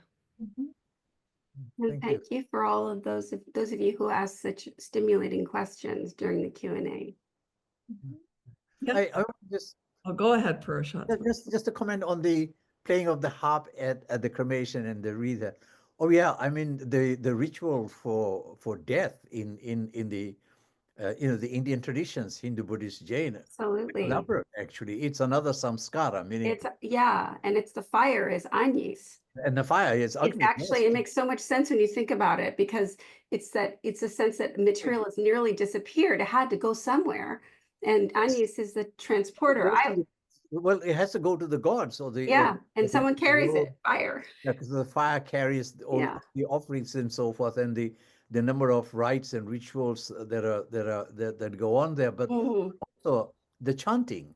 The chanting is the music, actually. Yeah, and there's actually I've done a lot of work with chant across, with Gregorian chant, Middle Eastern chant, even ragas, although the Indian tonality is very subtle.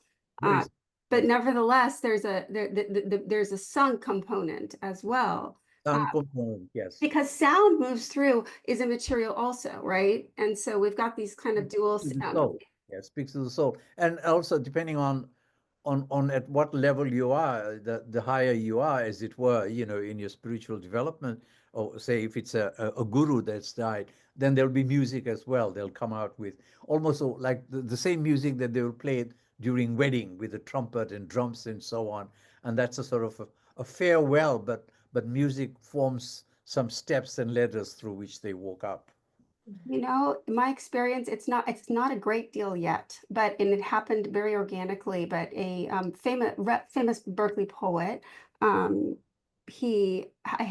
did his son first. His son died too soon. It was so profound for him that when he died, he wanted the same for himself at the same ceremony. But there was a sense that it was a celebration with the father, not so much the son. It was too early, right? But there was a sense in the family that they wanted to sing in a kind of, and when you reframe this very industrial space, it's like the first time I did it, I was totally unprepared because I was asked spontaneously. I thought there'd be like a chair, and I was sitting on a 5-gallon bucket with my harp, next to a corrugated metal. And it was like amazing because it was totally transformed by those who were there. Of course, more than anything, their feelings, and you're trying to pull them out and draw them out. And I think of also though in Dante's Purgatorio, the soul has to get through fire by hearing music, that you move through the purifying fire in the Christian tradition or the Catholic tradition through fire as well. Sorry, you unleashed me. Excuse me. I think the harp thing is very, very interesting that that ceremony is done and the music is played, but it's also during anniversaries, the 6 month and then a year, they will regather and perform the same ceremonies almost all over again, so that the soul could go to the next level, and so on. Dante, of course, gets it from the Jains. He gets it from the Hindus. And I'm madly in love with the Jains. That's all I got to say. But it's interesting. This poet, his name is Ivan Arguelles. When his son, this helps me understand. He asked me to come back exactly a year later in his home and repeat the ceremony. And it was very strange for me because I was like, well, okay, but there's no crematorium anymore. But I tried, and it worked more or less. The same people came. It was like a reenactment. And maybe this was what was going on for him. He was so well read, and in Indian, his son is fluent in Sanskrit. The cardboard coffin was covered in Sanskrit as it went into the womb of fire. It's very womb-like, right? So yeah. Anyway, we have a lot to talk about. I'm glad you're local. Here, and it's done here in San Francisco. I give you. Yeah, in Coma, in different. Ali Akbar Khan, the great Sarod player Ali Akbar Khan, who played at Berkeley too, who lived here in San Rafael, passed away about 10 years ago now. But every year, his sons, plus his other musical colleagues from his school, they have a college of music, they have an anniversary concert every year. And they light, they're a Muslim, but they worship the Hindu goddess Saraswati, of the goddess of learning and wisdom. They'll have little Indian lamps, but they'll play the sarod, which is literally like a harp, like the Indian harp. And it's next Saturday.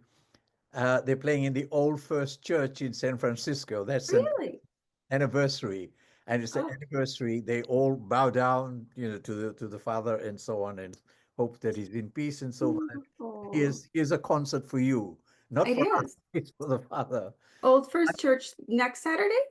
Next Saturday. So it's Ali Akbar Khan College of Music, Ali Akbar Khan, AACM.org or something like that. And I'm going to look for it. Thank you. What a beautiful gift. It's the most beautiful. They play in KPFA on Saturday morning some days, and it's the most beautiful music to hear. But that it's an anniversary, and they're also playing it to Zakir Hussain, the tabla player who died, who was a fellow at the School of Music in UC Berkeley.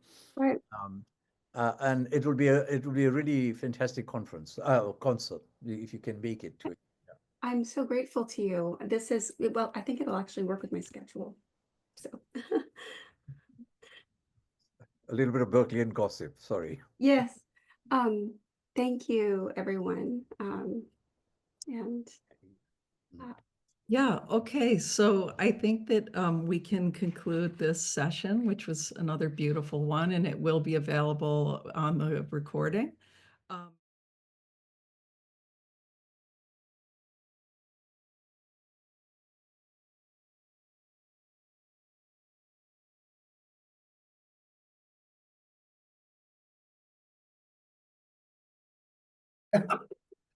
Hey, so okay, I'm Susan Crowther.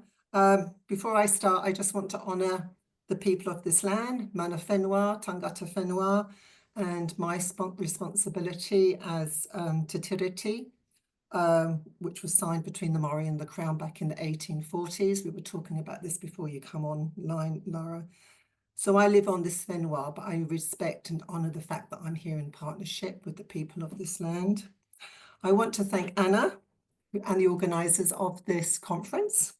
We were just saying that Anna and I first met at a wonderful conference called Reimagining Birth in Dublin 12 years ago. And on and off, we've had different things going on. So it's a delight to see Anna online with us today. So I'm delighted to be the chair for this Australasian special session that we've got. And I'm looking forward to what people are going to say. You've got a good 20 minutes each. That gives us time to have a good conversation as panelists. But before I open, I'm just going to start in the formal way that we do here in New Zealand. So this is a karakia. This is to open the space and bring a space in which we can walk into with sacred intention. Tuia ki te rangi, tuia ki te whenua, tuia ki te moana, tuia ki te here tangata, I ronga te pō, I ronga te eo, tutro fakumoi kia tina tina. We bind ourselves to the heavens. We bind ourselves to the land. We bind ourselves to the oceans. We bind ourselves person to person. We acknowledge the female element and we acknowledge the male element. We reinforce it, we make it firm. Firm, let it be. So because we're a little small group, maybe we'll just go around and introduce each other. We'll start with you, Anna. Hello, everyone. So I am Anna Hennessey. I am the founder and the director of this society, the Society for the Study of Pregnancy and Birth, which we launched in 2023. It was a long time coming, and I'm just super happy. We've had a wonderful symposium. Thank you so much, all of you, for doing this. I apologize for the time zone confusions. I'm glad we're here, and and I'm in San Francisco. So I'm going to be muted because, as I explained to Susan and Marie-Noëlle, there's an art walk going on outside, and there's also protests at the same time. But I will pop in later with questions. So thank you so much. Marie-Noëlle, I'm just going with what's on the screen in the order. Hello, talking to you from Sherbrooke, which is in the Francophone province of Canada. So it's 6 p.m. here. As I was explaining, I'm finishing my day at the hospital. I'm a spiritual care provider working mostly in palliative care, but all my research was around birth. And yeah, I came back a year ago from New Zealand where I spent a year with Susan. So it's nice for me to be here, and it was really meaningful for me to hear Karakia after all this time. Laura. Good morning. Thanks, Susan, for that wonderful welcoming and acknowledgement. I'm coming from the land of the Kaurna people, so I acknowledge that these are the lands on which I live and work, and that sovereignty has not been ceded, and there is no treaty like there is in New Zealand. So I am a lecturer in women's and gender studies, and my background is the philosophy of Luce Irigaray, so feminist philosophy. I've thought a lot about the mother-daughter relation in Irigaray's work and the maternal, but always from, I guess now I realize, the perspective of the daughter. And I became a mother almost 2 years ago, and that's flipped things considerably.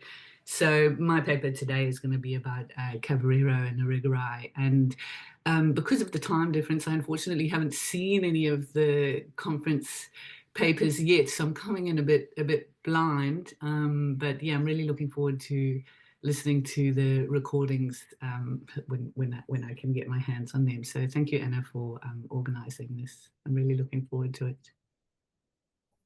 And obviously I'm Susan. I'm here in Aotearoa in New Zealand. I work as a professor of midwifery at AUT University.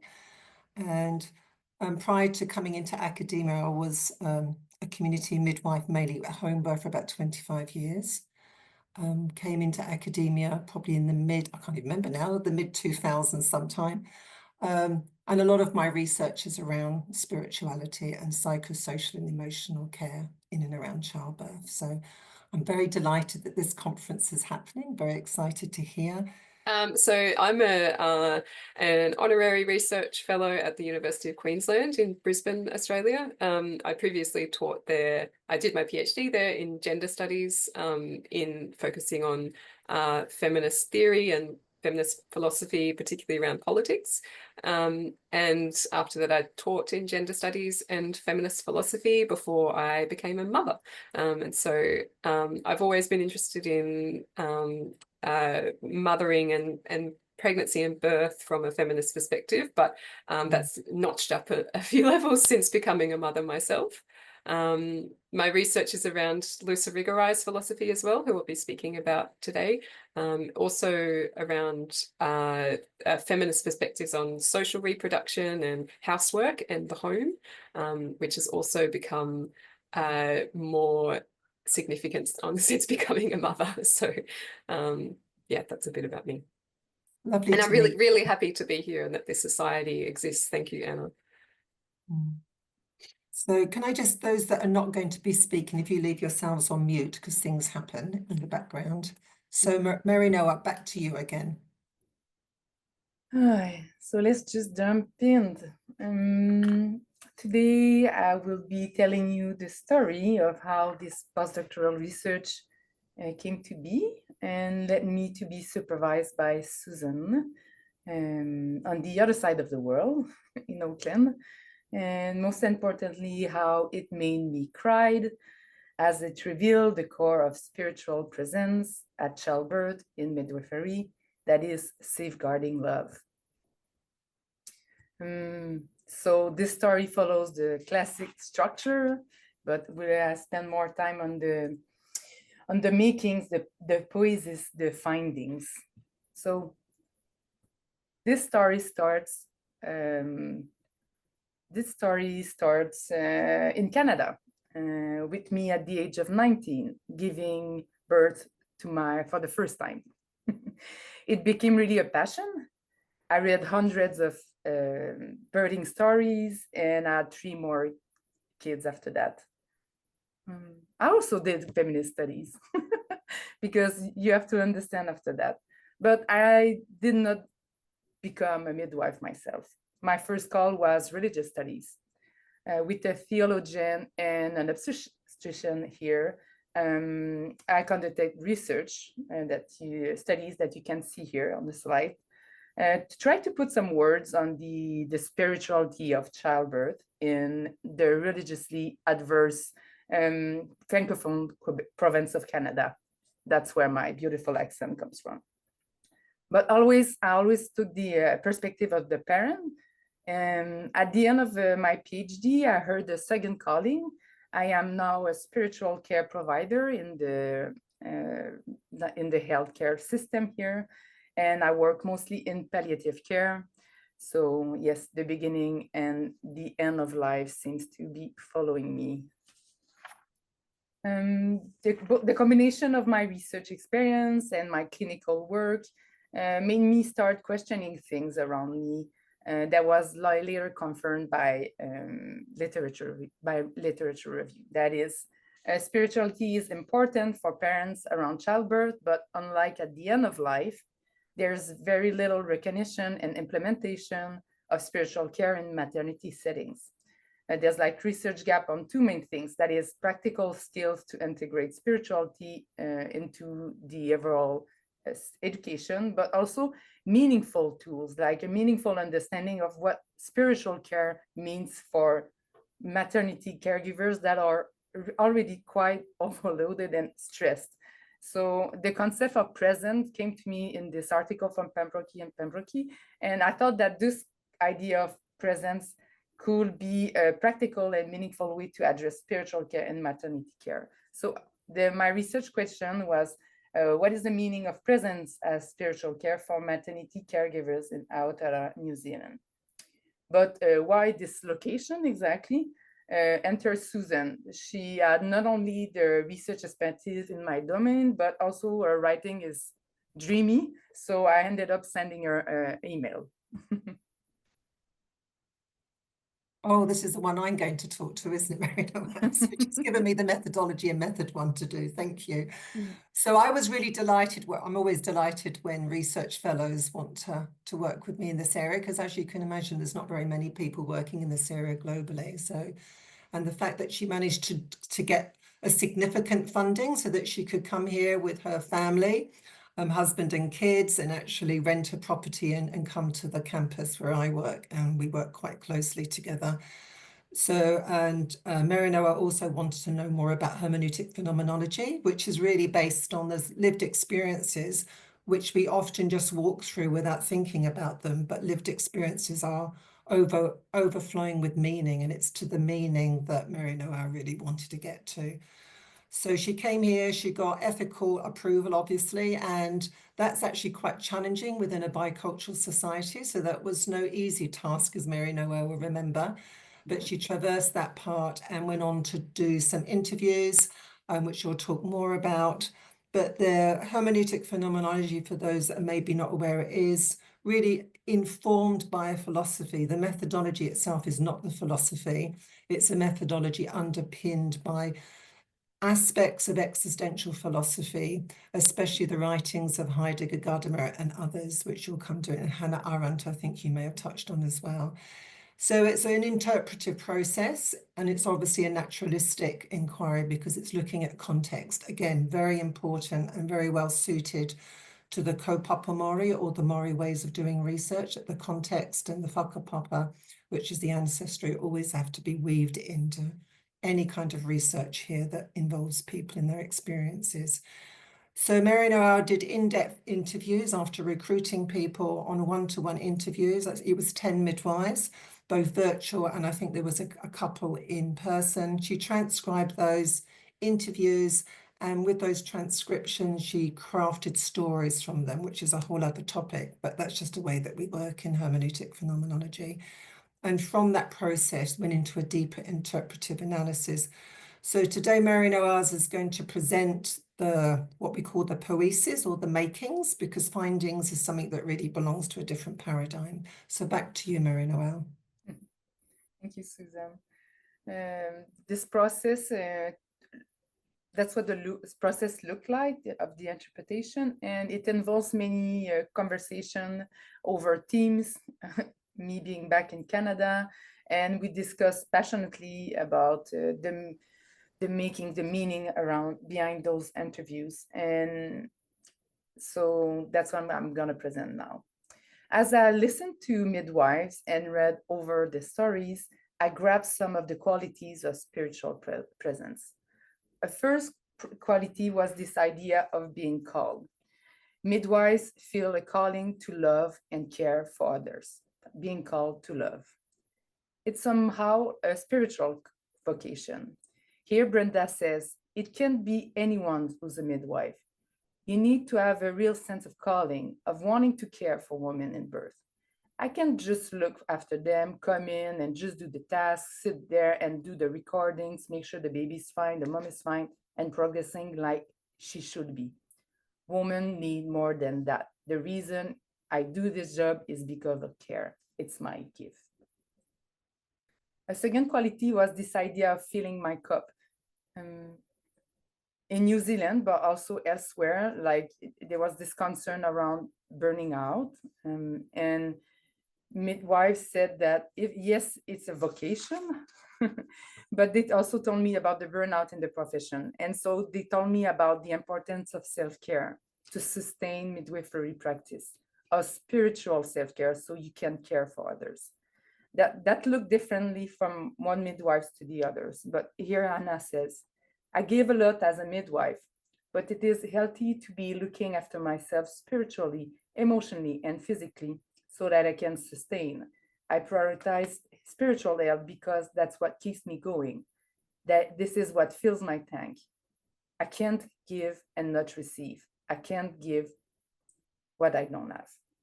So a third quality was this idea of facing birth with intention. Here Dorothy says, a student said to me, I hate this place, the staff, the culture. I answered, when you come into a place like the hospital, you can't change the whole hospital. It's just way too big. The only thing you can change is what you can directly impact around you.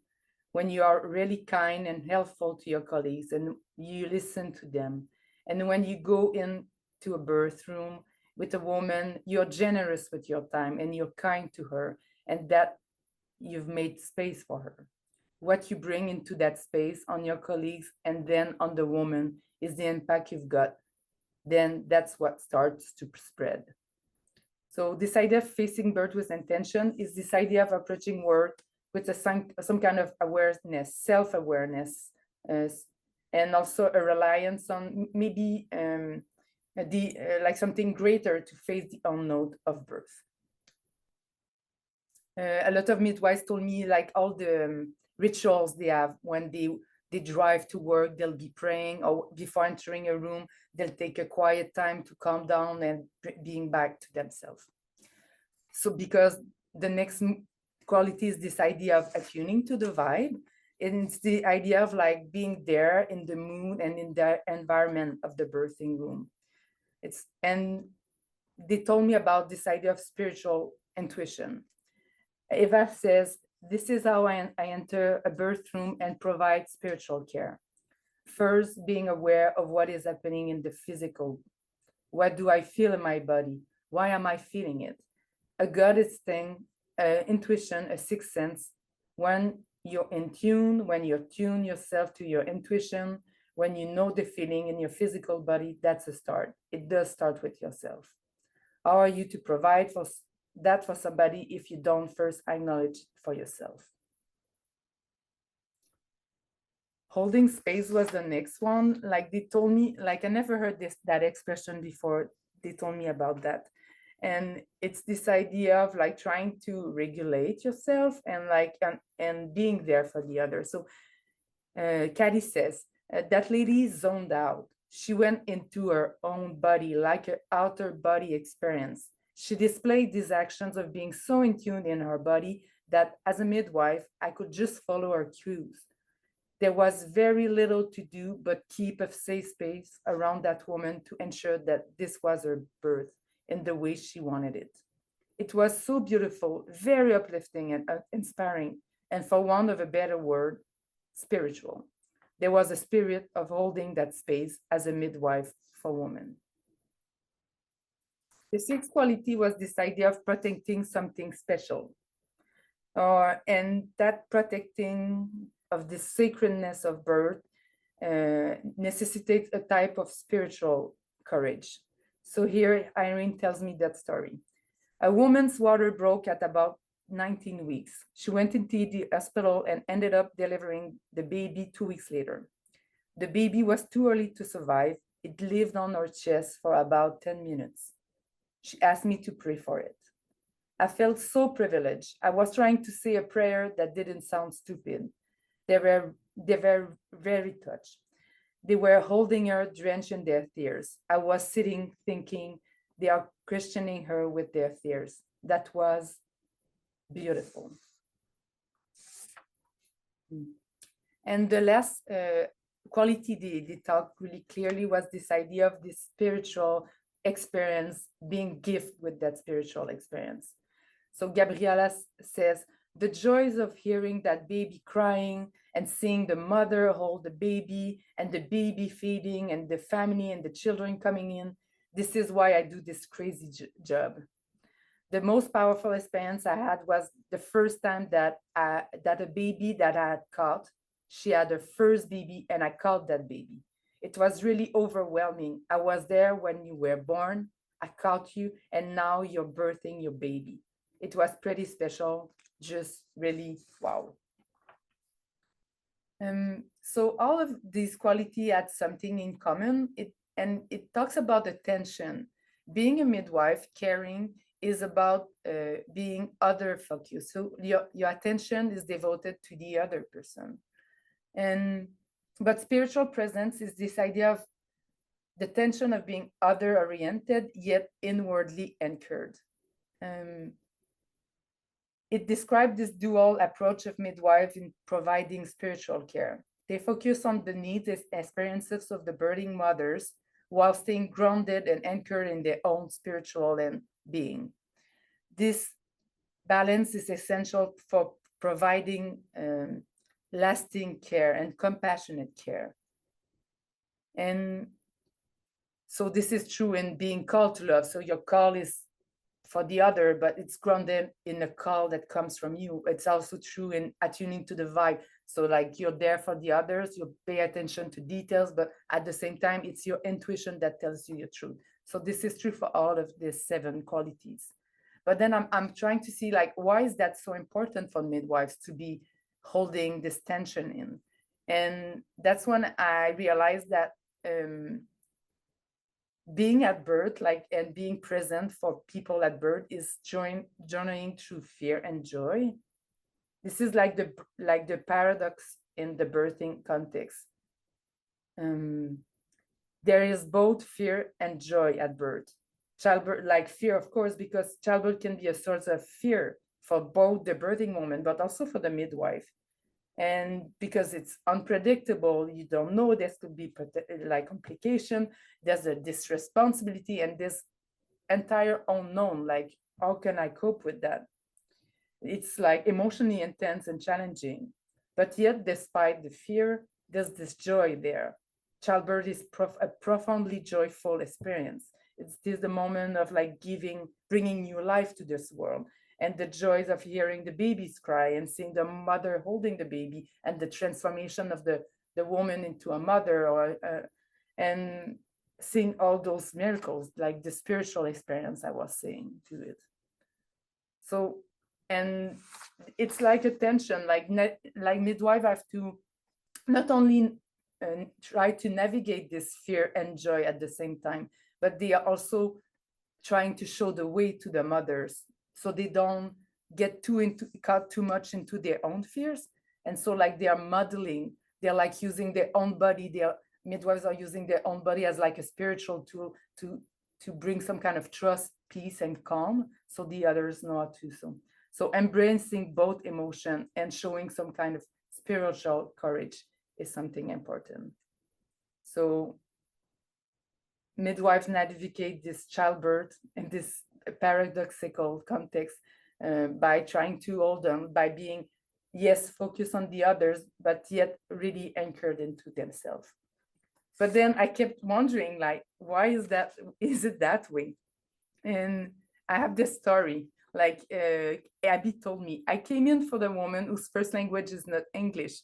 She was in the shower, unwell. I went next to her on my knees and slowly told her that I was there for her. All there, no other person to look after her. I turned down the lighting and closed the door so people will not interrupt. Touching her, there's a lot of touching in childbirth. The whole energy changed after that. She had the baby there in the shower. Her sister told me after the birth, I will never forget the way you loved my sister. It's like a professional love. And that gave me the hint.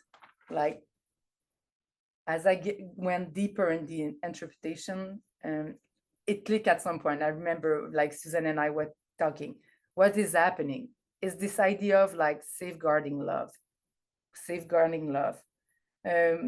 Why are midwives journeying through fear and joy by being other focused, yes, inwardly focused,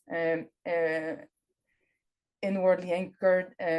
All these qualities, all those tensions pointed to me to this idea of safeguarding love. Safeguarding for Heidegger is this idea of proactive care and preservation. It's like trying to preserve the long-term well-being of an entity. Here, this entity being love. What is love? And I try to say, like, when is that the strongest? When can I see it the most clearly during the interviews? Is when midwives will tell me stories and add like tears in their eyes. And they could say it when this safeguarding love was present.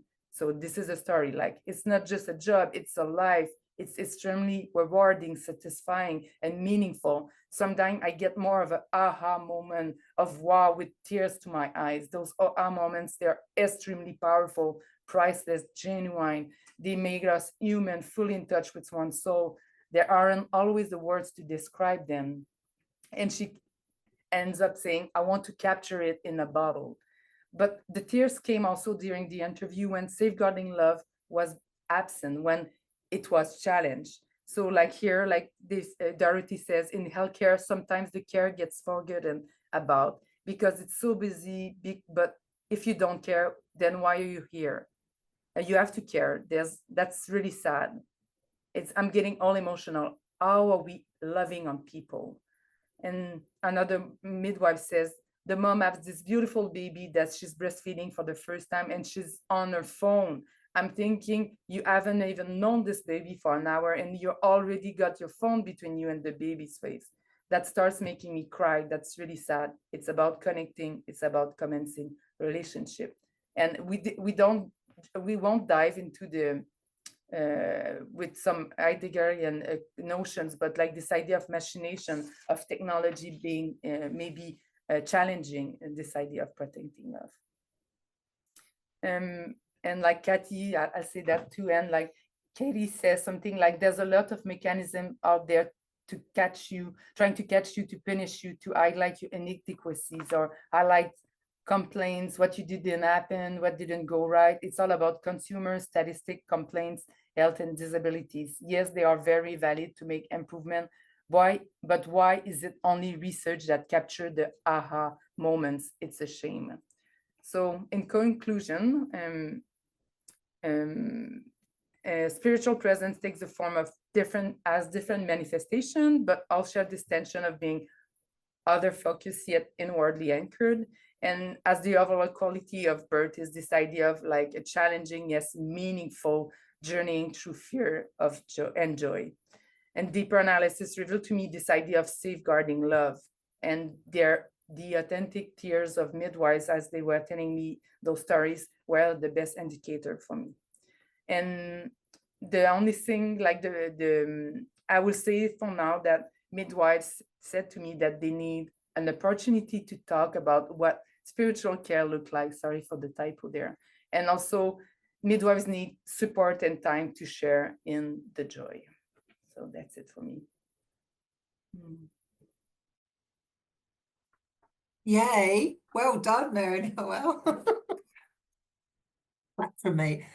So save your questions, everyone. So we'll do that at the panel. But that was, obviously I've heard the presentation before, but you executed it brilliantly. And I'm always in absolute awe when someone can present in a language different to their own primary language. So hats off to you. So now we've got Laura Roberts, two people from Australia coming on next. So Laura, can I hand the floor to you next? Thank you. Oh, and by the way, Marie-Noëlle, you were spot on with your 20 minutes. Well done. Thank you so much, Marie-Noëlle. That was really a really beautiful paper, actually. It's early in the morning, but it's evoked some emotions in me. Okay, I will begin. I've got a timer here. I'm hoping I should be under 20 minutes. Mine is really just a philosophy paper, I'm afraid, so it might not be as sort of practically interesting. So for that, I apologize. Should I introduce myself again? Let me just put my timer on so I know if I'm going. I think you're fine, Laura, because we did quite a detailed intro. Yeah, just go for it. So, the longer version of this paper is part of an edited collection on Lucy Irigaray's a celebration of her book Speculum of the Other Woman, and in that paper I explain how that book is attempting to unravel a specular infrastructure. It's attempting to show how the figure of the maternal feminine supports the processes of the male imaginary. This is a quote from Margaret Whitford, but it's not herself represented. And this is a neglect equivalent to matricide at the beginning of the Western philosophical tradition. So I argue that alongside others, Irigaray's philosophy in the feminine, which becomes a project of psychoanalyzing the philosophers, the male philosophers, is guided by two goals. One is to look for the specular relations using sort of a psychoanalytic method, and the other is to uncover the buried mother. In doing so, Irigaray's project seeks, and I quote Alison Stone here, to remember our maternal and uterine origins and explore how our unresolved preoccupations with them reverberate in philosophical texts. Alison Stone writes, she wants to remind us that we have been born. And so this is sort of where my paper is going. According to Irigaray, from Plato onwards, man, the subject's relation to a maternal feminine body, and thus to birth and to gestation, remains the blind spot. It remains an unrepresentable elsewhere to all Western philosophy and theory, and thus sort of politics as well, and culture. For Irigaray, the consequences of this means that subjectivity in these Western traditions is only ever conceived of as a singular, atomistic, self-sufficient, and masculine. The paradigm of the white Western man, cut off from the body, and the possibility of at least two autonomously defined yet relational sexuate subjects. And I use sexuate here to sort of suggest something different from a biological difference. So sexuate difference for Irigaray is foreclosed. Her project then, which begins in Speculum 50 years ago now, but continues through to the present, is to uncover this appropriation of the maternal within Western philosophy and the erasure, while at the same time creating the imaginary and symbolic mediations necessary for a second feminine subject to emerge.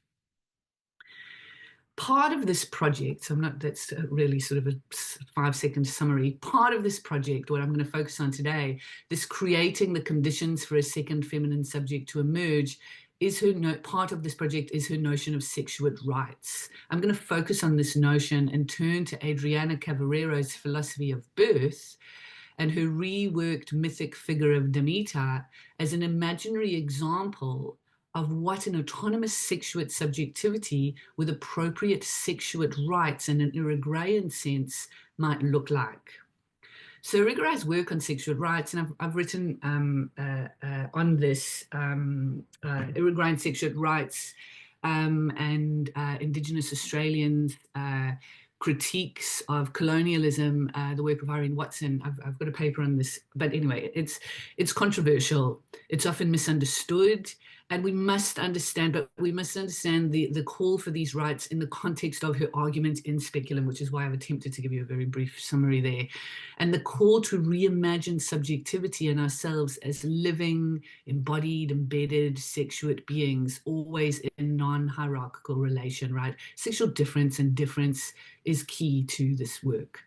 So in calling for sexuate rights, Irigaray, it's part of a strategy to reimagine this identity as sexuate, as a challenge to the phallocentrism of the singular abstracted masculine subject that underlies and undergirds Western culture and philosophy.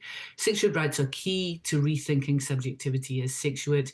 She explains in her book, Democracy Begins Between Two, and I quote here because it's quite a nice quote, it's a bit long.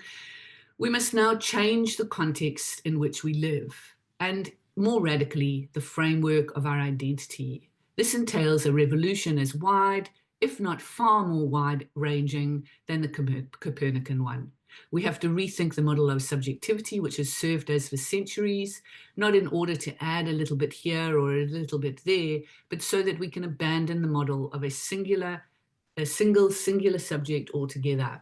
This does not mean that the one of the subject can become many, plus or minus the one, but the subject is at least two. She writes, man and woman are two in relation that are not bi-univocal. End quote. So if we challenge the abstraction of the singular subject or the singular self in Western traditions and the double exclusion of the woman mother from the origins of the tradition, the returning to the embodied and embedded living being means recognizing the sexuate sexuate nature of subjectivity. This is what Irigaray's sexuate rights is in attempting to inscribe this in law. It's a strategy. Irigaray writes, and this is an example, she's got sort of examples of sexuate rights throughout her work. This is one. What has to be defined as rights for women is what the people of men amongst themselves, so that sort of patriarchal understanding, has appropriated as its property, including that which concerns women's bodies, children's bodies, as well as natural space, dwelling places, the economy of signs and images, social and religious representationality. End quote. She writes that we have to ask those who are preventing us from doing so for the rights associated with the recognition of a civil identity appropriate to our natural identity. And she gives the example of the right to the free choice of maternity. And that's what I'm going to focus on today. The right to a culture appropriate to us, etc. She goes on with lots of different rights. She ends up, in I Love to You, putting forward these rights to the European Union that it ends up not going through. But anyway, I'm going to focus on this notion of the right to the free choice of maternity. And in order to offer a deeper understanding of these sexual rights, I turn to Adriana Cavarero's philosophy of birth, which I think is quite magnificent. And it offers an Irigayan example of an autonomous sexuate subjectivity that also offers an image of a sexuate right concerned with this right to the free choice of maternity. So, a philosophy of birth and sexuate rights. Adriana Cavalero takes up a rigorized call to contribute to reinventing the feminine imaginary, aiming to disrupt this phallocentric socio-symbolic structure in her book In Spite of Plato, published in Italian in 1990 and translated to English in 1995. In this work, Cavalero is inspired by a rigorized philosophical project, as well as Hannah Arendt's notion of natality. She calls for Western philosophy to recognize the philosophical significance of birth. And part of this is to move away from a symbolic focus on death, which is what Cavalero is arguing that Western philosophy does. So she seeks to contribute to this revolution of the Western socio-symbolic order through writing new mythic figures into a new feminist feminine imaginary and attempting to bring forth a symbolic order based on birth and not death. She explains that she steals ancient mythic figures from their contexts, rewrites them. She's unconcerned with the objective meanings of these new figures because they are reactivated by a new way of thinking, a philosophy of sexual difference. So the influence of Berkeley is clear. This audacious disregard for the objective meanings of these mythic figures most certainly follows the tone of a rigorized speculum. Her intention here is absolutely part of this philosophy of the feminine, presenting us with new mythic figures constituted by a rebellion against phallocentric logics, aiming to subvert the phallocentric order by writing sexual difference and sexual difference. Her writing also offers, I argue, a clear example of this sexual right in relation to a free choice of maternity. So I turn to Cavarero's rereading of the ancient Greek figure of Demeter, goddess of harvest and agriculture, presiding over crops, grains, and fertility of the earth. Returning to this figure now, 25 years after Cavalero writes this, feels all the more relevant today, where calls for restrictions on women's reproductive rights are not only happening in the US and Europe, but have recently been proposed and only defeated by one vote where I live in the state in South Australia, which have only sort of recently decriminalized abortion a few years ago, and emerged as a key election talking point in the recent state elections in Queensland on the east coast of Australia. Cavarero's feminist rewriting of this myth offers an example of what imagining new autonomous feminist figures into the Western symbolic might look like, as well as offering the opportunity to think through the philosophical and political implications of recognizing maternal power and maternity as, to quote Cavalero, the matrix of the arrival of humans into the world. And in doing so, we begin to imagine what a symbolic order based on birth and not death might mean for philosophy, subjectivity, and the polis and politics. It offers a dream of what sexual rights might look like as the founding of a new democracy. But first, let's turn to Demeter. In the ancient Greek myth, Demeter is the great mother. Demeter's daughter, Cora, or Persephone, I can never say that, is kidnapped by Hades, king of the underworld. In response to the separation from her daughter, Demeter, the great mother, renders the whole earth sterile. This persuades Hades to return Cora to her mother for a period each year.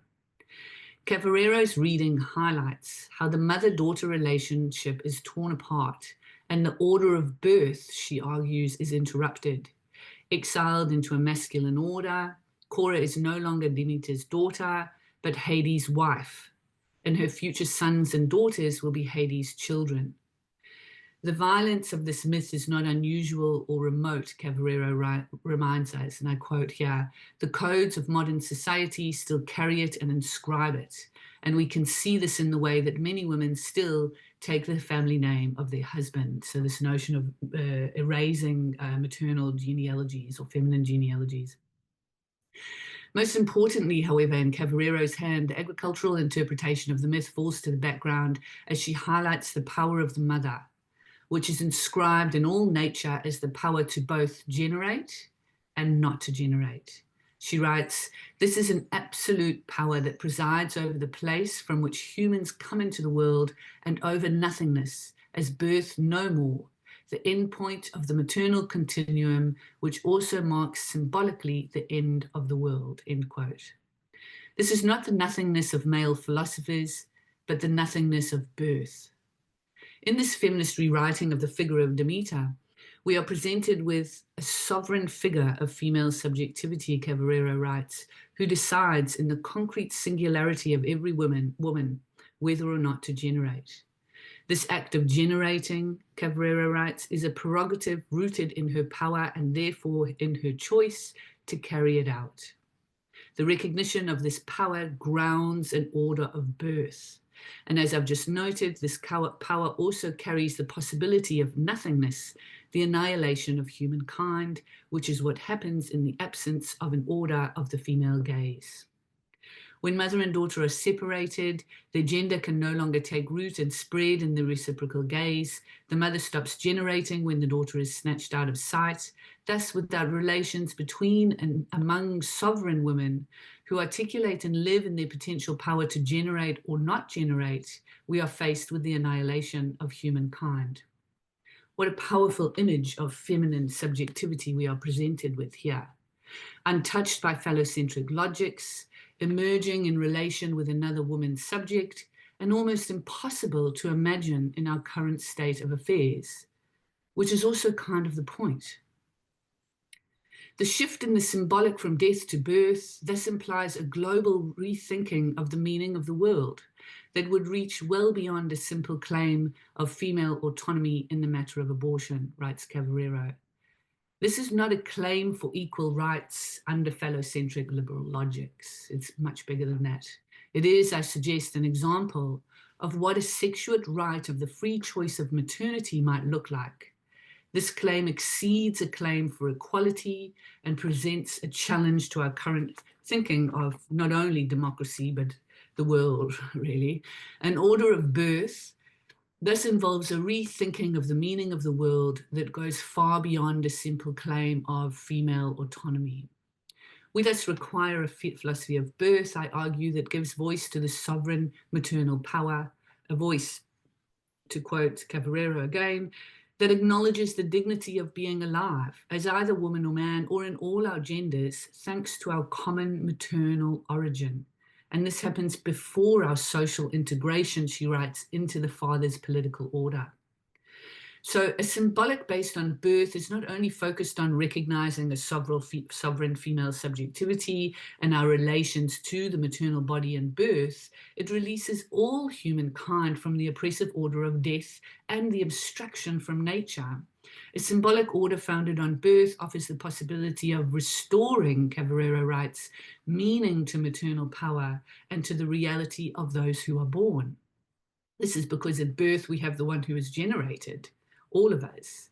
Here's a longer quote by Cavalera.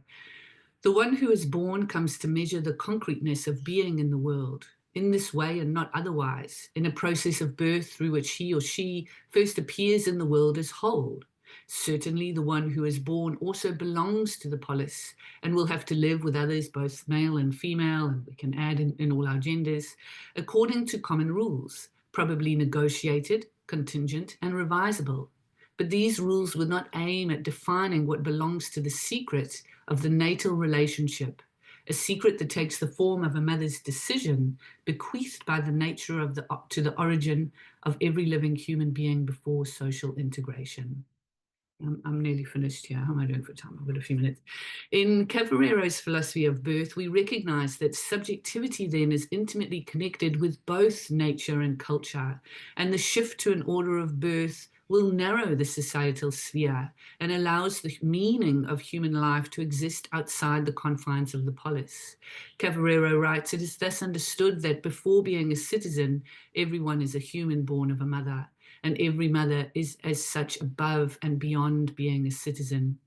For in the polis, she does not negotiate the maternal power that concretely belongs to her sex, nor does she allow others to negotiate it, end quote. It is non-negotiable. Maternity is not a common good. It is not in the service of the polis, patriarchy, and capitalism, and does not need to abide by these rules. We must imagine other ways of being in the world where philosophical significance is given to birth and to our relations with the maternal body.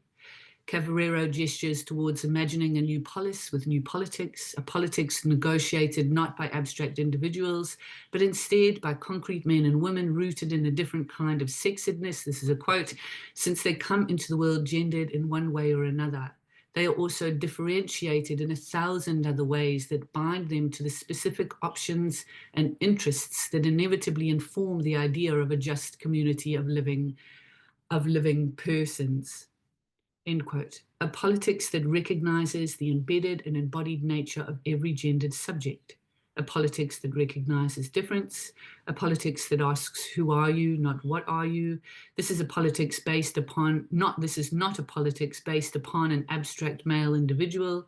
Instead, in the order of birth, subjectivity encompasses both nature and culture. Irigaray calls this the sensible transcendental, and it is this sort of stretching of subjectivity between or among intention of nature and culture that is at the heart of sexual difference. So this rewriting of the myth, I argue, of Demeter is an exemplary illustration of a sexuate right, this right to the free choice of maternity.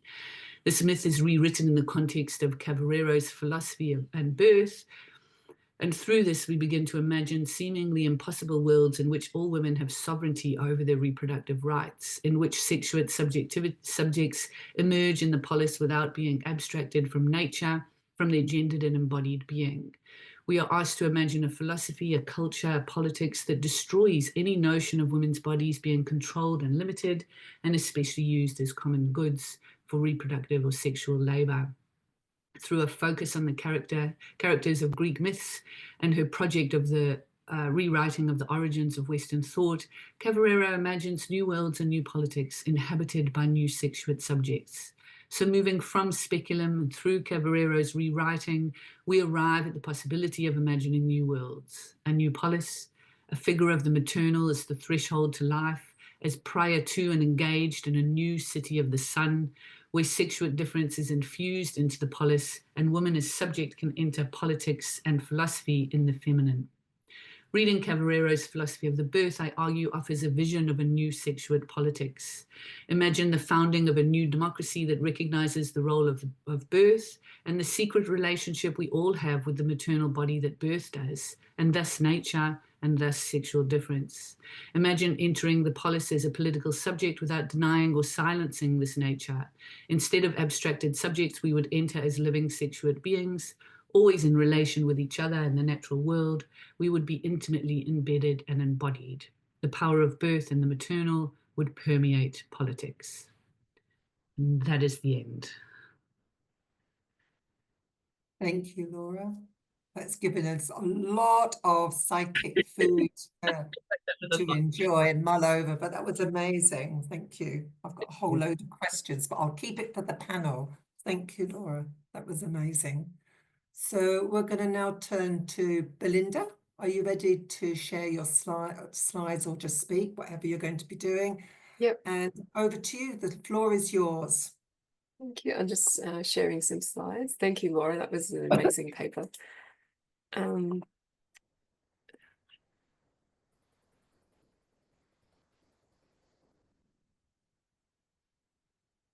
Okay, can everyone see that? I haven't done this for a while. Yeah, we can see it. Okay.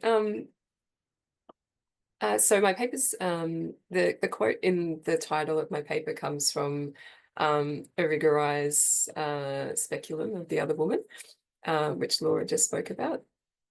So what if the object started to speak, which is speaking to the notion that woman as constructed as object. It's sort of a provocation that she gives. So what would be the implications if the object of Western culture and philosophy started to speak? And that's sort of the theme of my paper today.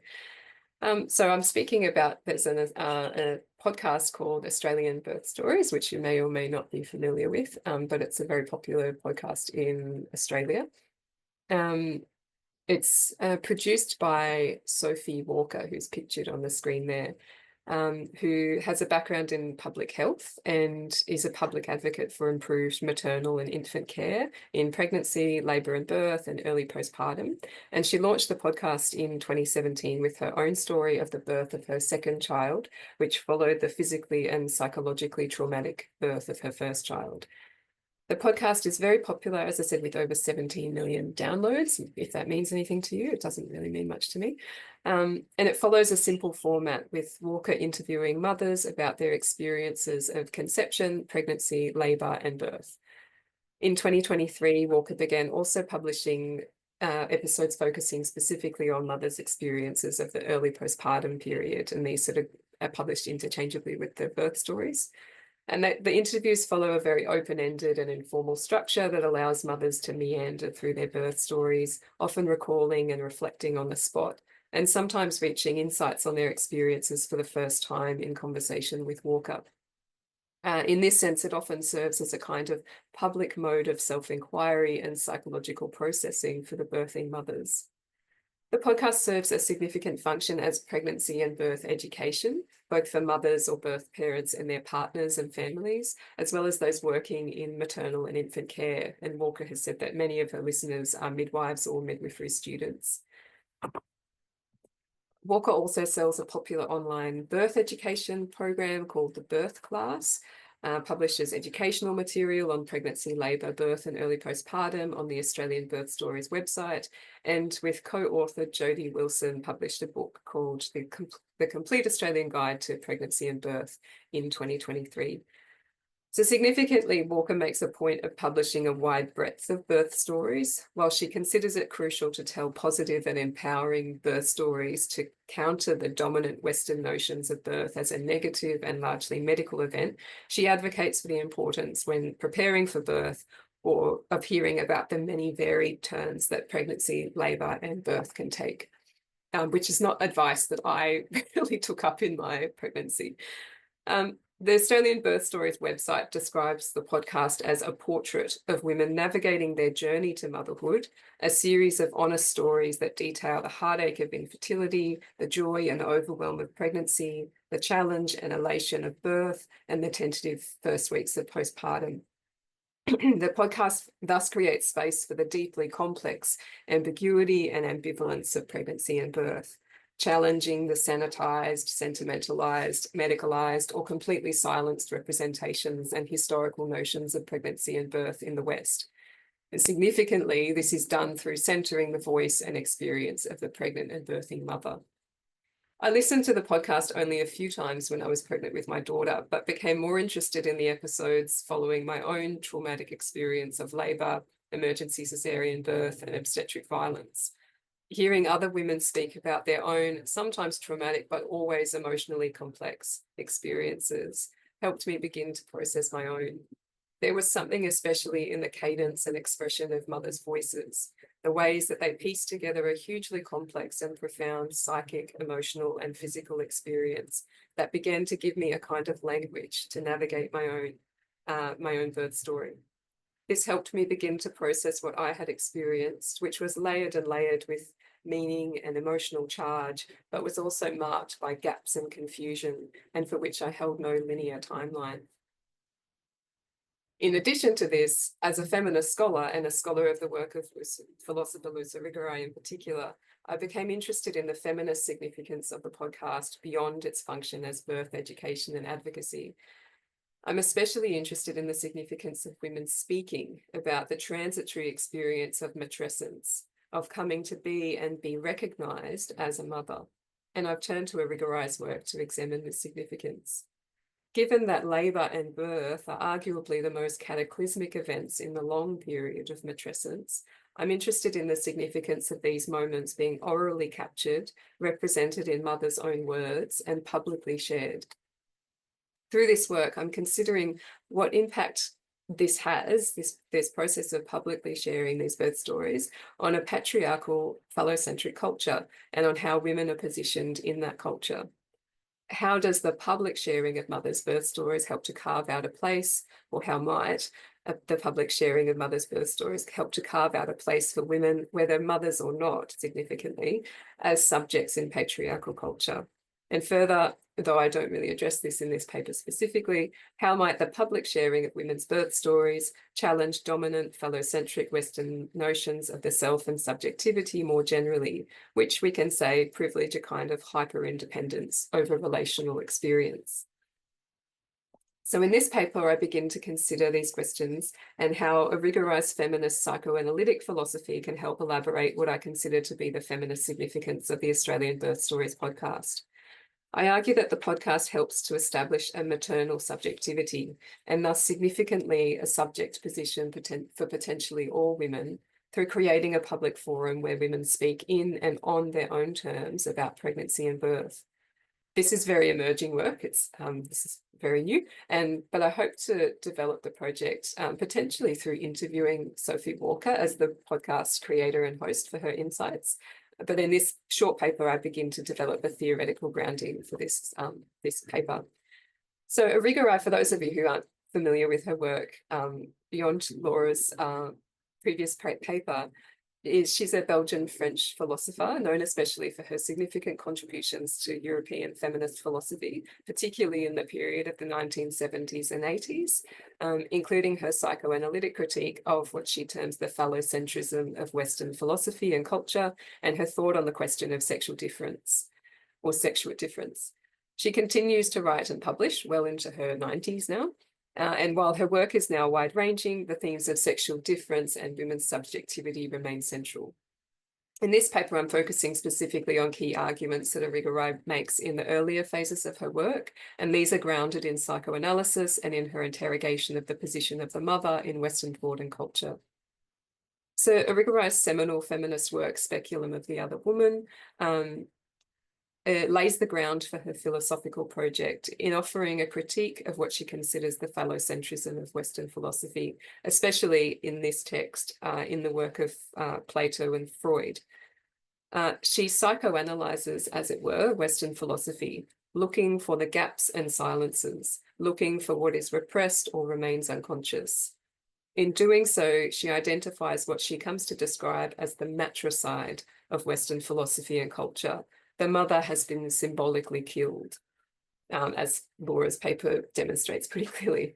The position of the mother and the dependence on and debt to the mother is ignored, silenced, denied, papered over. And this infiltrates almost all aspects of Western thought and culture and is, she claims, the cause of women's subordinate position in the West at least.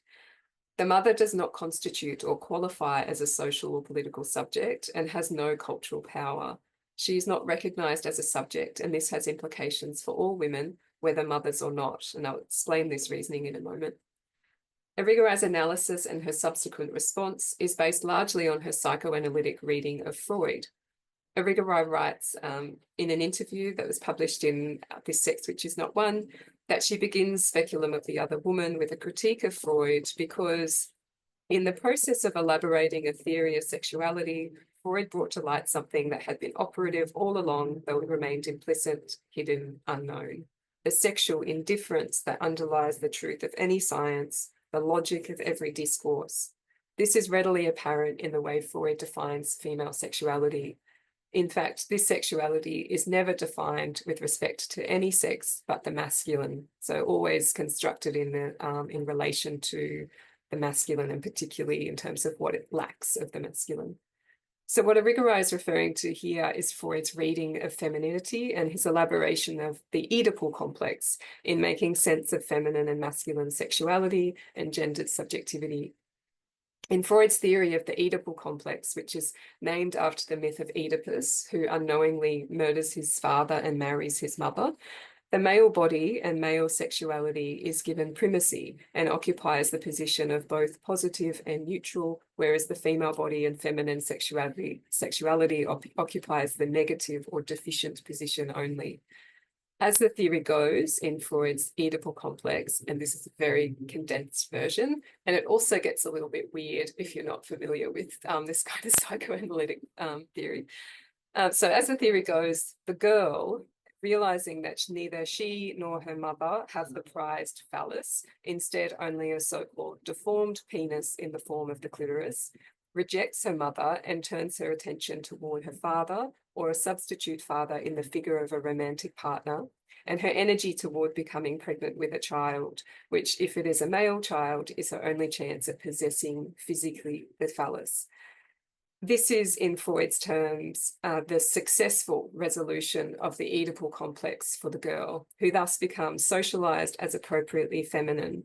And there are other potential unsuccessful resolutions of the Oedipal complex, which for Freud include homosexuality or pursuing an academic vocation.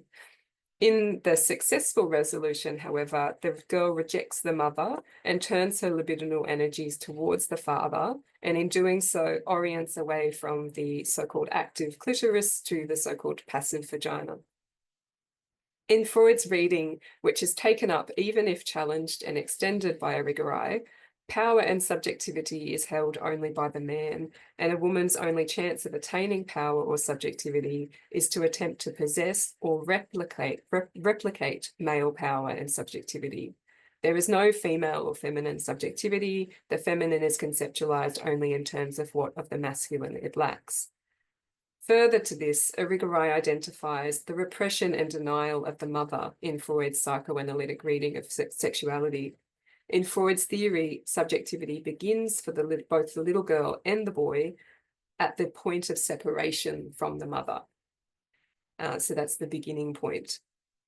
This is disastrous for the girl because while the boy is promised a so-called mother substitute in the form of a romantic partner and can thus return to the mother's body in a sense, the girl must transfer her libidinal energy from the mother to the father. So there is a shift that the boy, in some sense, does not need to make in a total sense. And in doing so, she shifts her energy away from herself, resulting in what we might today describe as a kind of internalized misogyny. She is thus forever cast adrift from the mother and from herself. She will not return to the mother's body as the boy will, if he himself also successfully resolves the Oedipal complex and is socialized as appropriately masculine and thus heterosexual. In Freud's formulation, which, as Irigaray acknowledges, is a description of a genuine state of affairs, he's sort of he's describing a cultural state of affairs. The pre-Oedipal, pre-spoken language relation to the mother, beginning in pregnancy, is completely absent. There is no recognition of the significance of the mother, her body, and the relation with the mother toward the formation of the subject. And so Irigaray, in psychoanalyzing Freud, notes this omission and considers it telling.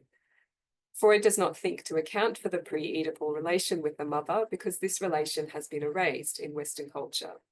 This, as Irigaray points out, is telling of a larger cultural pattern, and she criticizes Freud for failing to examine the historical context and factors that render the mother powerless and lacking subjectivity and voice, instead seeming to take this as a given state of affairs.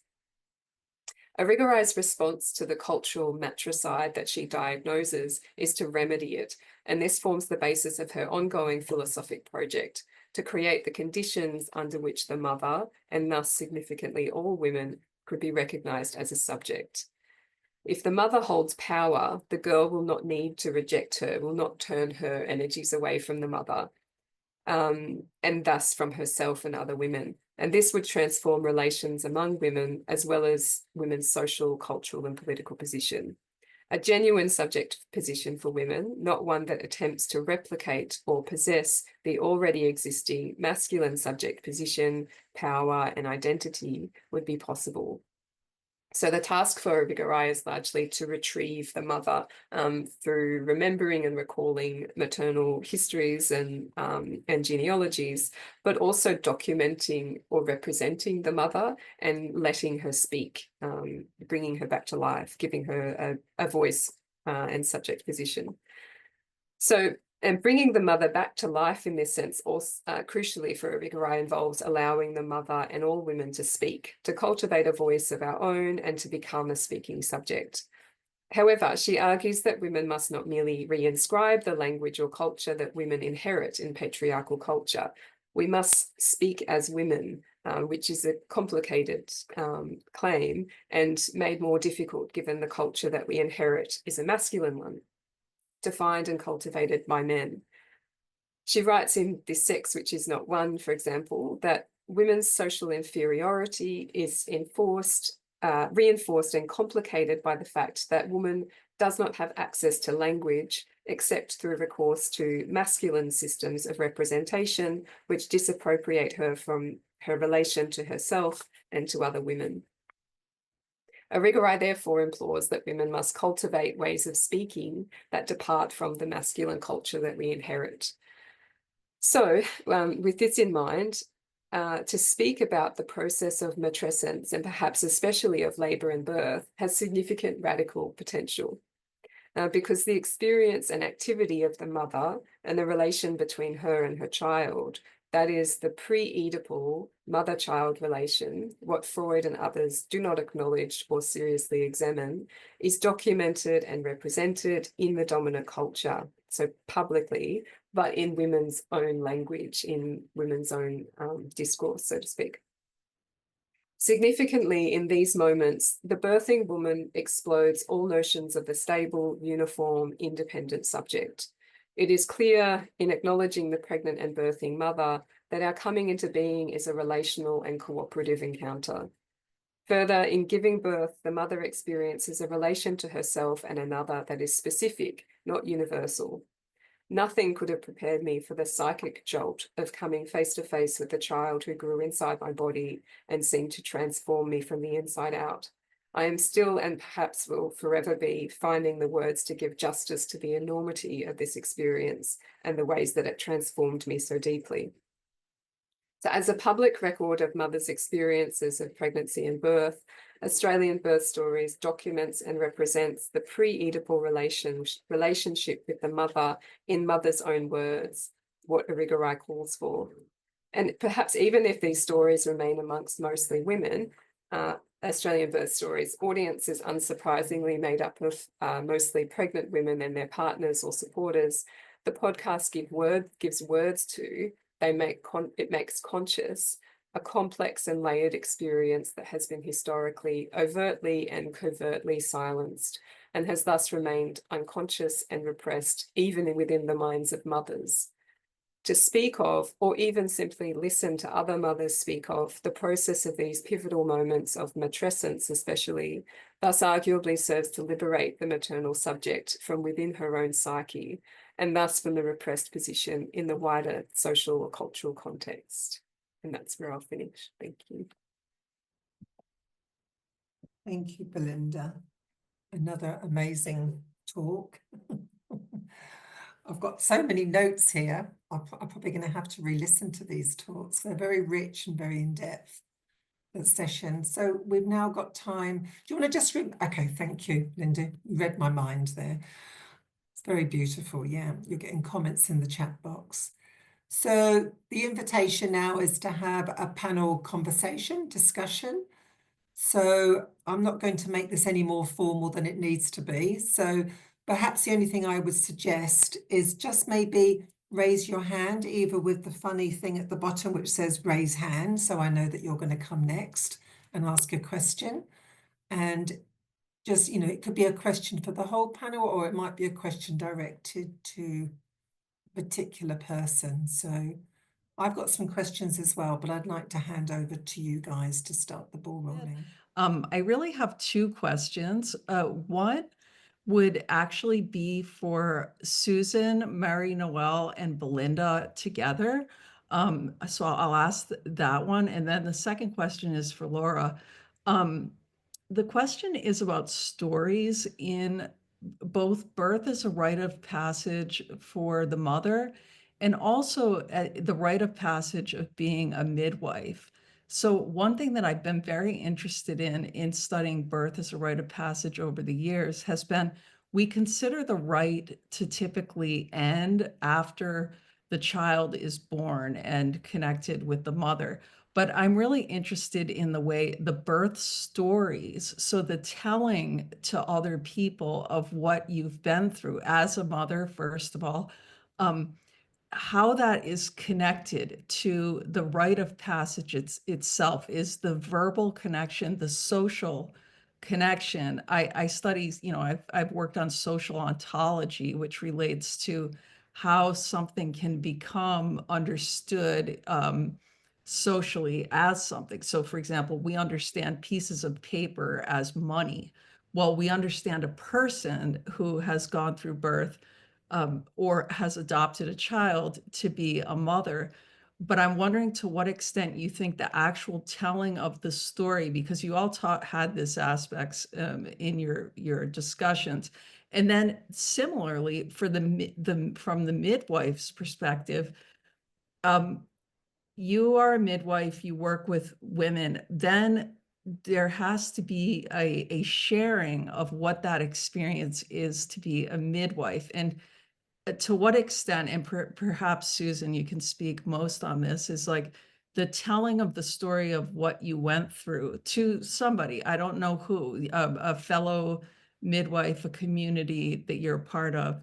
Is that a part of kind of the rite of passage of being a midwife? So that would be my first question. Marie-Noëlle, do you want to start? I have so many ideas, of course, like it's a great question, like a rite of passage of woman or for midwife. And the first idea that came to me was in my first research study, we came up to this idea of post-traumatic growth related to birth, like it's this idea, and like there's a spiritual aspect to it. And then I remember like there was like this paper saying that if a woman was given the chance to tell her story, like in the days following the birth, then actually the trauma would go down, and preferably with the person who was attending the birth. That'll be like easier. But then even then, like we thought like, but if you're telling your story like 3 months later or like a year later, or even I'm working with a part of my job with dementia women also, like I could meet. So they remember pretty much nothing from their life, but they remember that traumatic delivery of their baby that was dead right after the birth. And I keep thinking, if those women were given the luxury to be able to freely tell their story, will they be released from that tension? And then the rite of passage, this rite of like, will be actually done, even if it's 50 years later, even if it's like 70, but this I don't know. And for midwives, like what came through really strongly, and that's how I ended, like not my last slide, but the one before, like midwives wanted to tell those stories. It's like as if it's like stuck in them, and they're like, why are we not talking about that? Like, is that because the spiritual experience, we should not talk about it, otherwise it disappear? Or is it because there's no space? And so right now, as I came back here, I'm starting to like open up, like there's a chapel next where I work. I'm inviting like the nurses and doctors to come and talk. But right now they're not coming, they're too busy. But hopefully like they'll come at some point. Okay, thank you, Narita. I can add a little bit to that before we go back to Laura. So I think that the notion of stories is like a hidden, unspoken treasure within maternity care in general. And so I'm delighted to hear about the podcast going on in Australia. I'll have to dip in. Over the years, looking at maternity using stories as central to my research is part of what I do is I do a crafting of the stories and send back to the participants, really just as a gift to them for their participation. And if there's anything that they want to redact before it goes into publication, not for them to go into another interpretation. And without doubt, the feedback I always get is highly emotional. It's usually a confirmation of an experience that's never been told. Oh, I can feel that even just saying it. And mothers will always say, thank you so much for gifting the story back. And one woman I remember saying, I've now framed it and put it on the wall. And that will be a gift to my child as they get older, the story of their birth. So I think birth stories are not honoured in the way. And I think one of the women said to me, people are only interested if it's a traumatic story. They're not interested if it's just an everyday story of a birth that went well. And I think that's another mirroring of how society likes to focus on the dramatic. Childbirth is dramatic, whether there's been medical intervention or not. And as woman, she says the best part of her birth is when the midwife said the baby was crowning and she suddenly stood up and went, I've done it, I've got there. You know, to tell that story to people she felt that she didn't have the permission to say such a story, even though for her that was a victory.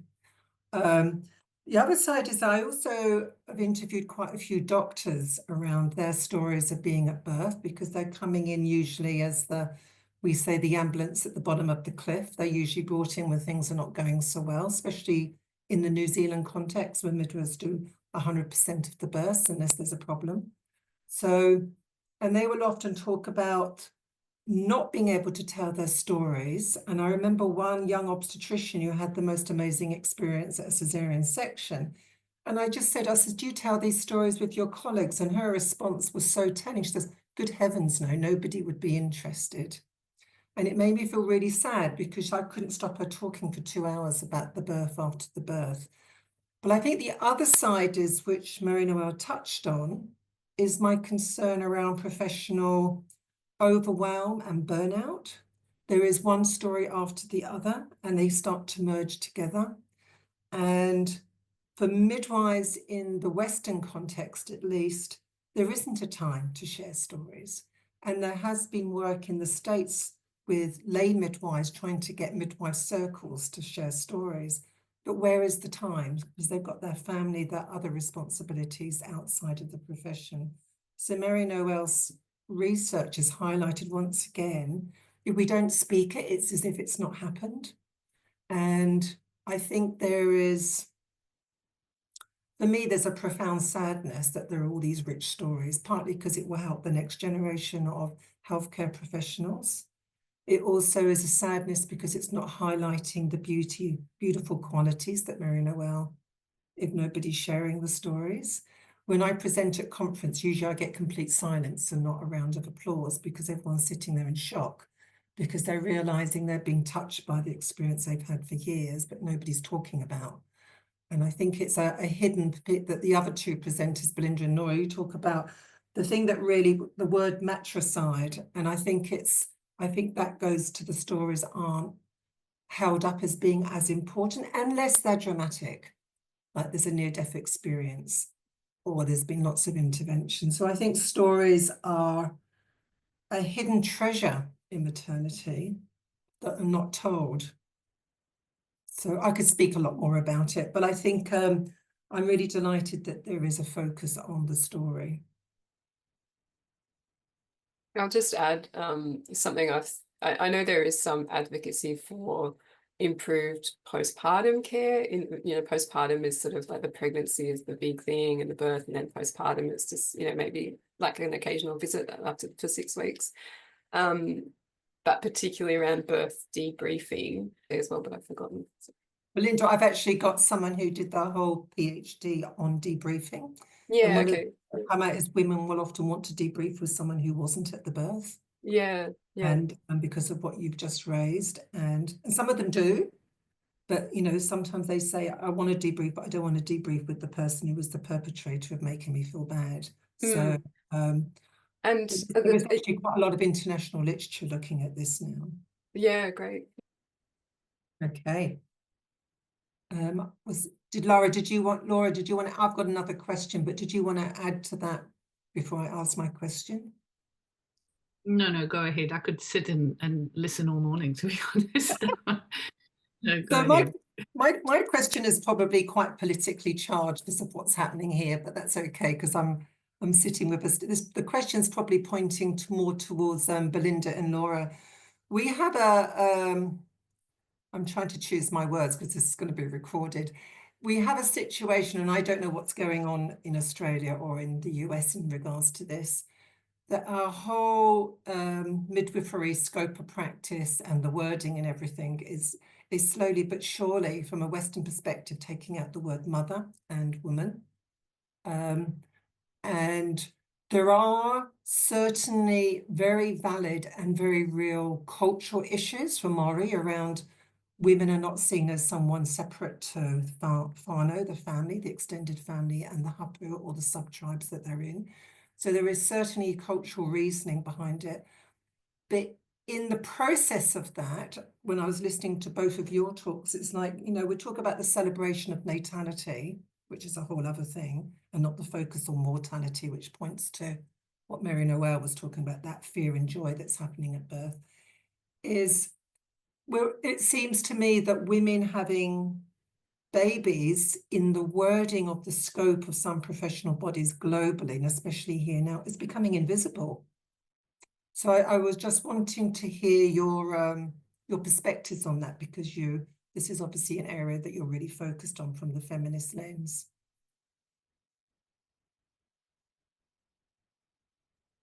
Either of you, go for it. Yeah, this is something that comes up often.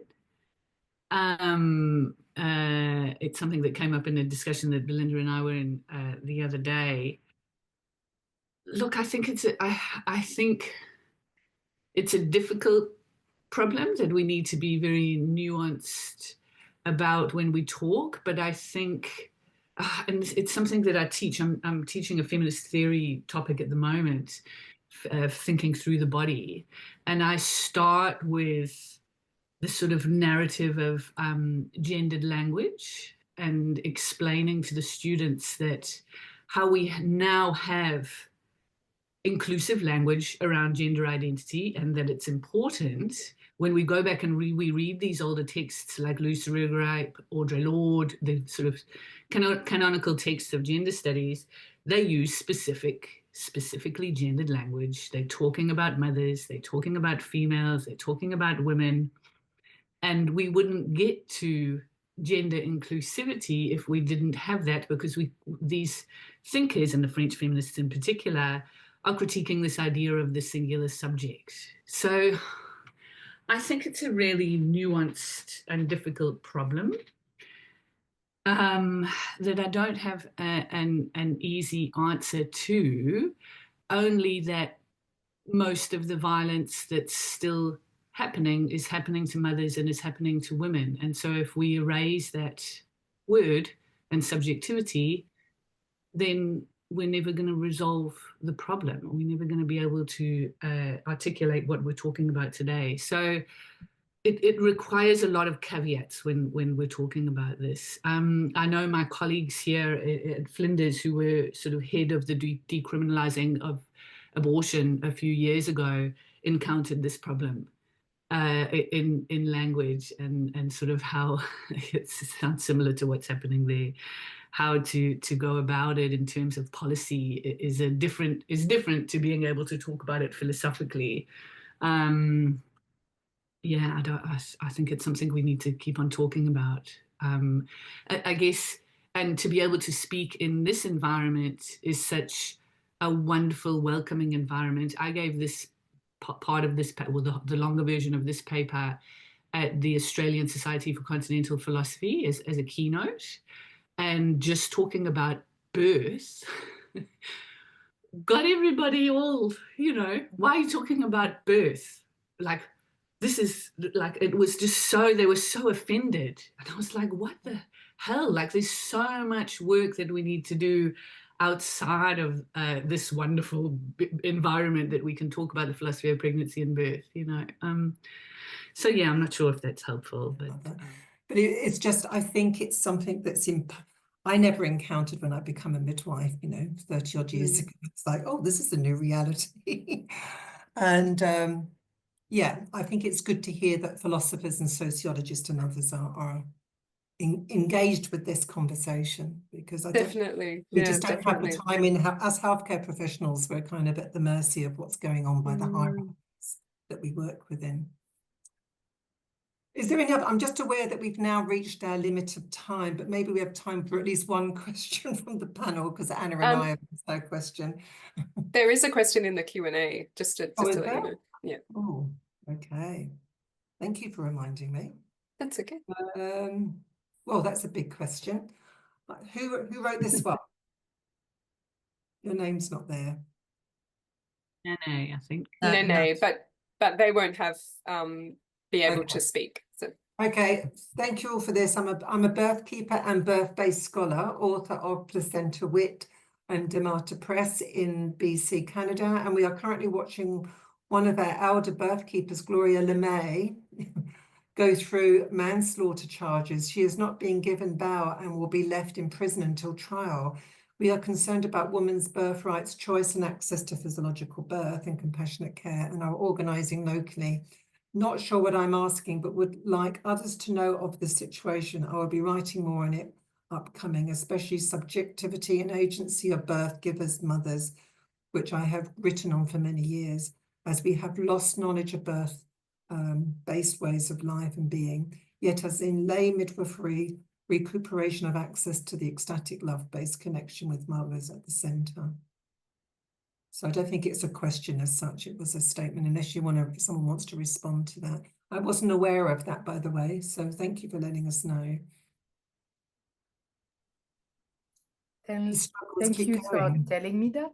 Sometimes I feel that in Canada, there's two Canada, and what goes on in Francophone Canada and Anglophone in Canada are not heard of. And I think it was a concern. We had like a case of a midwife or so locally who she went under trial, I think 10 years ago. It's like as if it's like we're hunting witch again, and which scares me when I see it like that. Yeah, so the only thing I'm saying, Nani, is like I'm sending my love and prayers, and I'll be aware of what's going on. I'm just acknowledging what is going on. Thank you for that. And I was just reading in the chat box quickly. I think there's a bigger conversation, which I've always wanted to do, is there's been a real focus on mortality. And I think that, you know, directing our gaze back to natality, or the celebration of natality that Hannah Arendt talked about a lot, is maybe something that's resonating in your study, Marie-Noëlle, as we go deeper into analysis around fear and joy. That fear is also the fear that someone may come to harm and die, as opposed to the joy of birth. So there's a lot of tensions around that in professional groups. The whole structure is set up around the prevention of death, not nurturing the celebration of birth. So did you see that? I think it was focused at you, Laura. There was a comment for you in the chat box. Yeah. So I think we need to come to, unfortunately, we need to come to an end. I think that we could all just keep talking for another hour plus easily. It's been an absolute delight to moderate this, but I'm going to go around and just give people a moment just to share anything they want to share, just as we come to an end, so everyone's voice is heard. Laura, as you're on the middle of my screen, do you want to begin? Thank you so much. Yeah, this has really been absolutely fabulous, Susan and Marie-Noëlle. I didn't get a chance to sort of comment on yours, but this notion of spirituality is coming up a lot in my classes lately in gender studies, where students are sort of, well, I've given them a couple of readings that get them thinking about spirituality, and it's coming up, and it's really sort of something that they're almost needing, that in gender studies and feminist theory often is ignored and passed over. So yeah, just and listening to all of this is very new for me. I'm usually just sort of stuck in philosophy, and we don't talk about this stuff. And Belinda, I really loved your paper as well, and I'm looking forward to what it turns into. So thank you for an extremely lovely way to enjoy my Sunday morning here, and thank you so much, Anna, for organizing. And I'll follow up on your question. I'll have a think about it. It's been lovely to meet you, but thank you, everybody. Wonderful panel. Yeah. Belinda. I'll just very briefly, but thank you to all of you, Marie-Noëlle. I really enjoyed your paper, and I definitely see the value in having spiritual care. And it's actually something that hadn't dawned on me, that spiritual care in maternity, in the maternity setting, seems so, you know, like far-fetched and like such a stretch, but it's so common at the end of life, and so just even in an institutional setting. So I think framing it in that way makes it, makes your argument very poignant. And it's really interesting to hear about the work you're doing. And lovely to meet the three of you, Susan and Anna and Marie-Noëlle. And I loved your paper also, Laura. Thank you. We'll talk about it later. Anna, do you want to? Oh, sorry, Marie-Noëlle, you go. I want to say that I always have a great respect for philosophers, like it seems like my words are like always stuck in my head, and you have this way of like, I don't know, writing and talking that gives me a lot of hope of like we can build something strong, because like we need strong arguments, and thank you for putting those words down, and like this idea of this new world and like a birth order, and like this idea of building more on women telling their stories, and I believe in all of that, and that that helped me go through the day. So thank you, Anna and Susan, for like being there and holding the space for us to talk to about what we are passionate about. Anna, did you want to say anything before I close? Yeah, I just wanted to first of all thank Susan for her beautiful moderation of this panel, and all of you for these wonderful papers. And, you know, we hope to have more events with the society. We will have this recorded. I will edit the recording. Please check out the recording. I'll have like the lists of the presenters, because some of what you've talked about today, you might be very interested in some of the other papers, and I can see collaborations starting in an interdisciplinary fashion, and it's really beautiful. So I hope to maintain contact with all of you. And I don't know if you're on the Substack newsletter, but if you're not, I can add you there. And then that will always have the notifications, and it will also have listings for grants and publication opportunities and things like that. But thank you so much, Susan. And I hope that I get to see you in person before another 10 years go by. Yeah, so do I. So I'm just going to close it in a minute with just a very simple prayer again. But what an awesome group of Wahine women to be able to have this conversation on a Sunday. I feel very privileged and very honored to hear the work that you're doing and the ongoing thinking that you're doing in this area. So I'm just going to end, actually this time I'm going to use a Buddhist prayer. I'm not Buddhist, but I'm going to end on a Buddhist prayer just because I think it's really appropriate for the conversation. May all beings be well. May all beings be happy. May all beings be safe and content within the circumstances of their life. May all beings go well. Okay, thank you, everybody. Thank you, Susan. Bye, everybody. Bye.